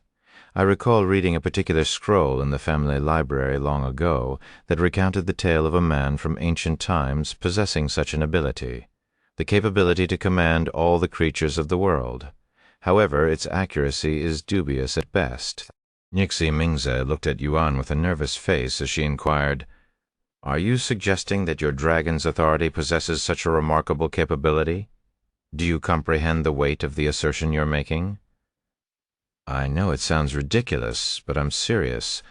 I'm not accusing you of falsehood, Ji Mingze suddenly added, but if I am to persuade myself that such an ability truly exists, I must witness it firsthand with my own eyes. Yuan smiled. I understand completely, and I don't blame you. He proceeded to turn his head to look at Feng Yuxiang and Lan Yingying, who were sitting not far away from the stage. Feng Yingying, do you mind coming on the stage for a quick experiment? It would be my honor to assist you, young master. Feng Yuxiang exclaimed enthusiastically as she stepped forward toward the stage. I also don't mind, Lan Yingying said as she followed behind Feng Yuxiang. What's happening? Ji Meili was intrigued by the sudden turn of events and also made her way to the stage, wondering what they were going to do. Once they were on the stage, Yuan asked them, I'm going to use Dragon's authority on you two to see if it works on creatures beyond dragons. Do you mind? You can do anything you want to me, young master. Feng Yuxiang responded in a teasing tone. Lan Yingying calmly nodded in silence, agreeing with her. What makes you think it'll work on creatures beyond dragons? Ji Meili asked out of curiosity. Just a hunch, he smiled mysteriously. After giving Feng Yuxiang and Lan Yingying a moment to prepare themselves, Yuan looked at Feng Yuxiang and asked her, I will start with you. Are you ready? She nodded with a serious expression. I am ready. Chapter 1234. A Dangerous Ability. 1234. A Dangerous Ability. After Feng Yuxiang expressed her readiness, Yuan contemplated how he should utilize the Immortal Monarch's dominion on her. Naturally, he recognized the need to issue a command that would compel her to perform an action she would typically avoid or hesitate to undertake. After all, if the command was too easy, it wouldn't really prove to Ji Mingze his capabilities. Eventually, Yuan thought of something, but before he used Immortal Monarch's dominion on her, he apologized to her first. I would like to apologize in advance. Sorry, eh? Hearing such a thing only made Feng Yuxiang nervous about what he had planned for her. Young master, please go easy on me. Without responding to her plea, Yuan activated Immortal Monarch's dominion. Feng Yuxiang's body immediately froze with Yuan glaring at her. I want you to pick your right nose hole with your right pinky and make chicken noises, Yuan commanded her. Feng Yuxiang's eyes widened with shock, as did Lan Yingying and the others there.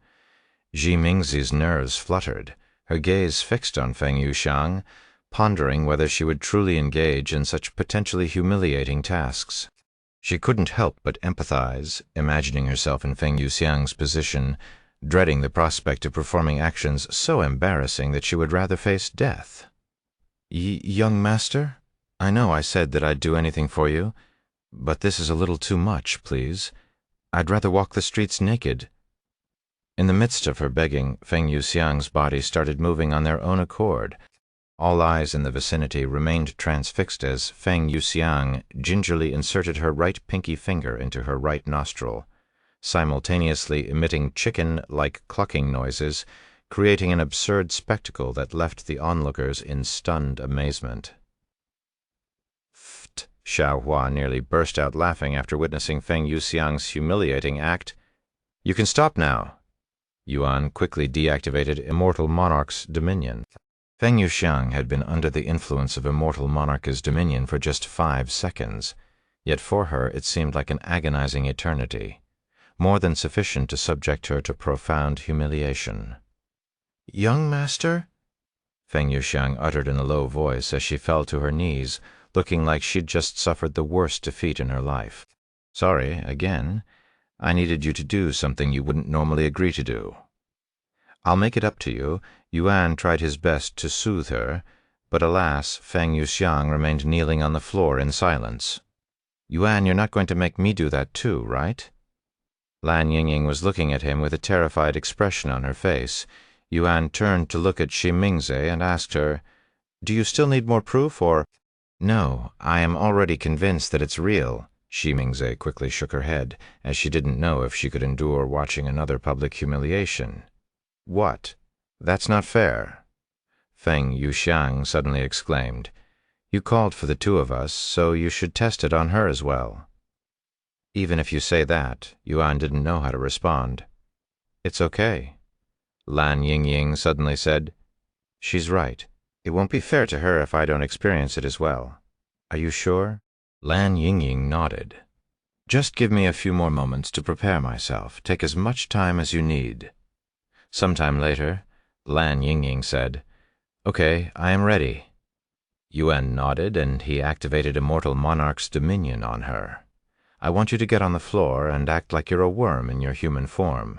Lan Yingying subconsciously tried resisting the Immortal Monarch's dominion, but almost as though she had turned into a puppet with strings tied to her body, she lay on the floor and started squirming around like a worm. One could argue that Feng Yuxiang still got the shorter end of the stick, but she seemed satisfied with the results and didn't complain. "You can stop now," Yuan said a moment later. However, Lan Yingying did not immediately get off the floor.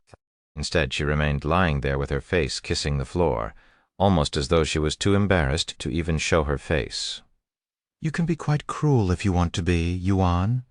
This was truly unexpected," Zhi Mingzi said to him. Yuan could only respond with a stiff smile. A few moments later, Zhi Mingzi turned to look at Feng Yuxiang and asked her, "Can you tell me how it felt? Did you try resisting his command?" Feng Yuxiang nodded. "I did, but it felt like my body had stopped listening to me. No matter how hard I tried to resist it, I couldn't prevent the humiliation indeed. It was like someone else had taken control over my body. It was a more terrifying experience than I expected." Lan Yingying shuddered, just recalling it. A dragon's authority that works on all creatures, as powerful as it may sound. It's also an incredibly dangerous ability to have, Yuan. If word gets out that you can command any beast at will, they will hunt you down because you're a threat to their very existence. Zhi Mingzi warned him. In the event that a magical beast with the ability to control humans and make them act against their will were to appear, there would be no question that humans would relentlessly pursue and hunt down such a creature. This same logic applied to humans as well. It would be for the best if you kept this ability a secret. Even better if you don't use it at all if you don't need to. Yuan nodded. "I agree. I don't enjoy forcing others to do things against their will, too." Some time later, Zhi Mingzi said to Yuan, I'm going to make a trip to the family library to see if I can learn more about your ability. In the meantime, you can go back to rest. I understand." Jimingzi left the scene shortly after. "Young master, you owe us for today," Feng Yuxiang said to him as they returned to their rooms. I know, Chapter 1235, Primordial Phoenix's Contribution. After returning to his room with Xiao Hua and the others, Yuan asked Feng Yuxiang, "Can you tell me what you know about the Primordial Phoenix? After that, I'll tell you about what I know." Feng Yuxiang nodded. Although the Primordial Phoenix wasn't the first phoenix in existence, she somehow managed to surpass the first phoenix's bloodline, which was thought to be impossible. She's also done a lot for the phoenix race, such as giving birth to many phoenixes with a superior bloodline. She gave birth? Yuan couldn't help but stop her after hearing this information. Feng Yuxiang chuckled and said, "Not literally, just like how dragons can improve their bloodlines by absorbing a superior bloodline, the primordial phoenix shared her bloodline with many phoenix families, hence giving birth. If it weren't for her, the phoenix race wouldn't have as many royal families in this era and lag behind the dragons.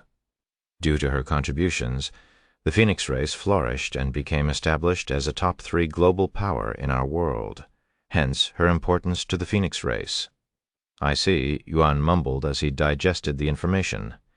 "Now tell me about your experience with the primordial phoenix," Feng Yuxiang urged. With a serene smile, Yuan began to reminisce, retracing the memories he shared with the primordial phoenix, recounting their initial encounter and the extraordinary adventure that spanned well over 100,000 years, even though their deal had originally been set for just that duration. When Yuan mentioned the smoldered phoenix egg, Feng Yuxiang stopped him and exclaimed in shock, "A billion-year-old smoldered phoenix egg? That's insane." "Wait a moment. If it's a billion-year-old smoldered phoenix egg, then it's possible it might be the very reason the primordial phoenix managed to transcend the bloodline of the first phoenix." Feng Yuxiang had this realization: "To think that the young master, your incarnation, played a pivotal role in our history. I dare say the phoenix race might find it hard to accept that a human was the catalyst for their flourishing. I suppose we can't be certain that the smoldered phoenix egg is the definitive cause behind the evolution of the primordial phoenix's bloodline," Yuan mused. "No, it's almost certain that's the cause," Feng Yuxiang responded confidently. "A mere 10,000-year-old smoldered phoenix egg would incite a war among the phoenix race in our present era. I can scarcely fathom the potency of a billion-year-old smoldered phoenix egg.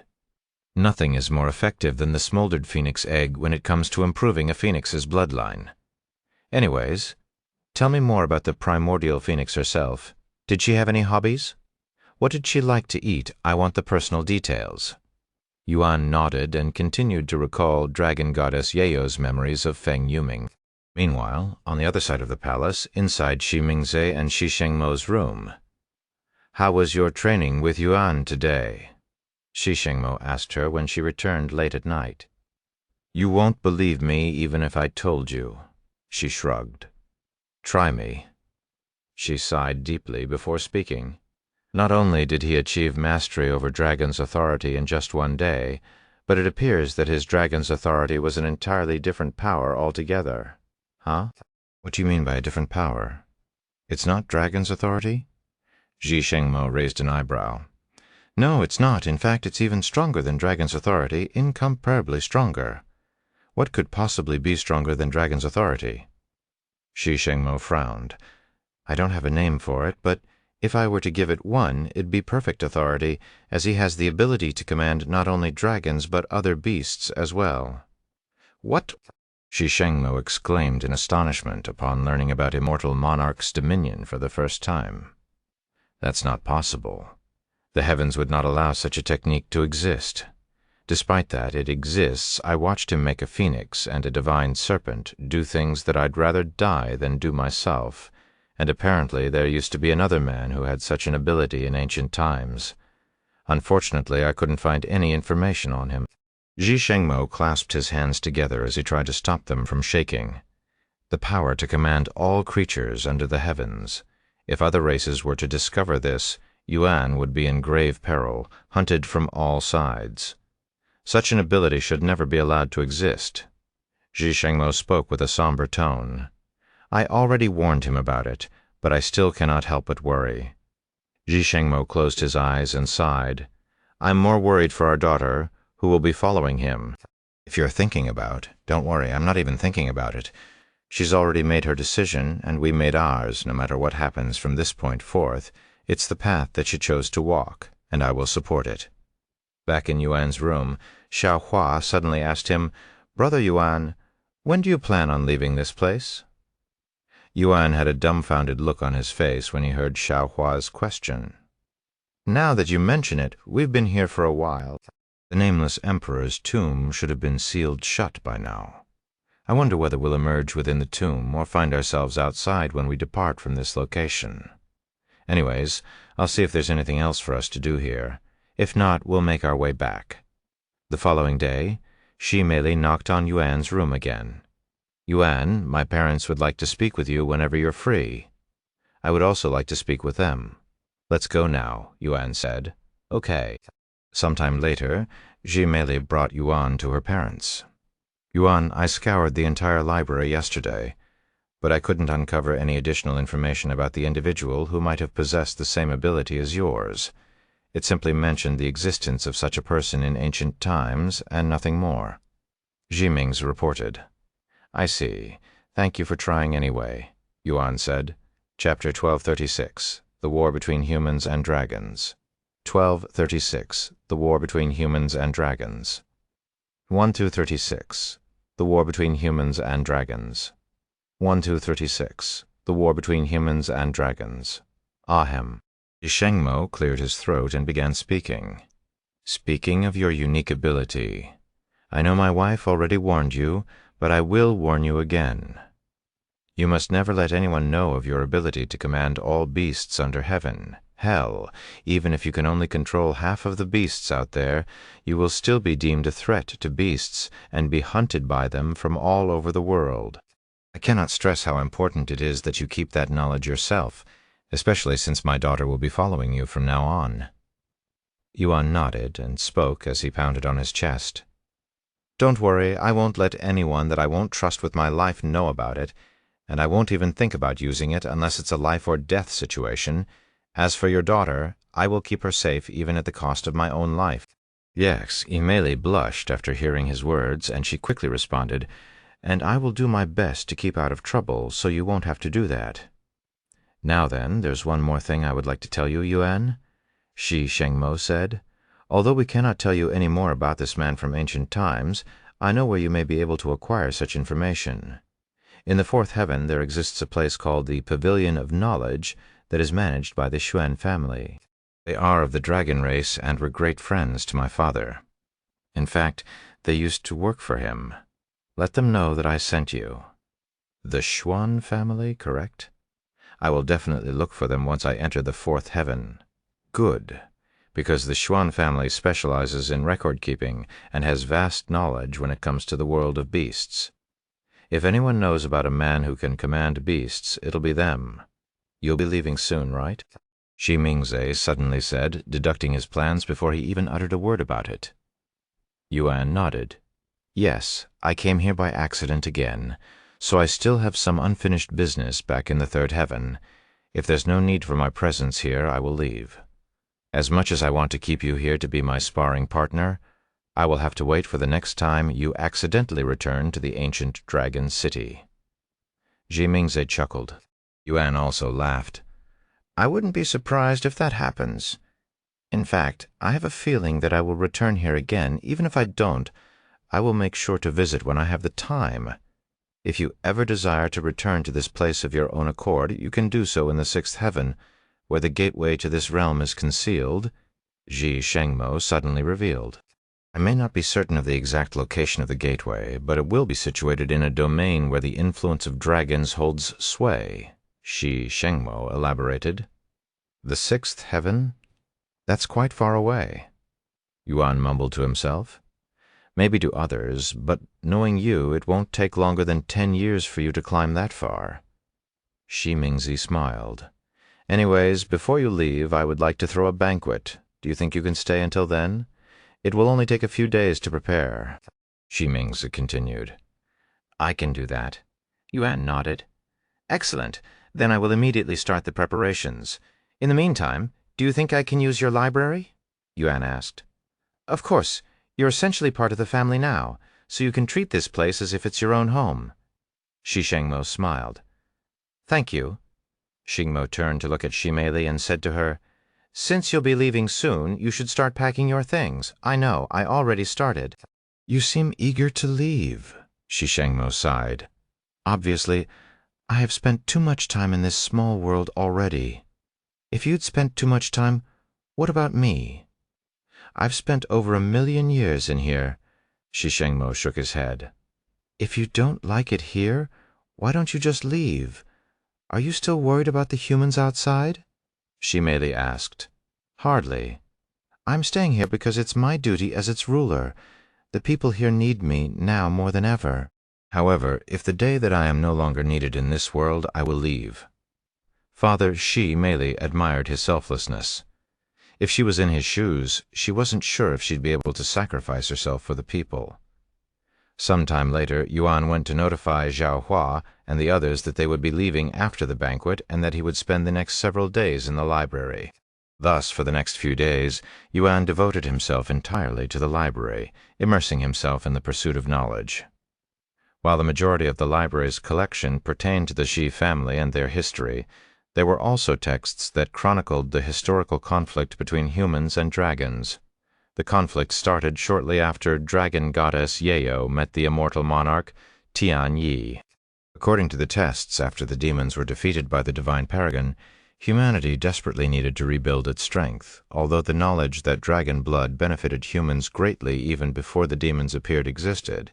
Not many people actually went out of their way to hunt dragons. Yet, a dramatic shift occurred when desperation gripped humanity. In their pursuit of survival and strength, humans began hunting dragons en masse, driven by the desperate quest to obtain their precious blood.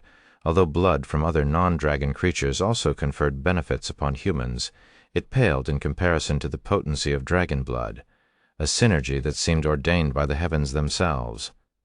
Naturally, given the gravity of the crisis, rectifying this dire situation became the foremost priority for Tian Yi. It was this endeavor that catapulted his name into the limelight and marked the inception of his enduring legacy. Regrettably, the historical records in Yuan's grasp remained silent on the conclusion of the conflict and omitted any reference to Tian Yi, as the Xi family and many other dragons had ventured into the ancient dragon city long before a conclusive end was reached and Tian Yi's name was spread. Chapter 137, Proclamation of Marriage. After spending several days in the Xi family's library, Yuan gleaned a profound understanding of why the Xi family and other dragons had sought refuge within the ancient dragon city. He uncovered accounts of the heinous atrocities and excruciating suffering inflicted upon dragons by humans, delving into the sweeping conflict that had engulfed the entirety of the divine heavens in a war between humans and dragons. Unfortunately, he could not find anything about the immortal monarch besides a brief mention of him, just as Xi Mingzi had said. Yuan departed from the library once he was satisfied with his research, and almost as if she had anticipated his exit, Shimei appeared at the far end of the hallway at the same time, steadily making her way toward him. Excellent timing. I was actually searching for you to let you know that the banquet has been arranged. Shimei called out to him from across the hallway as soon as she spotted him. Yuan nodded and responded with a smile. Perfect timing indeed. I am starving. Hold on. You're back to your normal appearance, Yuan. Looks like the transformation was temporary after all, Shimei said. Would you have preferred that it was permanent? Yuan asked in a joking manner. Shimei chuckled. As handsome as you were in your dragon form, I actually prefer your human appearance. There's just something about it that's very attractive. At least it is to me. Anyways, follow me. Everyone is already at the banquet after a short while. Yuan and Shimei arrived at the designated banquet location, which had been arranged in the front courtyard of the palace. There's a lot more people here than I anticipated. Yuan was surprised by the crowd there. I also thought it was a private banquet for us, but that wasn't the case. My parents invited pretty much all of their friends and whatnot. Not sure why, though, Shimei said. When Shi Mingze noticed them, she quickly approached them. "What do you think?" she asked Yuan. "A little grander than I anticipated," he said with a smile. "I had initially planned for a private banquet, but upon further consideration I've chosen to make it public. This gathering is to commemorate your remarkable accomplishments, and also serves as a farewell celebration for Mei Li," Shi Mingze explained with a warm smile. "I see. Follow me. I'll introduce you to everyone." Shi Mingze suddenly grabbed Yuan's hand and guided him towards a platform. Once they were standing on the platform, Shi Mingze cleared her throat loudly, her voice rippling throughout the entire courtyard. The thousands of guests there halted whatever they were doing and turned their attention to her. "Ladies and gentlemen, thank you for coming to our banquet, despite the short notice and the evolving situation after our recent incident with the Azure Dragon family and the Emerald Dragon family. I would like to take a moment to introduce you to the hero of our city." Yuan Shi Mingze introduced him to everyone. Everyone immediately started cheering, causing the area to tremble with excitement. Yuan's name had permeated every corner of the ancient dragon city and beyond after the resolution of the conflict. Despite wanting to remain low-key, the sheer magnitude of his achievements made it impossible to evade the spotlight. His actions left an indelible mark, and the tales of his accomplishments will be woven into the fabric of the cities and their histories. People learned of his unparalleled bravery during the conflict, and they marveled at the depths of his prowess that had thwarted the Azure Dragon family and the Emerald Dragon family's audacious schemes to challenge the Azhi family's authority pretty much by himself. Once the cheering eventually calmed down, Shi Mingze continued. "As you all know by now, if he hadn't stepped in to stop the Azure Dragon family and ended the war before it even began, our city would have suffered irreparable damage and thousands would have died." Shi Mingze proceeded to speak of the incident for a bit before changing the subject. "Now, as we gather to commemorate Yuan's extraordinary feats, I stand before you with yet another proclamation. My daughter Shi Mei Li has chosen to walk alongside him, so he is no longer just a guest, but now an integral and cherished member of the Shi family," Shi Mei Li's mother declared, her words resonating with deep significance and profound emotion. This announcement, essentially a proclamation of marriage between Yuan and Shi Mei Li, sent ripples of astonishment cascading through the gathered guests, leaving them profoundly taken aback. Despite the enormity of Yuan's accomplishments, no one there had anticipated that the Shi family would allow a human to become part of their lineage, let alone entrust their precious daughter to him. The revelation had defied all expectations and left the assembly deeply stunned. Mother, did you really have to announce that to everyone?" Shi Mei Li's face was flushed with redness. Shi Mingze merely responded to her with a profound smile. Since Yuan would be leaving the ancient dragon city soon, she wanted to make sure that nobody would have any funny ideas once he left. The announcement of Yuan's integration into their family served as both a statement of their bond and a stern warning to those with ill intentions, making it abundantly clear that they'd have to deal with him if they were ever to mess with the Shi family. When the guests snapped out of their shock, they started cheering for them. "See, congratulations, Yuan," someone there suddenly cheered. "I extend my heartfelt well-wishes for your future together. Princess Shi and Yuan," another guest chimed in, offering their blessings to the couple. "We're not even in that kind of relationship yet?" Shi Mei Li cried inwardly, and she could feel her entire face smoking from embarrassment. As for Yuan, he could only stand there with a stiff smile on his face. Sheikh Shengmo gave his own speech shortly after. Eventually the banquet began, and Yuan immediately started stuffing his face with food. Perhaps it was because of his transformation, but he'd never felt hungrier before. Heavens! Despite being a human, his appetite definitely wouldn't lose to any of us. The guests were baffled by Yuan's ability to eat, and not wanting to lose to him, they also started stuffing their faces with food. Chapter 138, Furious Dragon. 138, Furious Dragon. The banquet lasted for several days, and during this time, Yuan stuffed his face with very few short breaks in between. "It's like you have never eaten before." Jimerong was astonished by Yuan's bottomless appetite as the food on their table disappeared faster than it could be replenished. "I think it's due to my transformation." I might have used a little too much energy, Yuan said. That's only natural since we consume more energy when we are transformed. It might even be worse for you since you are a human, Shi Mingze said. Speaking of transformation, it seems you finally returned to your original form. What a pity. I really liked your dragon appearance, Shi Mingze sighed. Can you transform again if you want to? Shi Shengmo suddenly asked. I don't know. I haven't tried to yet. Yuan shook his head. Just like your dragon's authority, I believe it's worth delving into. If you can transform at will, it could become a valuable technique to have up your sleeve in emergencies, Shi Mei said. I will, he nodded. So what will you be doing after you return to the outside world? Shi Shengmo asked him some time later.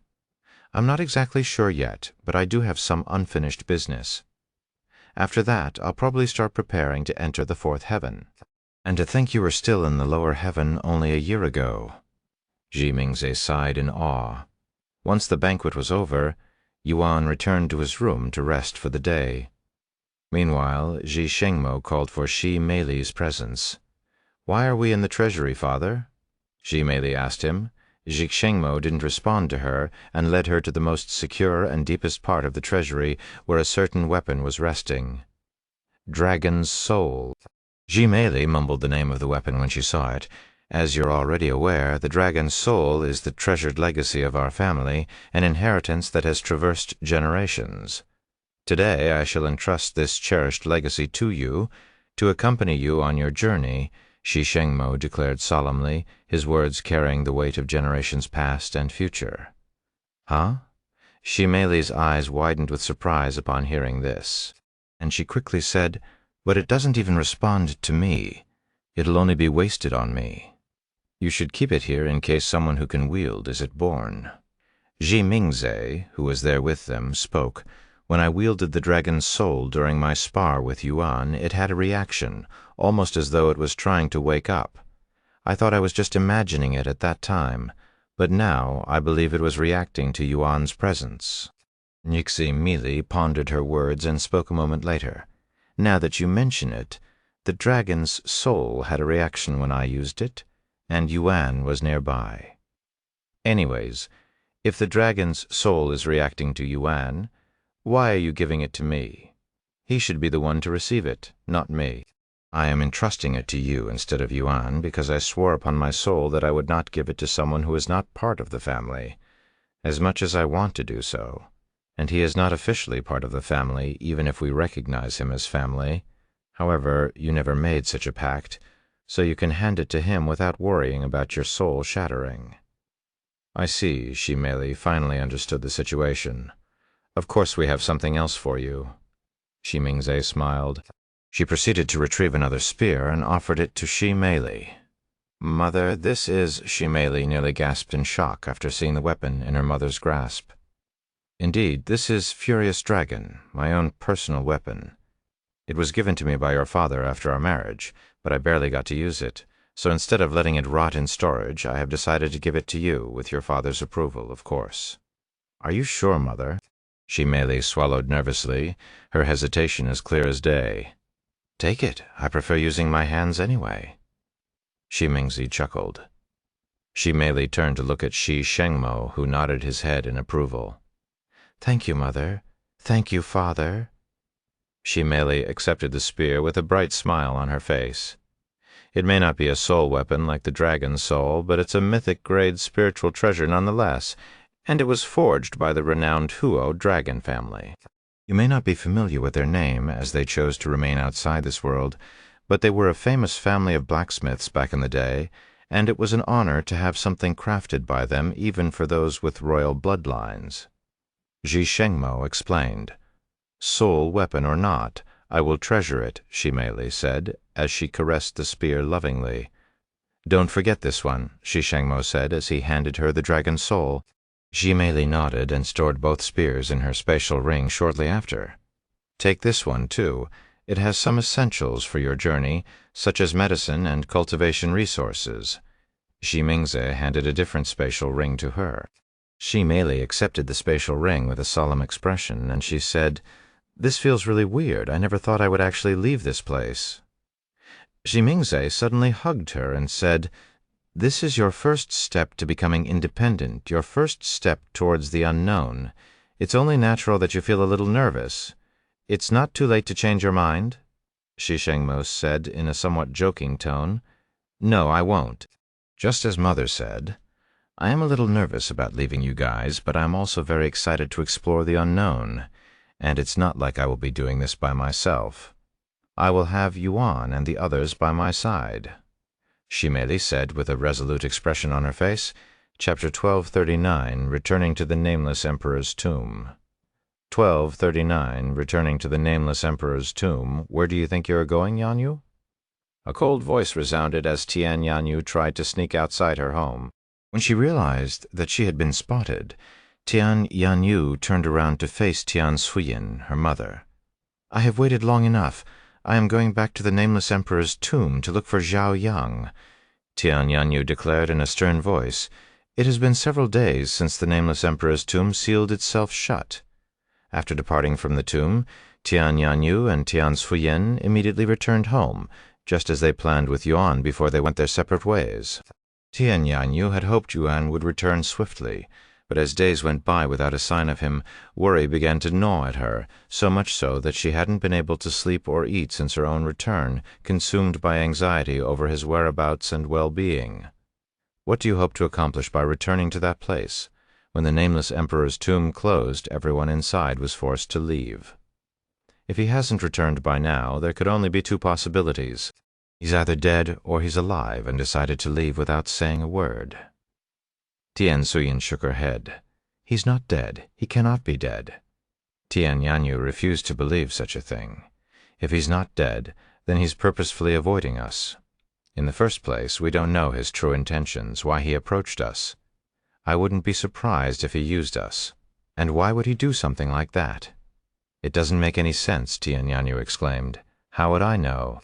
"Just forget about him, Yanyu. You cannot wait for him forever." "You're wrong. Xiaoyang wouldn't just abandon us like that. There must be a valid reason for his absence, maybe even something keeping him trapped inside the Nameless Emperor's tomb," Tian Yanyu vehemently argued, clinging to her refusal to accept that Yuan had simply deserted them. "What kind of nonsense is that? No one can stay inside the tomb once it seals shut. Even if he were trapped in there, what could we possibly do except wait for it to reopen in 7 years? Tian Suyin retorted, her skepticism undeterred by Tian Yanyu's hopeful perspective. That's Tian Yanyu fell into a speechless silence, unable to counter Tian Suyin's straightforward logic. And without saying anything else, Tian Yanyu ran back to her room. Tian Suyin, though deeply concerned for her daughter, recognized the limitations of choices she had in this kind of situation. Drawing upon her own experiences, she understood that even the most gifted cultivators were not immune to death, and attempting to bite off more than one could chew often led to perilous consequences. "I'm sure she'll calm down and come to accept the situation when enough time passes." Tian Xianzu materialized seemingly from nowhere, offering his perspective. Tian Suyin couldn't help but express her concerns, sighing deeply. "But how long will that take? I'm not sure I can endure several years of perpetual headaches. We must be patient, just like our ancestors who waited decades for Tian Chenyu to sort his emotions," Tian Xianzu said with a profound smile. Meanwhile, outside the Nameless Emperor's tomb. "Hey, why the hell are we still standing around here like some dumbasses?" Zhao Hui glared at Xiong Lu in a pissed-off manner. "I didn't see Yuan come out of the Nameless Emperor's tomb," Xiong Lu said. "Then you either missed him or he's dead. There's no way for anyone to remain inside the tomb once it seals its doors shut." "Him? Dead? No way." Xiong Lu immediately disregarded such a possibility. And he continued, "Just wait a few more days. If he doesn't show up after that, we'll give up for now." "What a waste of time," Zhao Hui sneered as he sat on the ground and began cultivating in silence. The day after the banquet, Yuan and the Xi family gathered at the portal outside Ancient Dragon City, the same one that he came from. "Once again, I want to extend my sincere thanks for everything you've done for our family and our city. Yuan, Your presence during this time has been an immeasurable blessing." Shi Mingze expressed her heartfelt gratitude to Yuan, her words filled with deep appreciation. She turned to look at Shi Mei, who was nervously standing beside him, and continued, "Don't cause too much trouble for him, you hear?" "Why would you assume that I am going to cause trouble?" Shi Mei said with a cute, angry face. "Because you're my daughter," Shi Mingze smiled confidently. "Please, take care of our daughter, Yuan." Shi Shengmo then said. Yuan nodded solemnly, assuring Shi Mingze, "Rest assured, I'll do everything in my power to ensure her safety." "Good luck, boss." "And see you next time," Shi Murong also said his goodbyes. "Best of luck to you and your training as well." They would continue to exchange farewells for several more minutes before Shi Shengmo started activating the portal.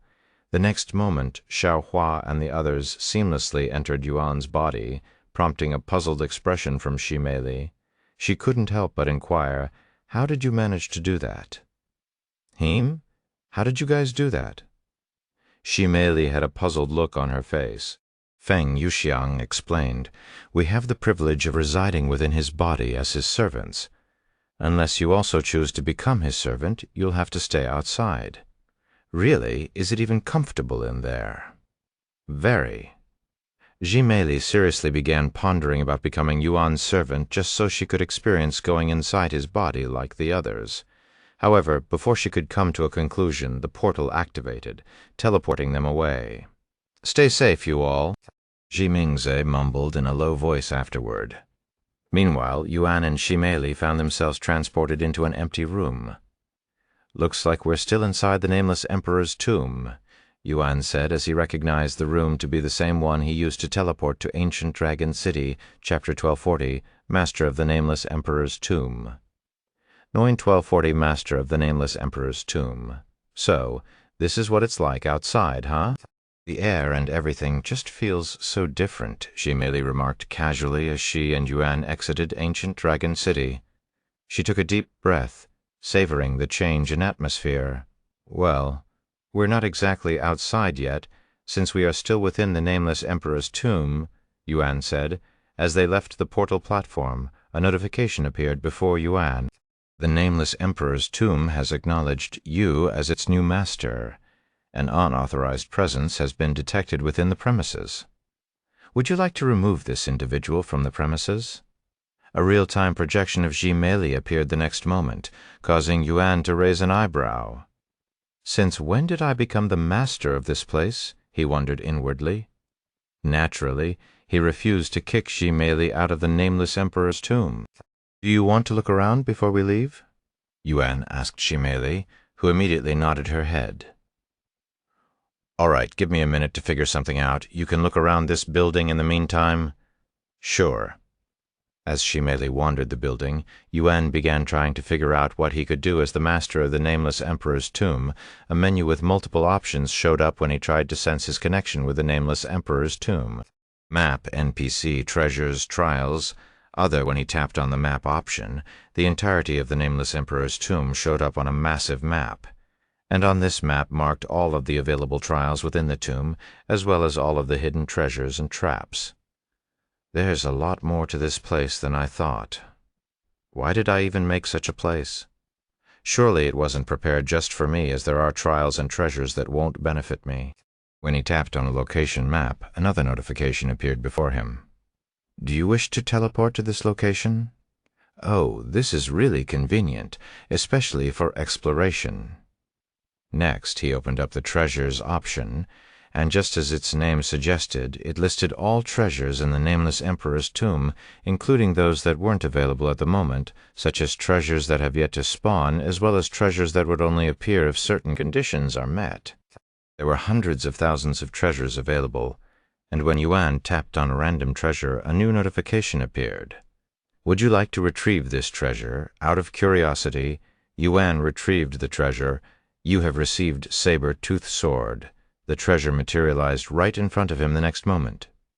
Yuan was speechless. Having unrestricted access to all the treasures concealed within the Nameless Emperor's tomb was a game-changer of epic proportions. If word got out to the outside world, it would undoubtedly drive people into a frenzy after all, while most had to risk life and limb to lay hands on something valuable. Yuan could simply obtain it with a mere whim. Unfortunately, most of these treasures were useless for him. There were some decently valuable resources, but he didn't really need them at the moment, as he wouldn't be able to transcend Spirit King without evolving his physique. Yuan proceeded to sort the treasures from the rarest to the most common. The highest grade of equipment available was ancient grade, and there were only 6 of them left. Although I won't have any use for them, I can sell them for some money. Yuan remembered how poor he was in terms of currency and decided to snatch the ancient grade treasures to sell later. He also retrieved a bunch of cultivation resources and some divine grade treasures, but he had no intentions of selling those, as he planned on giving them to his friends. He thought about giving the ancient grade treasures, but they were simply too powerful and had extremely high stat requirements that would require them years of cultivating to meet. Since these are technically mine, there shouldn't be any problems if I take some, Yuan thought to himself as he stored the treasures in a separate spatial ring. He looked at the trials option next, and as expected, it showed all of the available trials in the Nameless Emperor's tomb as well as their intricacies. Next, he peeked into NPC, which listed all of the NPCs that assisted the Nameless Emperor's tomb. Yuan noticed Jin Shi's name at the very top of this list, and his immediate response was to try and summon her. Summon Jin Shi, however, Yuan quickly stopped himself and decided against summoning Jin Shi, as he did not want to ruin the last moments he had with her. There were other NPCs, but they were just generic individuals, created only for the purpose of their specific trials. Monsters were also categorized as NPCs. Yuan looked into other next. With this option, he could basically change anything he wanted about the Nameless Emperor's tomb. He could shift mountains and rivers, breathe life into existence, and erase anything he chose. In this world, he was literally God. He also realized that he could bring the Nameless Emperor's tomb with him on his journey if he desired. There was so much he could do with the Nameless Emperor's tomb, but Yuan decided to keep everything the same as it was intended by his incarnation. Sometime later, Shi Mei returned to the room. "What kind of scenery do you want to see?" Yuan suddenly asked her. Shi Mei pondered for a moment before responding. "I would like to see an ocean."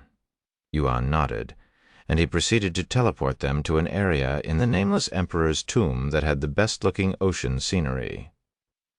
What just happened? Shi Mei was greatly surprised by what he had just done. "As the owner of this place, I can teleport us anywhere I want within this world," he causally explained. "What exactly is this place? The Nameless Emperor's tomb. It was created by my incarnation." "Your what?" Shi Mei looked at him with wide eyes. Yuan then said with a serious expression, "Since you'll be following me, I think it's only right to tell you a little more about me." Nyxi Mei swallowed nervously after sensing the change in atmosphere, and she had never seen Yuan so serious before. "Go ahead." This might sound crazy, but Yuan proceeded to tell her about his true identity, how he was the reincarnation of several prominent figures in the 9 heavens, and that he was in the process of regaining their memories.